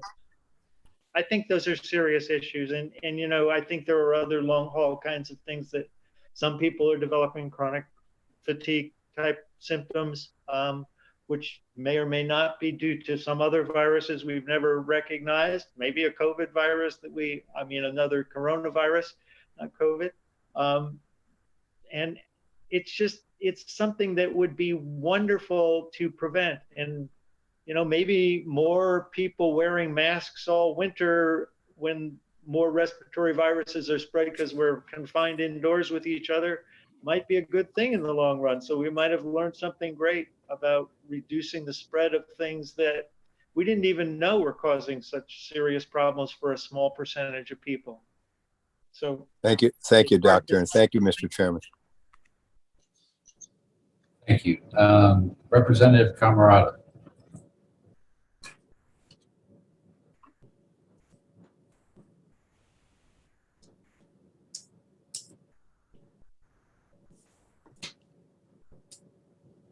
Okay, can you hear me, Chairman? Yes. Wonderful. Thank you for taking my testimony. My name is Linda Ray Camerata from Bedford, New Hampshire.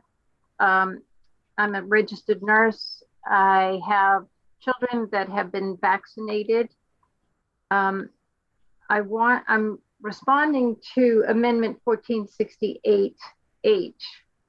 And I just want to put in a couple of comments with regard to what I've heard this afternoon. One of the reps wanted to know what it might cost to have antibody tests done. I happen to have one done, and it was $10, cost me $10 out of pocket. Childhood vaccinations are mandated in the state of New Hampshire because they have been FDA approved. What we're talking about today, what I'm talking about today is as it relates to the coronavirus vaccine. It should be understood that it's experimental. And because it's experimental, it is one of my strongest positions that it should not be mandated. If it got to the point where the FDA did what it normally does when it's not under emergency authorization use, then you know, we couldn't come back to the drawing table. Somebody also said that one of the doctors that testified earlier was not really, his credentials were not up to speed, but he did state he's an immunologist, so I put value into his testimony. And last, I haven't read my testimony, but on page 2 of the amendment, section 12, line 33 through 36, clearly states that all parents and legal guardians shall have their children who are residing in the state immunized against certain diseases. So I don't see anything in here that creates a dangerous situation for our children.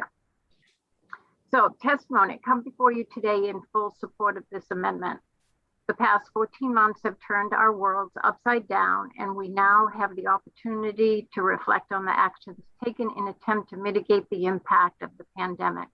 Many actions resulted in positive outcomes here in New Hampshire, and some will have unintended consequences. It's much too early to see what the future holds for us.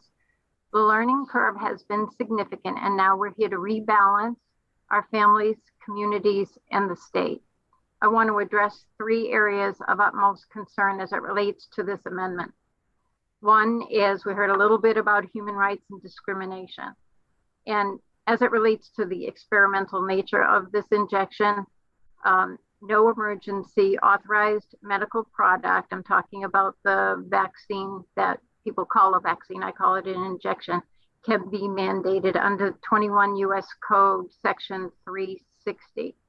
As an astute observer and researcher of this entire matter of the pandemic, it is understood that the FDA has not officially approved it. It is only authorized under this emergency authorization. And I do believe that emergency authorization as a country should soon be stopped because we are doing so well at this point, and I anticipate that that will continue. The amendment addresses discrimination beginning on page 1, line 13. A passport infringes upon the Americans with Disabilities Act and the 4th Amendment. Second point, medical privacy rights are valued by most. I, as a registered nurse and instructor, have instilled in my students the legal obligations and consequences of violating the HIPAA law. Such privacy rights must be honored. Society should not be divided into those vaccinated and those not. It is not right. It is divisive. The amendment does highlight healthcare workers and their employer and the definition of direct threat. And number 3, communicable disease immunization registry, page 3, lines 5 through 8.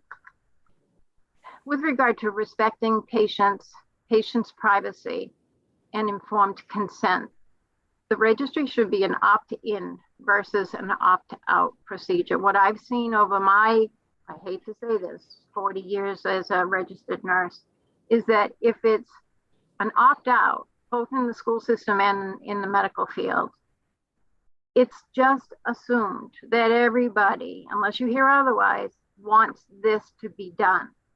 If you ask the medical professionals to have it as an opt-in registry, then you are respecting the patient, you're giving them informed consent. Patients expect physicians and pharmaceutical manufacturers, for example, to itemize potential risks and benefits when proposing surgery or medications. Have you listened to a TV ad marketing the new biological drug? Sometimes the side effects sound scarier than the diagnosis. A vaccine registry with opt-out mechanism has a high probability that the healthcare provider will not be spending the time with the patient explaining the registry and regarding sharing the immunization records. Opt-out is not an acceptable policy, in my opinion. With an opt-in policy, the patient is assured the provider explains the purpose, and then the patient chooses to share the medical record, to authorize it or not authorize it. The government is not supposed to collect medical records of their citizens without informed consent. When schools and colleges require immunization records, and they do for public health reasons, the current process of retrieving the required records from the healthcare provider by the individual or the parent and producing those school records, the immunization, works very well for the past 40 years and even longer. So I don't think that that would infringe on making sure that the schools and the children are protected.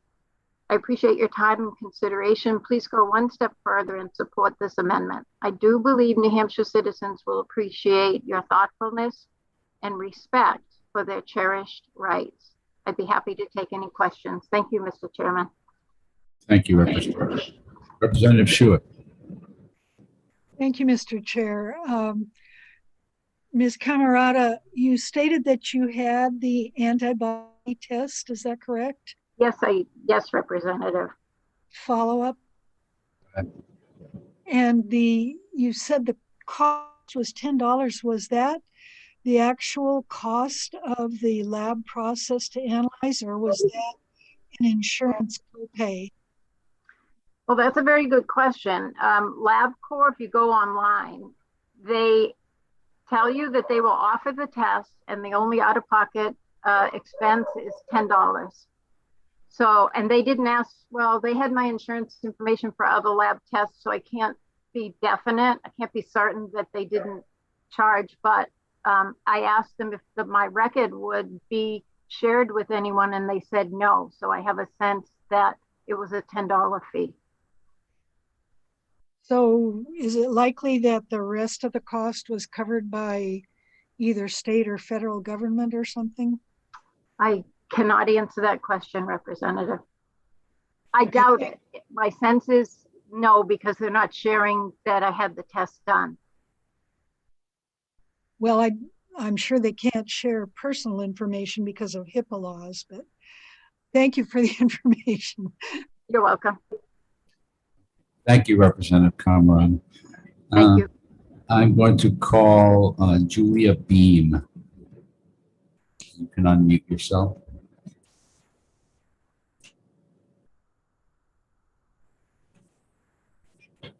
Julia Beam.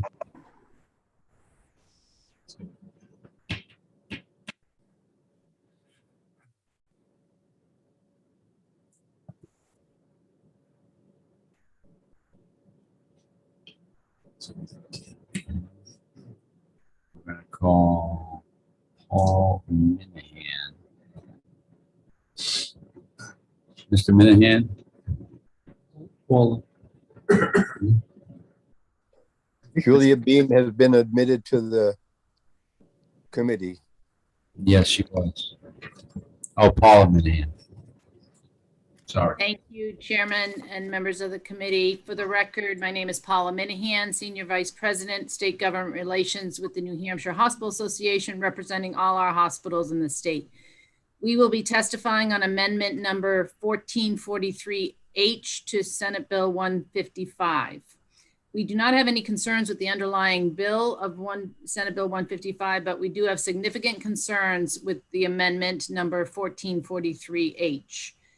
And I will just go through the items, item number 3, lines 23 and 25. That language of this provision appears to prohibit vaccines registry, which is a current law.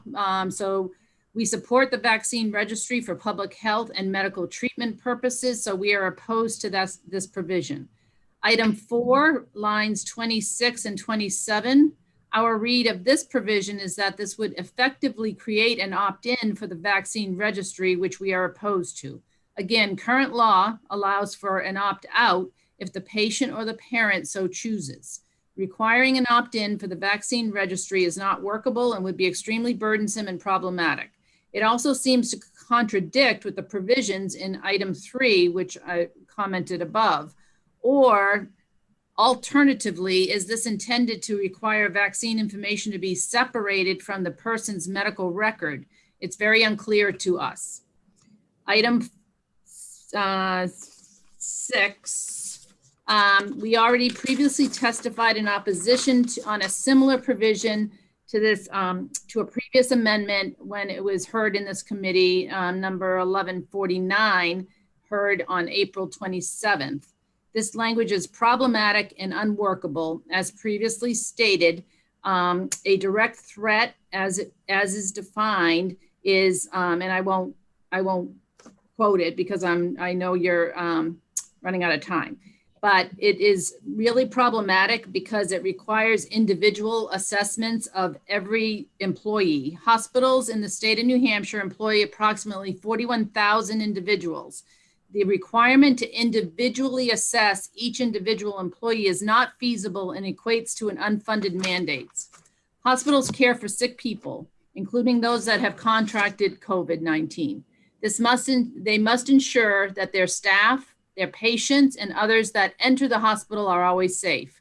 The amendment does not address public safety and public health, which must be contemplated when considering safeguards focused on privacy. For these reasons, we do not support this amendment, and we ask that you find it inexpedient to legislate. And thank you for allowing me to testify. Thank you, Ms. Minahan. Any questions from Ms. Minahan? There being none, thank you very much for your testimony. Thank you, Chairman. Let's see. Mr. Chairman, you called on Julia Beam. She has been admitted to the people who are allowed to testify. So maybe if you call on her. I called her when she was already a panelist and she did not respond. But in the meantime, I'm going to call on Ms. Malachi.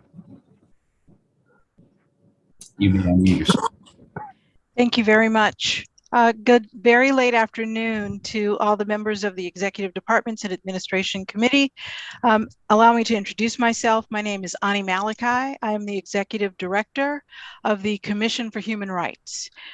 We are a state agency, and we are responsible for the enforcement of RSA 354-A, which is where Amendment 1443H is attempting to attach. And let me, if you stand by just one moment, let me unhook my camera and put it back in here. Sorry about that.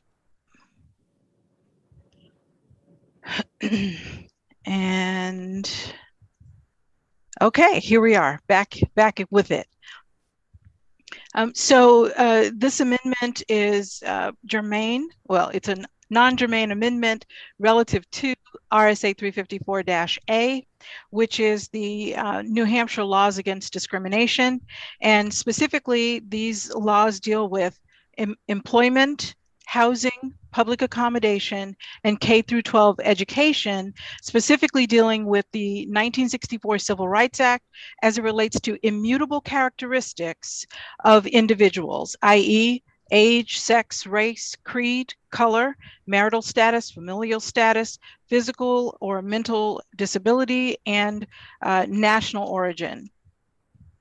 So let me try to go through this as quickly as possible in respect to time. One of the big concerns for the commission is we weren't invited into the process. There's no conversation to look at what it means for us to enforce something like this, which we are responsible for enforcing these laws that you all would create, and as well as looking at the financial piece along with this. There are several considerations here, starting on the very front page. There's deference given to the CDC, but there is no deference given to the FDA, who's in charge of looking at our drugs and determining what has approval and what doesn't have approval. So leaving that out could quite possibly create issues for employees, employers, businesses across the board. Also with the primary care physician information that's stated there, specifically for the college students, I believe. Well, I think it was for all students. It's specific to New Hampshire physicians. However, that is arduous because there are some people who live in the state of New Hampshire, but who have doctors potentially in Vermont or Massachusetts. So now you're forcing them to find a doctor here to have this information dispersed as necessary. And before I go any further, one of the biggest hiccups with this that I see is that RSA 354-A, if you read it, it already provides for medical waivers, if you want to call it that, as well as religious, I should say, exemptions. Those are already in practice, in use, and have been since the establishment of the commission. We've been here since 1965. So those things are already allowed, and people do use those. And what it calls for in a situation in a work environment is that the individual employee enters into the interactive process with the employer. So if there were some discrimination, then they would have a way to address that within the confines of the business, provided they have done those steps and exhausted the process within the company. If they don't seek the remedy that they need, they come to us. We do not charge for our services. You do not have to have an attorney. We will listen to the citizen, take their charge, and then if it crosses the threshold, which is prima facie, then we will docket that charge and serve that business with the charge of discrimination in whatever the category that I previously mentioned, that they may have done something considered egregious. And then we start that process. Sometimes a business has a legitimate reason for not doing something that the employee thought that they should have done. Sometimes it wasn't handled the way that the employee wanted, so they're filing a charge of discrimination. Moving on, so the language here relative to religions and IRS IRS exemptions. So that's a challenge there as well, because this language facially discriminates against other religions that are not that are closely held beliefs that are not recognized by the IRS. So there could be some spiritual beliefs that are closely held that are not given tax exempt status by the IRS. And if for the commission, if you have a religious belief that is closely held and you are asking for an exemption for whatever that area is, if it's in employment or education or the areas that we cover, we have jurisdiction over, you can come to us and simply are stating it is a closely held belief. Now, closely held, we can have that long conversation. If it's not something that you decided yesterday, but something that you have followed for a period of time, and there is latitude that is already allowed there. And this may also violate the First Amendment when you look at it on its face regarding religion. And it is also deemed compelled speech, which violates the First Amendment as well, and strict scrutiny would apply. Moving down very quickly, when you look at direct threat, specifically in our statute, we talk a little bit about direct threat, and that's dealing with a health or safety issue. And as I said before, you already, as an employee or as someone in an area of public accommodation, you already have an opportunity to enter into that interactive process. If I'm someone that cannot get a vaccine or I cannot wear a mask and I want to go into this place, and if they have a mandate, I can have a conversation with that business to work something out amongst ourselves. And that is important because that allows all of these things to happen simultaneously. Another part of the issue here is that the antibody levels are also a question, because how do you determine what that is? How do you set the bar for whatever that litmus test is? And then if I have a reason that I need a medical or a religious exemption, to some degree, what has happened here is something that I hold private, a medical condition that may not jeopardize what I do in my day job, but is something that might create an issue for me to take a vaccine. And now I have to do this to opt out of the new legislation. Now this business has been put on notice for a variety of medical diseases or religious beliefs that they may not have known, nor did they need to know. And that could create an opportunity for discrimination down the line. And I'll end it by saying this. The biggest thing that you do here is you are making a protected class of people that do not have immutable characteristics, which is part of the discussion I had with the representative relative to HB 506.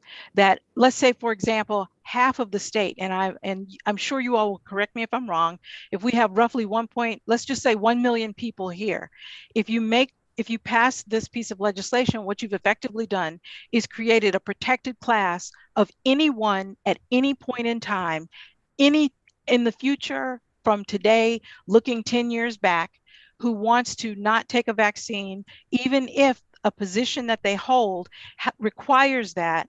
You have now made it discriminatory for that place of business to require something that is medically necessary, that is a part of the health or safety, and now that 500,000 people could potentially come here to file a charge.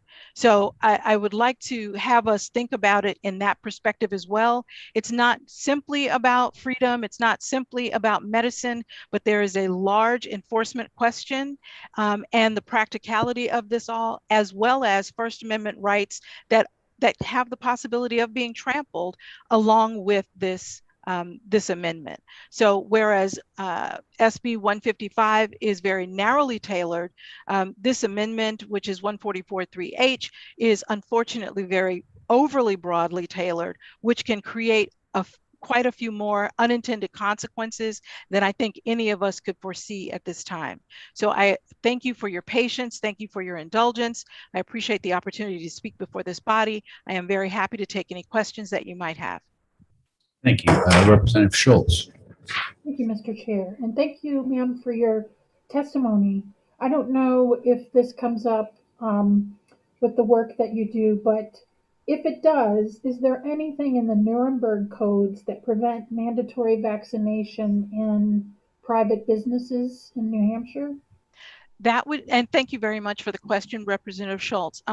That would be outside of my jurisdiction. So specifically what I do in RSA 354A is the laws against discrimination that New Hampshire has created based on the federal statute, which is the Civil Rights Act of 1964, is where I get my jurisdiction, where I have my enforcement, and where I have my ability to take complaints and or pass upon complaints. And so we specifically cover employment, education K through 12, which is fairly new, as well as housing and public accommodation. So I know you were looking for something a little more specific, but I don't have the jurisdiction to cover that. So it would not be wise for me to speak on something I do not have jurisdictional authority. Thank you. That is helpful, though. I appreciate it. Thank you.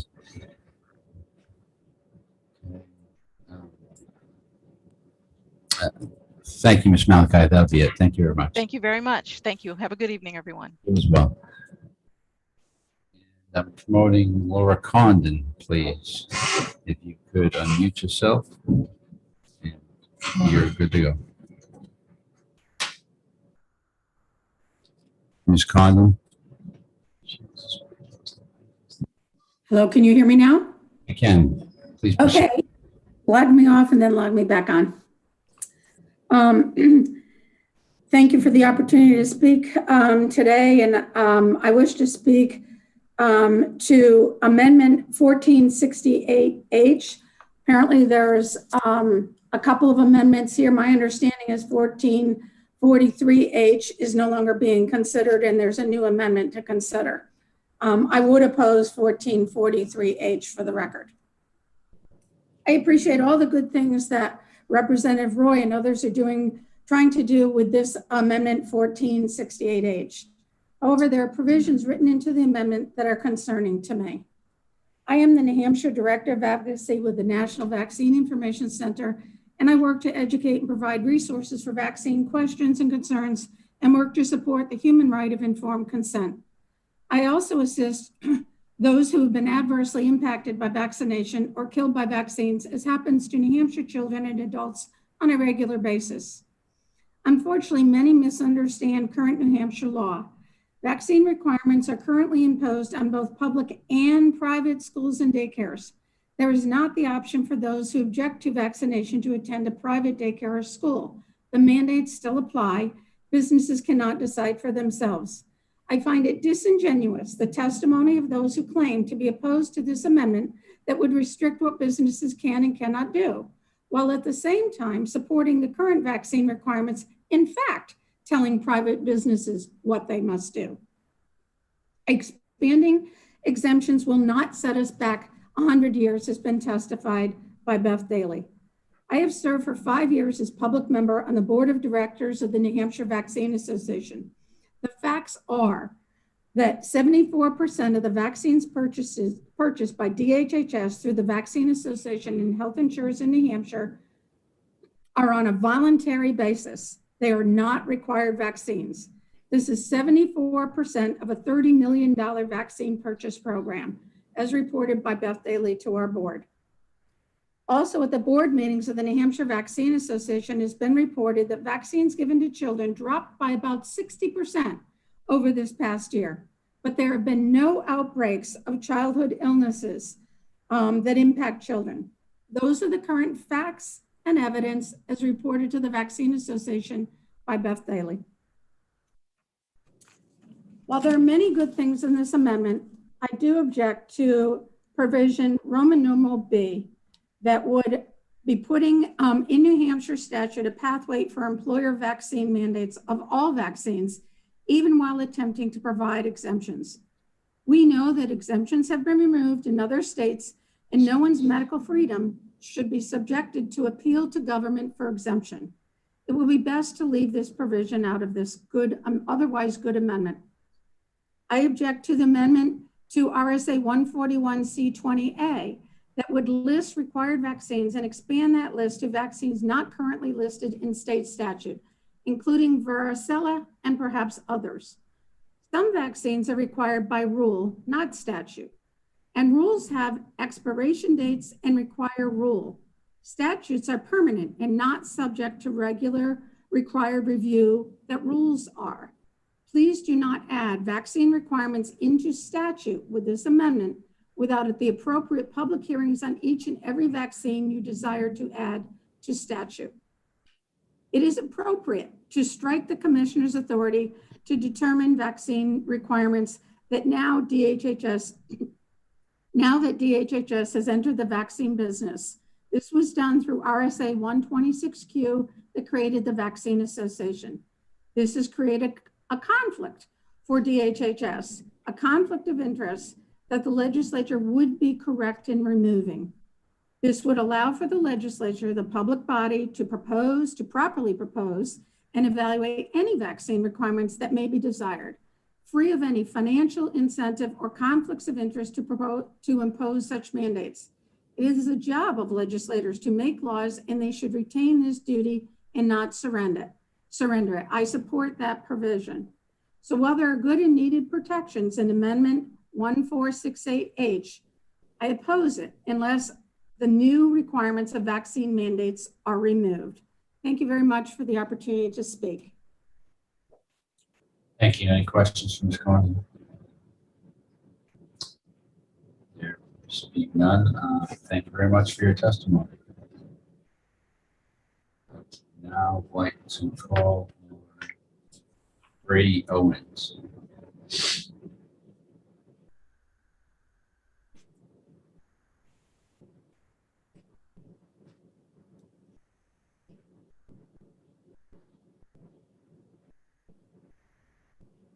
Mr. Owens, Brady Owens.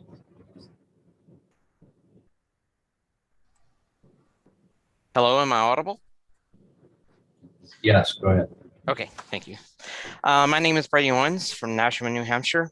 Thank you for listening to me today. I will be as short as possible. I'm here to provide my personal testimony and voice my support for SB 155FN as amended by 1468.68H. Live free or die, our state motto. It's on our license plates, it's on our driver's license. We greet people into our state with our motto. And as a New Hampshire citizen, we're given the right to make decisions that affect our life and our livelihood. We allow citizens the ability to choose where to wear a seatbelt or not. And a seatbelt could save your life. We allow citizens to choose to wear a helmet on a motorcycle that could also save their life. We even allow citizens to choose whether or not to have car insurance. I can risk my life and my financial well-being if I choose. SB 55, as amended, is exactly that. We allow citizens to choose what risk they're willing to bear. Privacy of health information at one time was an untouchable subject that garnered the highest protection. It has been eroded in the preceding months, and we should not allow it to continue. No entity should be allowed to discriminate against anyone based on medical information. Many employers have yet to discuss their stance on the topic, but however, I'd like to bring up something that I don't think anyone has mentioned is OSHA, Occupational Safety and Health Administration, issued their guidance on employers that require vaccinations as of 20 April of this year. And they say that any adverse reactions or effects of the COVID vaccines will be a recordable incident if the employer requires a vaccination. And a recordable instance is the first step in which a workman's comp claim is started. So I think bodily autonomy should be sacred and should be protected. This concludes my testimony. Thank you. Thank you, Mr. Owens. Any questions for Mr. Owens? What amendment was he, what was his amendment number? You didn't, Mr. Owens, what was your amendment number? Your speech? I have it as 10468H. H is in Henry. There was no iteration. Do I have it right? Your beat. That's not the current amendment. Oh. That's what it was. It is. It was listed on the. All right, thank you, Mr. Owens. The chair recognizes Mr. Dibble.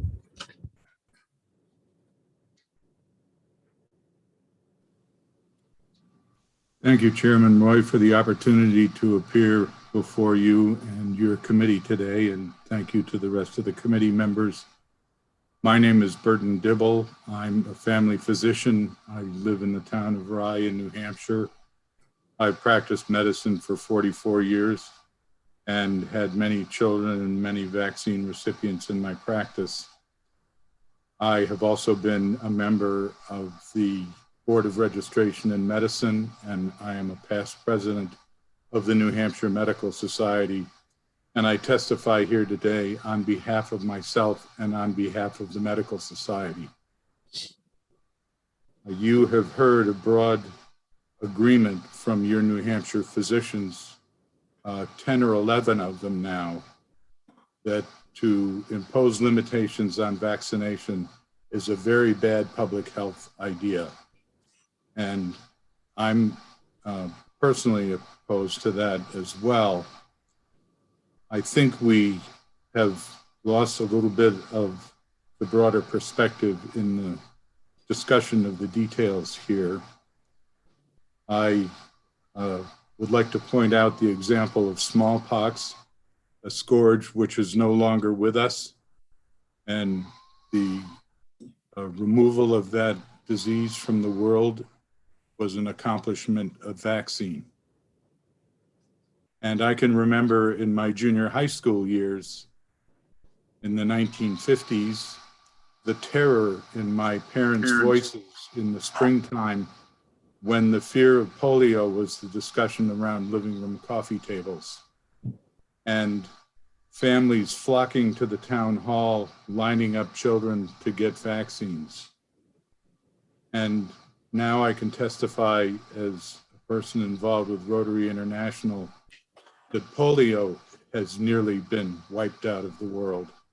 It exists only in 2 nations any longer, and there's reasonable hope that that problem will be put to bed. So it is a bit of a mystery to me personally why we're throwing barriers up to immunization when it has such a terrific proven track record, and particularly to the COVID vaccine, when we have seen death rates, hospitalization rates, and severity of disease involvement plummet in places where vaccine is well distributed. I speak specifically for the Medical Society as well to the vaccine registry matter. We've heard discussion, testimony that the vaccine registry is a federal requirement for us to be able to carry on our COVID vaccine program. I think as another public health matter, we have had terrible behavioral health issues with suicide, to some degree, more importantly, to greater involvement with the opioid epidemic. And every detail that I can think of supports the notion of more adequate vaccination, including childhood vaccines, not less. And then I would like to speak specifically to the opt-out versus opt-in discussion. And it's clear, even though there's been conflicting testimony, that opt-in is another barrier to vaccination. You heard testimony from the Hospital Association, and I'd like to present that testimony on behalf of myself and the New Hampshire Medical Society. And I would be happy to take any questions that you might have. Thank you. If you have written testimony, please send it to the committee. Okay, Representative Grota. Yes, I wanted to thank Dr. Dibble for testifying today. He's a constituent of mine, and I appreciate I appreciate your the time that you dedicated to come and speak to us, and thank you very much for your expertise in this matter. Thank you, Representative Grota. Thank you for your time, Dr. Dibble. Now, Thomas McLeod.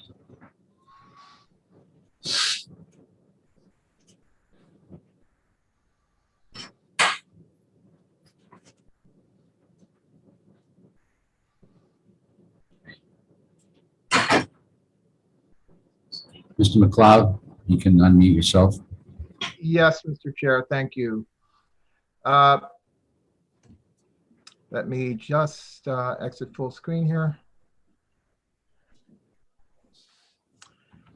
Mr. Chair and members of the committee, my name is Thomas McLeod from Mount Vernon, New Hampshire. I am the chair of the Liberty Defense Fund in New Hampshire, testifying today as a private citizen.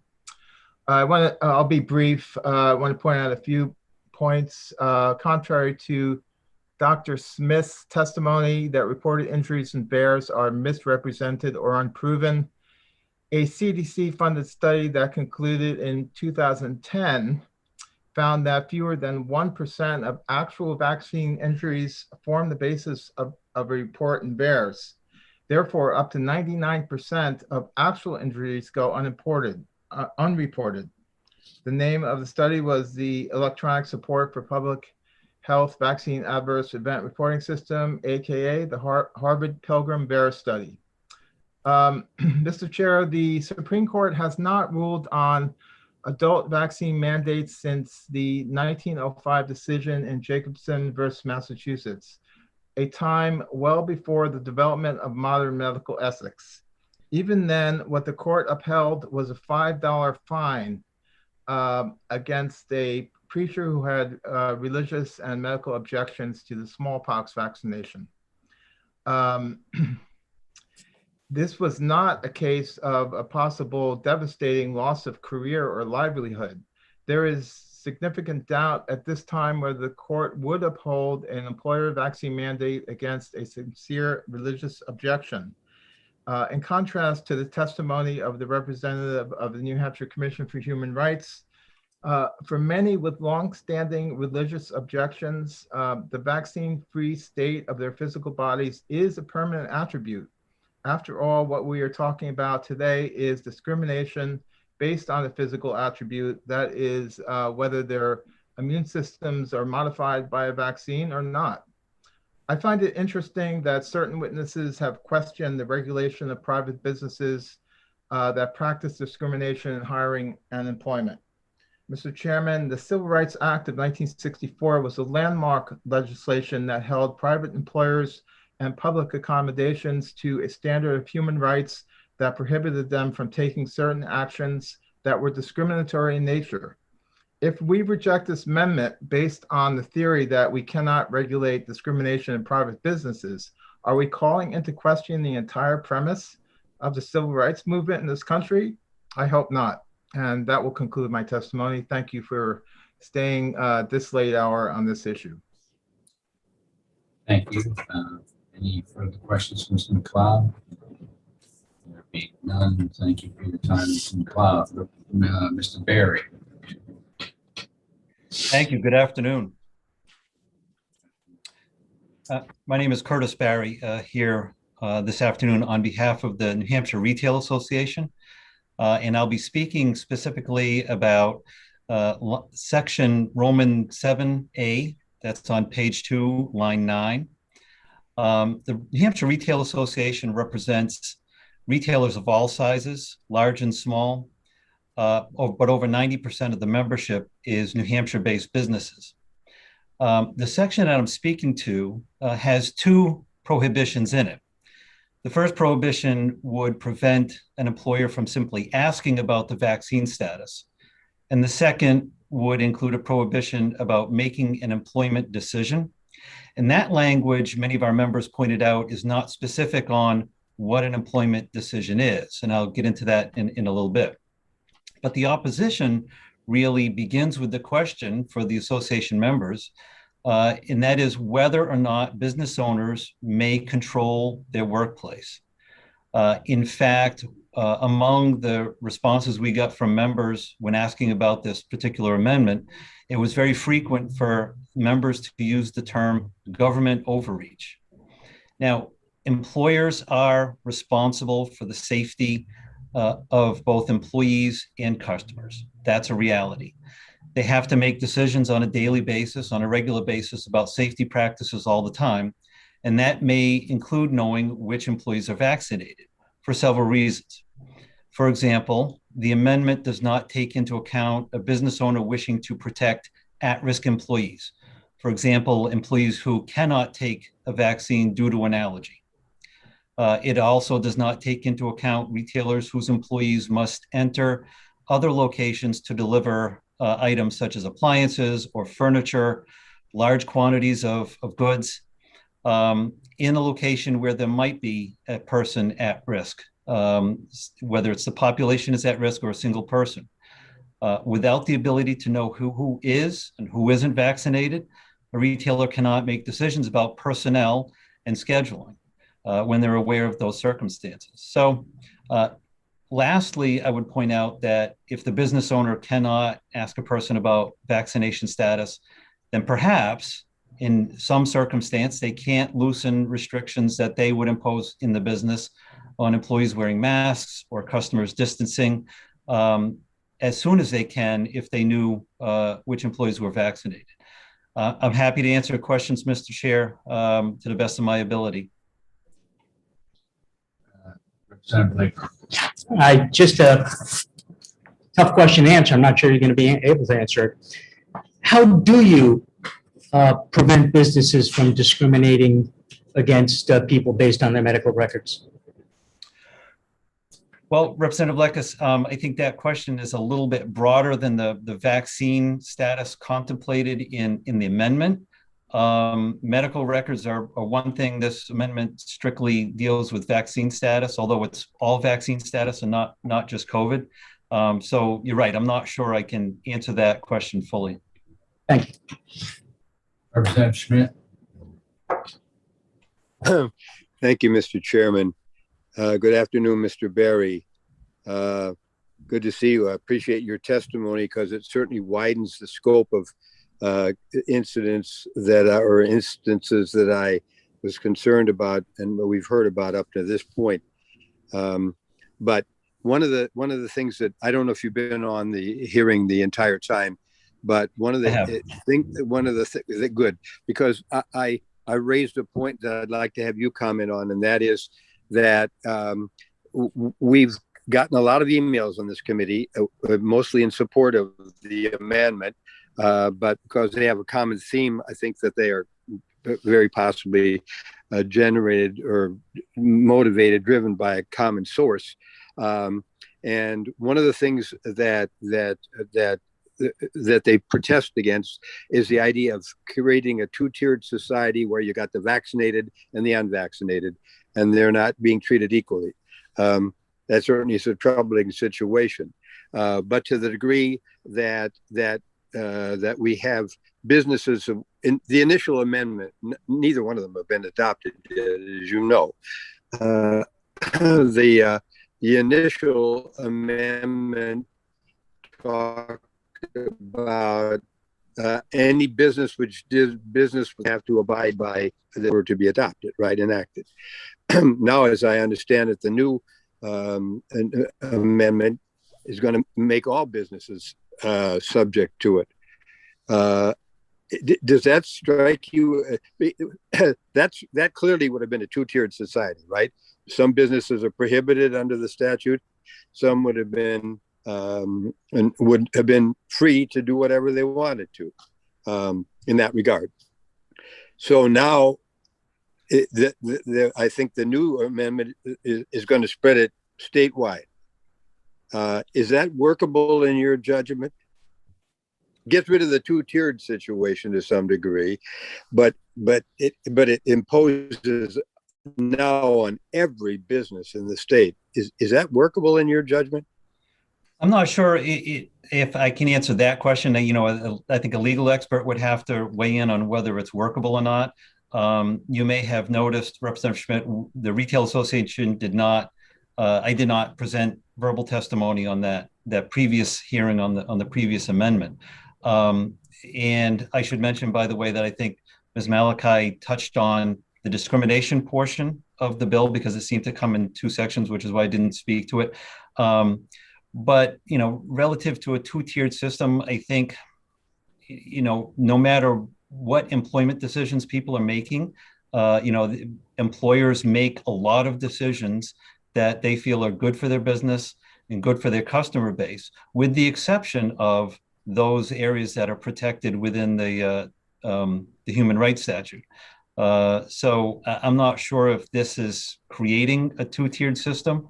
I think the bottom line for our members is they want to be able to control their own workspace. Especially with regard to health, right? Yes, sir. Thank you. And good to see you all as well. Nice to see you too. All right, thank you, Mr. Berry. My pleasure. I'm going to now call on Leslie Chow.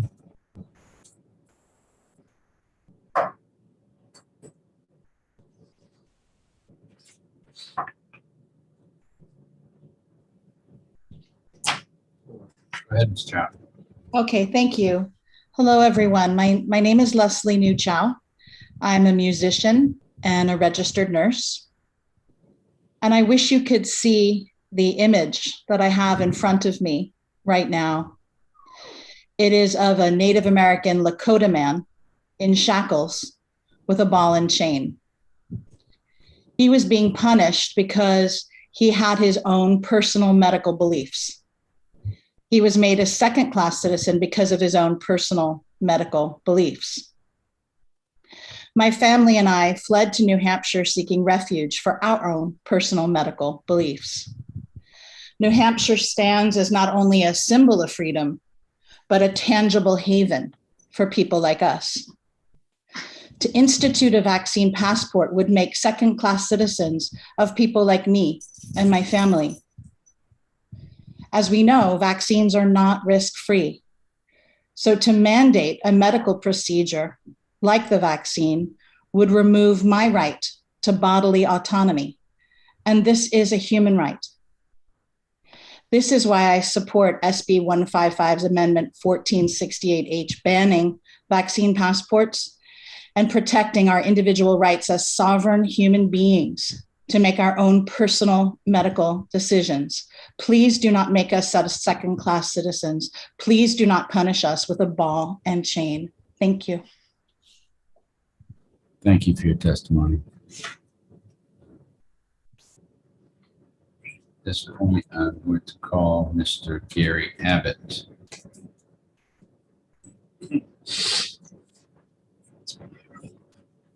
Mr. Abbott, if you want to unmute yourself. Great. Thank you very much, Chairman. For the record, my name's Gary Abbott. I'm the Executive Vice President of the Associated General Contractors of New Hampshire.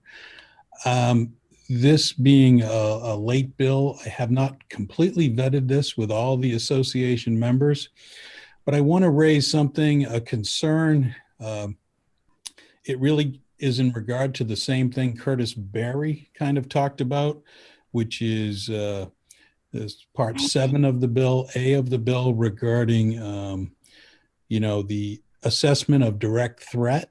I represent commercial and industrial contractors. Some of those building contractors work directly for healthcare, nursing homes, those kind of things. We're anticipating, because of the coronavirus, that those institutions that have put in place that everyone needs to be vaccinated that works there. When we come in to do a project, they may, through our contract, put that we have to be vaccinated as well. So I'm raising the concern here because it's not really clear reading the language of the bill. If I'm not allowed, because I don't do those projects every day, and I might not meet the complete definition here, there'll be a question. There'll definitely be a legal question that comes up, because my business does try to work on one of those projects. If I'm not able to ask of whether an employee has been vaccinated, that could create some real difficulties in the future. So I just wanted to bring that up to the committee as a concern. It's really a contractual concern of us going to work for another party that is, and my definition might be classified under this direct threat language, but it's just not clear when I'm hiring people throughout the year that I can ask that question, because those people that are not vaccinated through the contract probably will not be allowed to work on that project. But it looks like there's an awful lot of questions that my members will have for me. And I just wanted to raise that with the committee. I know my testimony is much different than what you've heard before, but it's more of the legal of how this is going to work when some businesses meet that definition of direct threat, where the people I represent end up having to go to those places that are into that condition. With that, I would end my testimony. I'm not really into the other effective of the vaccine and all of those other issues that you've heard today, but really just wanted to make sure that the committee was aware that we do have some concerns of how that would work for businesses that fluctuate between types. Thank you. And thank you for bringing that to the committee's attention. And I'd be happy to answer any questions anybody has. See any questions? So thank you. The least likely lobbyist I would have expected to see today, Gary. Well, I will tell you, I listened to the early testimony, and then I was able to come back. I wasn't able to stay with you, but I just wanted to raise that because this is similar to some other issues that we've run into statutes before. But I just wanted to make sure the committee was aware. Thank you for that. Okay, I recognize Courtney Tanner.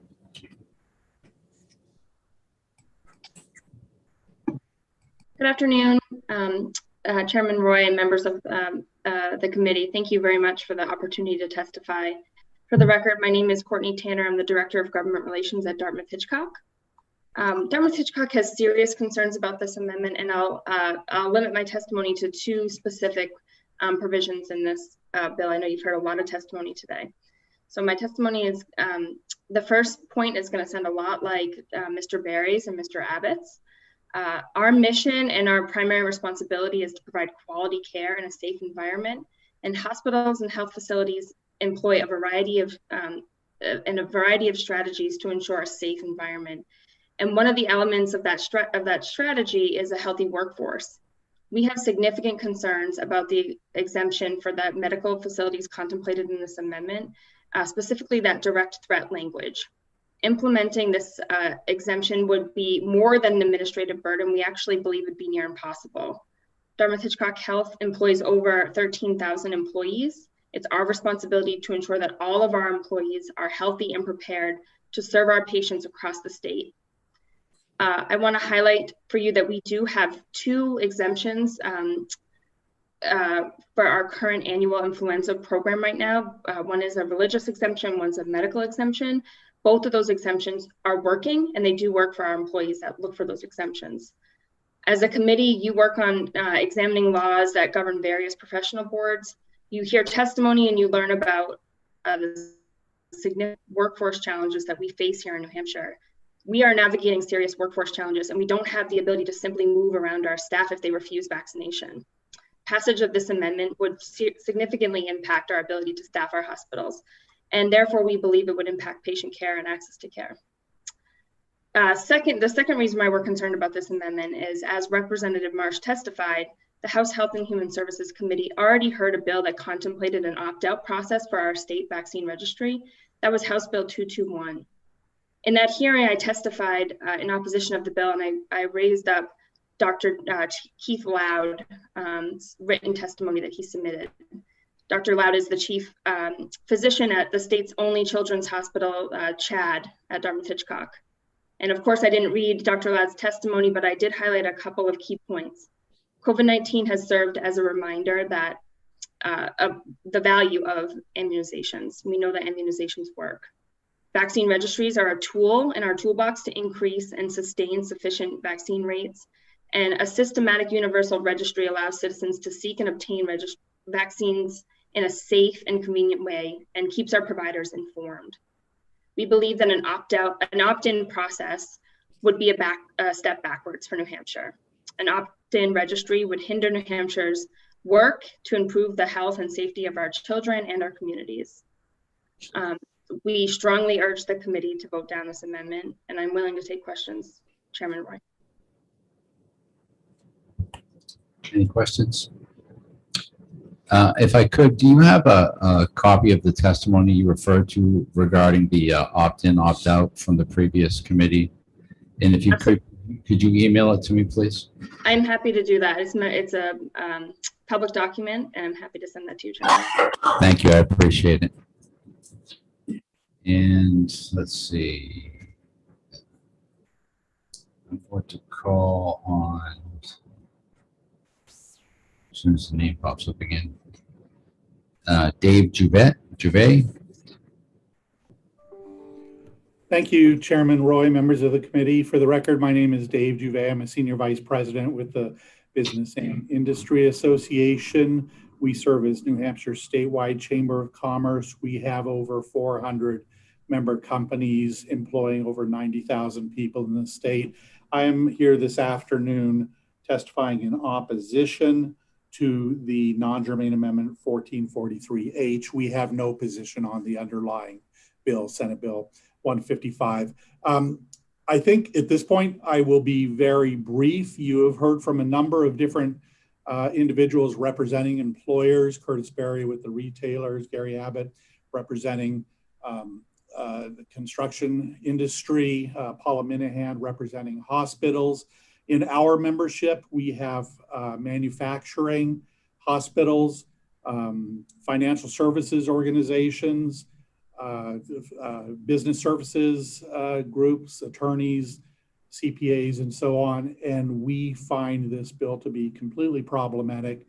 I am asking the committee to please resist the temptation to have government dictate to business what is in best left to an employer's decision-making in conjunction with his employees. We've already heard that businesses are being held to an extraordinarily high standard for health and safety. Please allow them to develop the best rules for their individual workplaces and don't try and force something on them. In terms of discussions earlier about those who may have allergies or other medical issues, why they shouldn't be vaccinated, or those who have closely held religious beliefs, we understand that.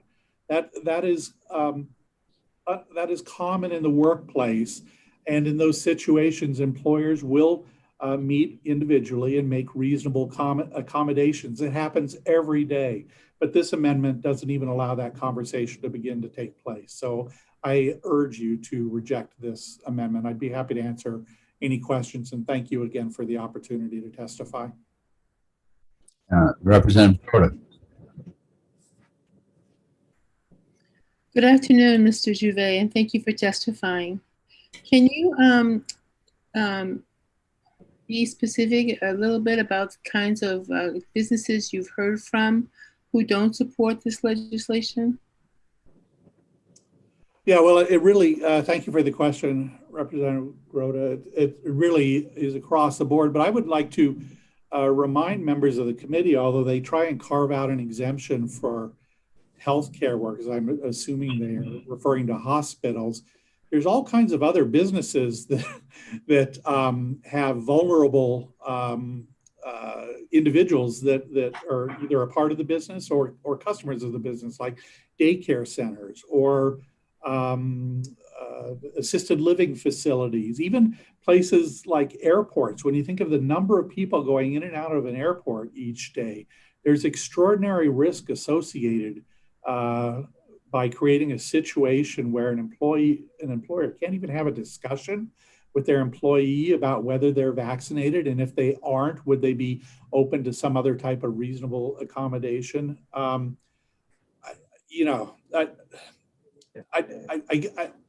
This is not a good amendment, and the issues that other individuals representing employers have raised is a good reason why it's in general not a good idea for government to be telling employers how to run their businesses.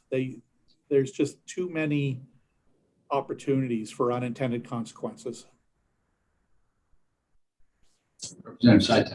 Mr. Gervais, it's unfortunate for you that I'm going to ask you this question. I've heard it all afternoon. I guess I volunteered to sit here for 4 hours, so I can't blame anybody but me. Yeah, as did I. Well, okay, but you probably got paid more than I did. Anyway, I'm being cranky. I don't really want to be. Look, this business about government not telling business what to do, this is just really hard to sit through all afternoon. I can't pay my employees. I have to pay time and a half after 40 hours. There's nothing immoral about straight time, but the government has stepped in. I'm looking at 2 exit signs up there. Government told me to put up those exit signs. This is my workplace. Somebody had to put those up. So I don't know what you can say to it, but it's a hard argument for me to accept that the government isn't telling us what to do in our workplaces.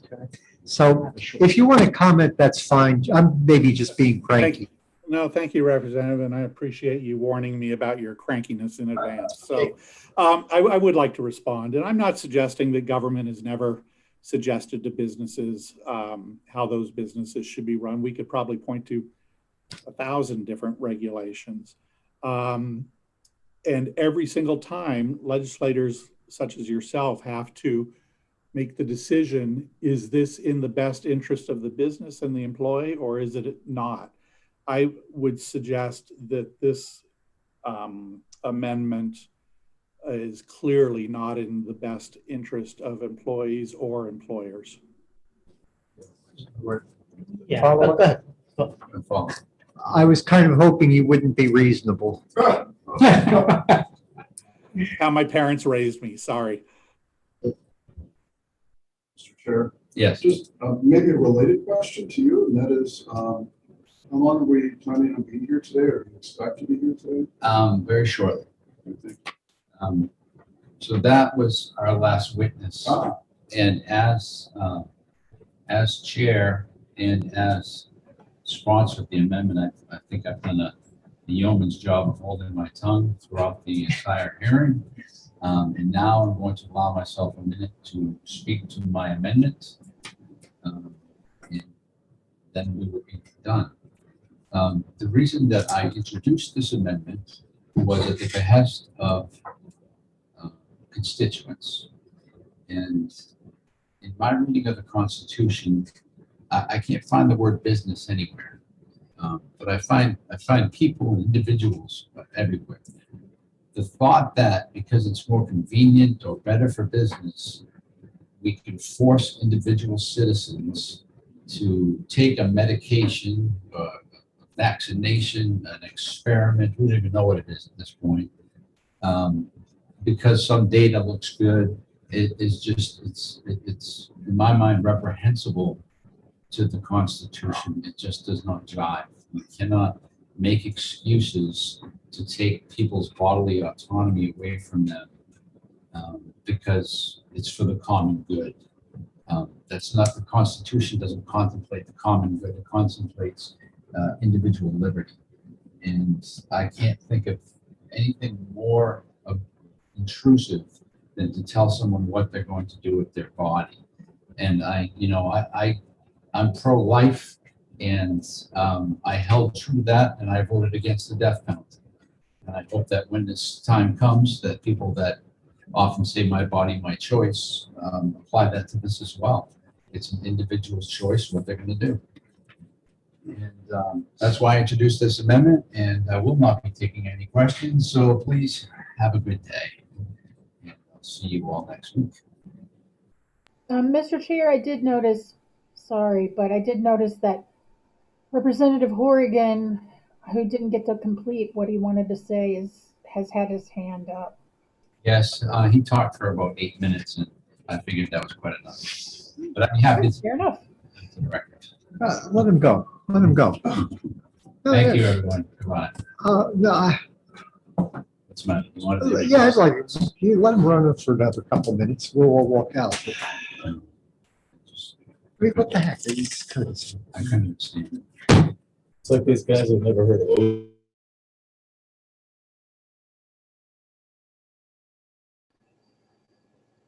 Sorry, Tim.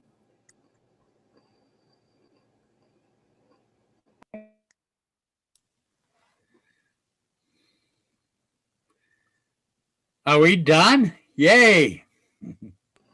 Hmm. Hey, is that Joe Well, if Biden? you want to speak,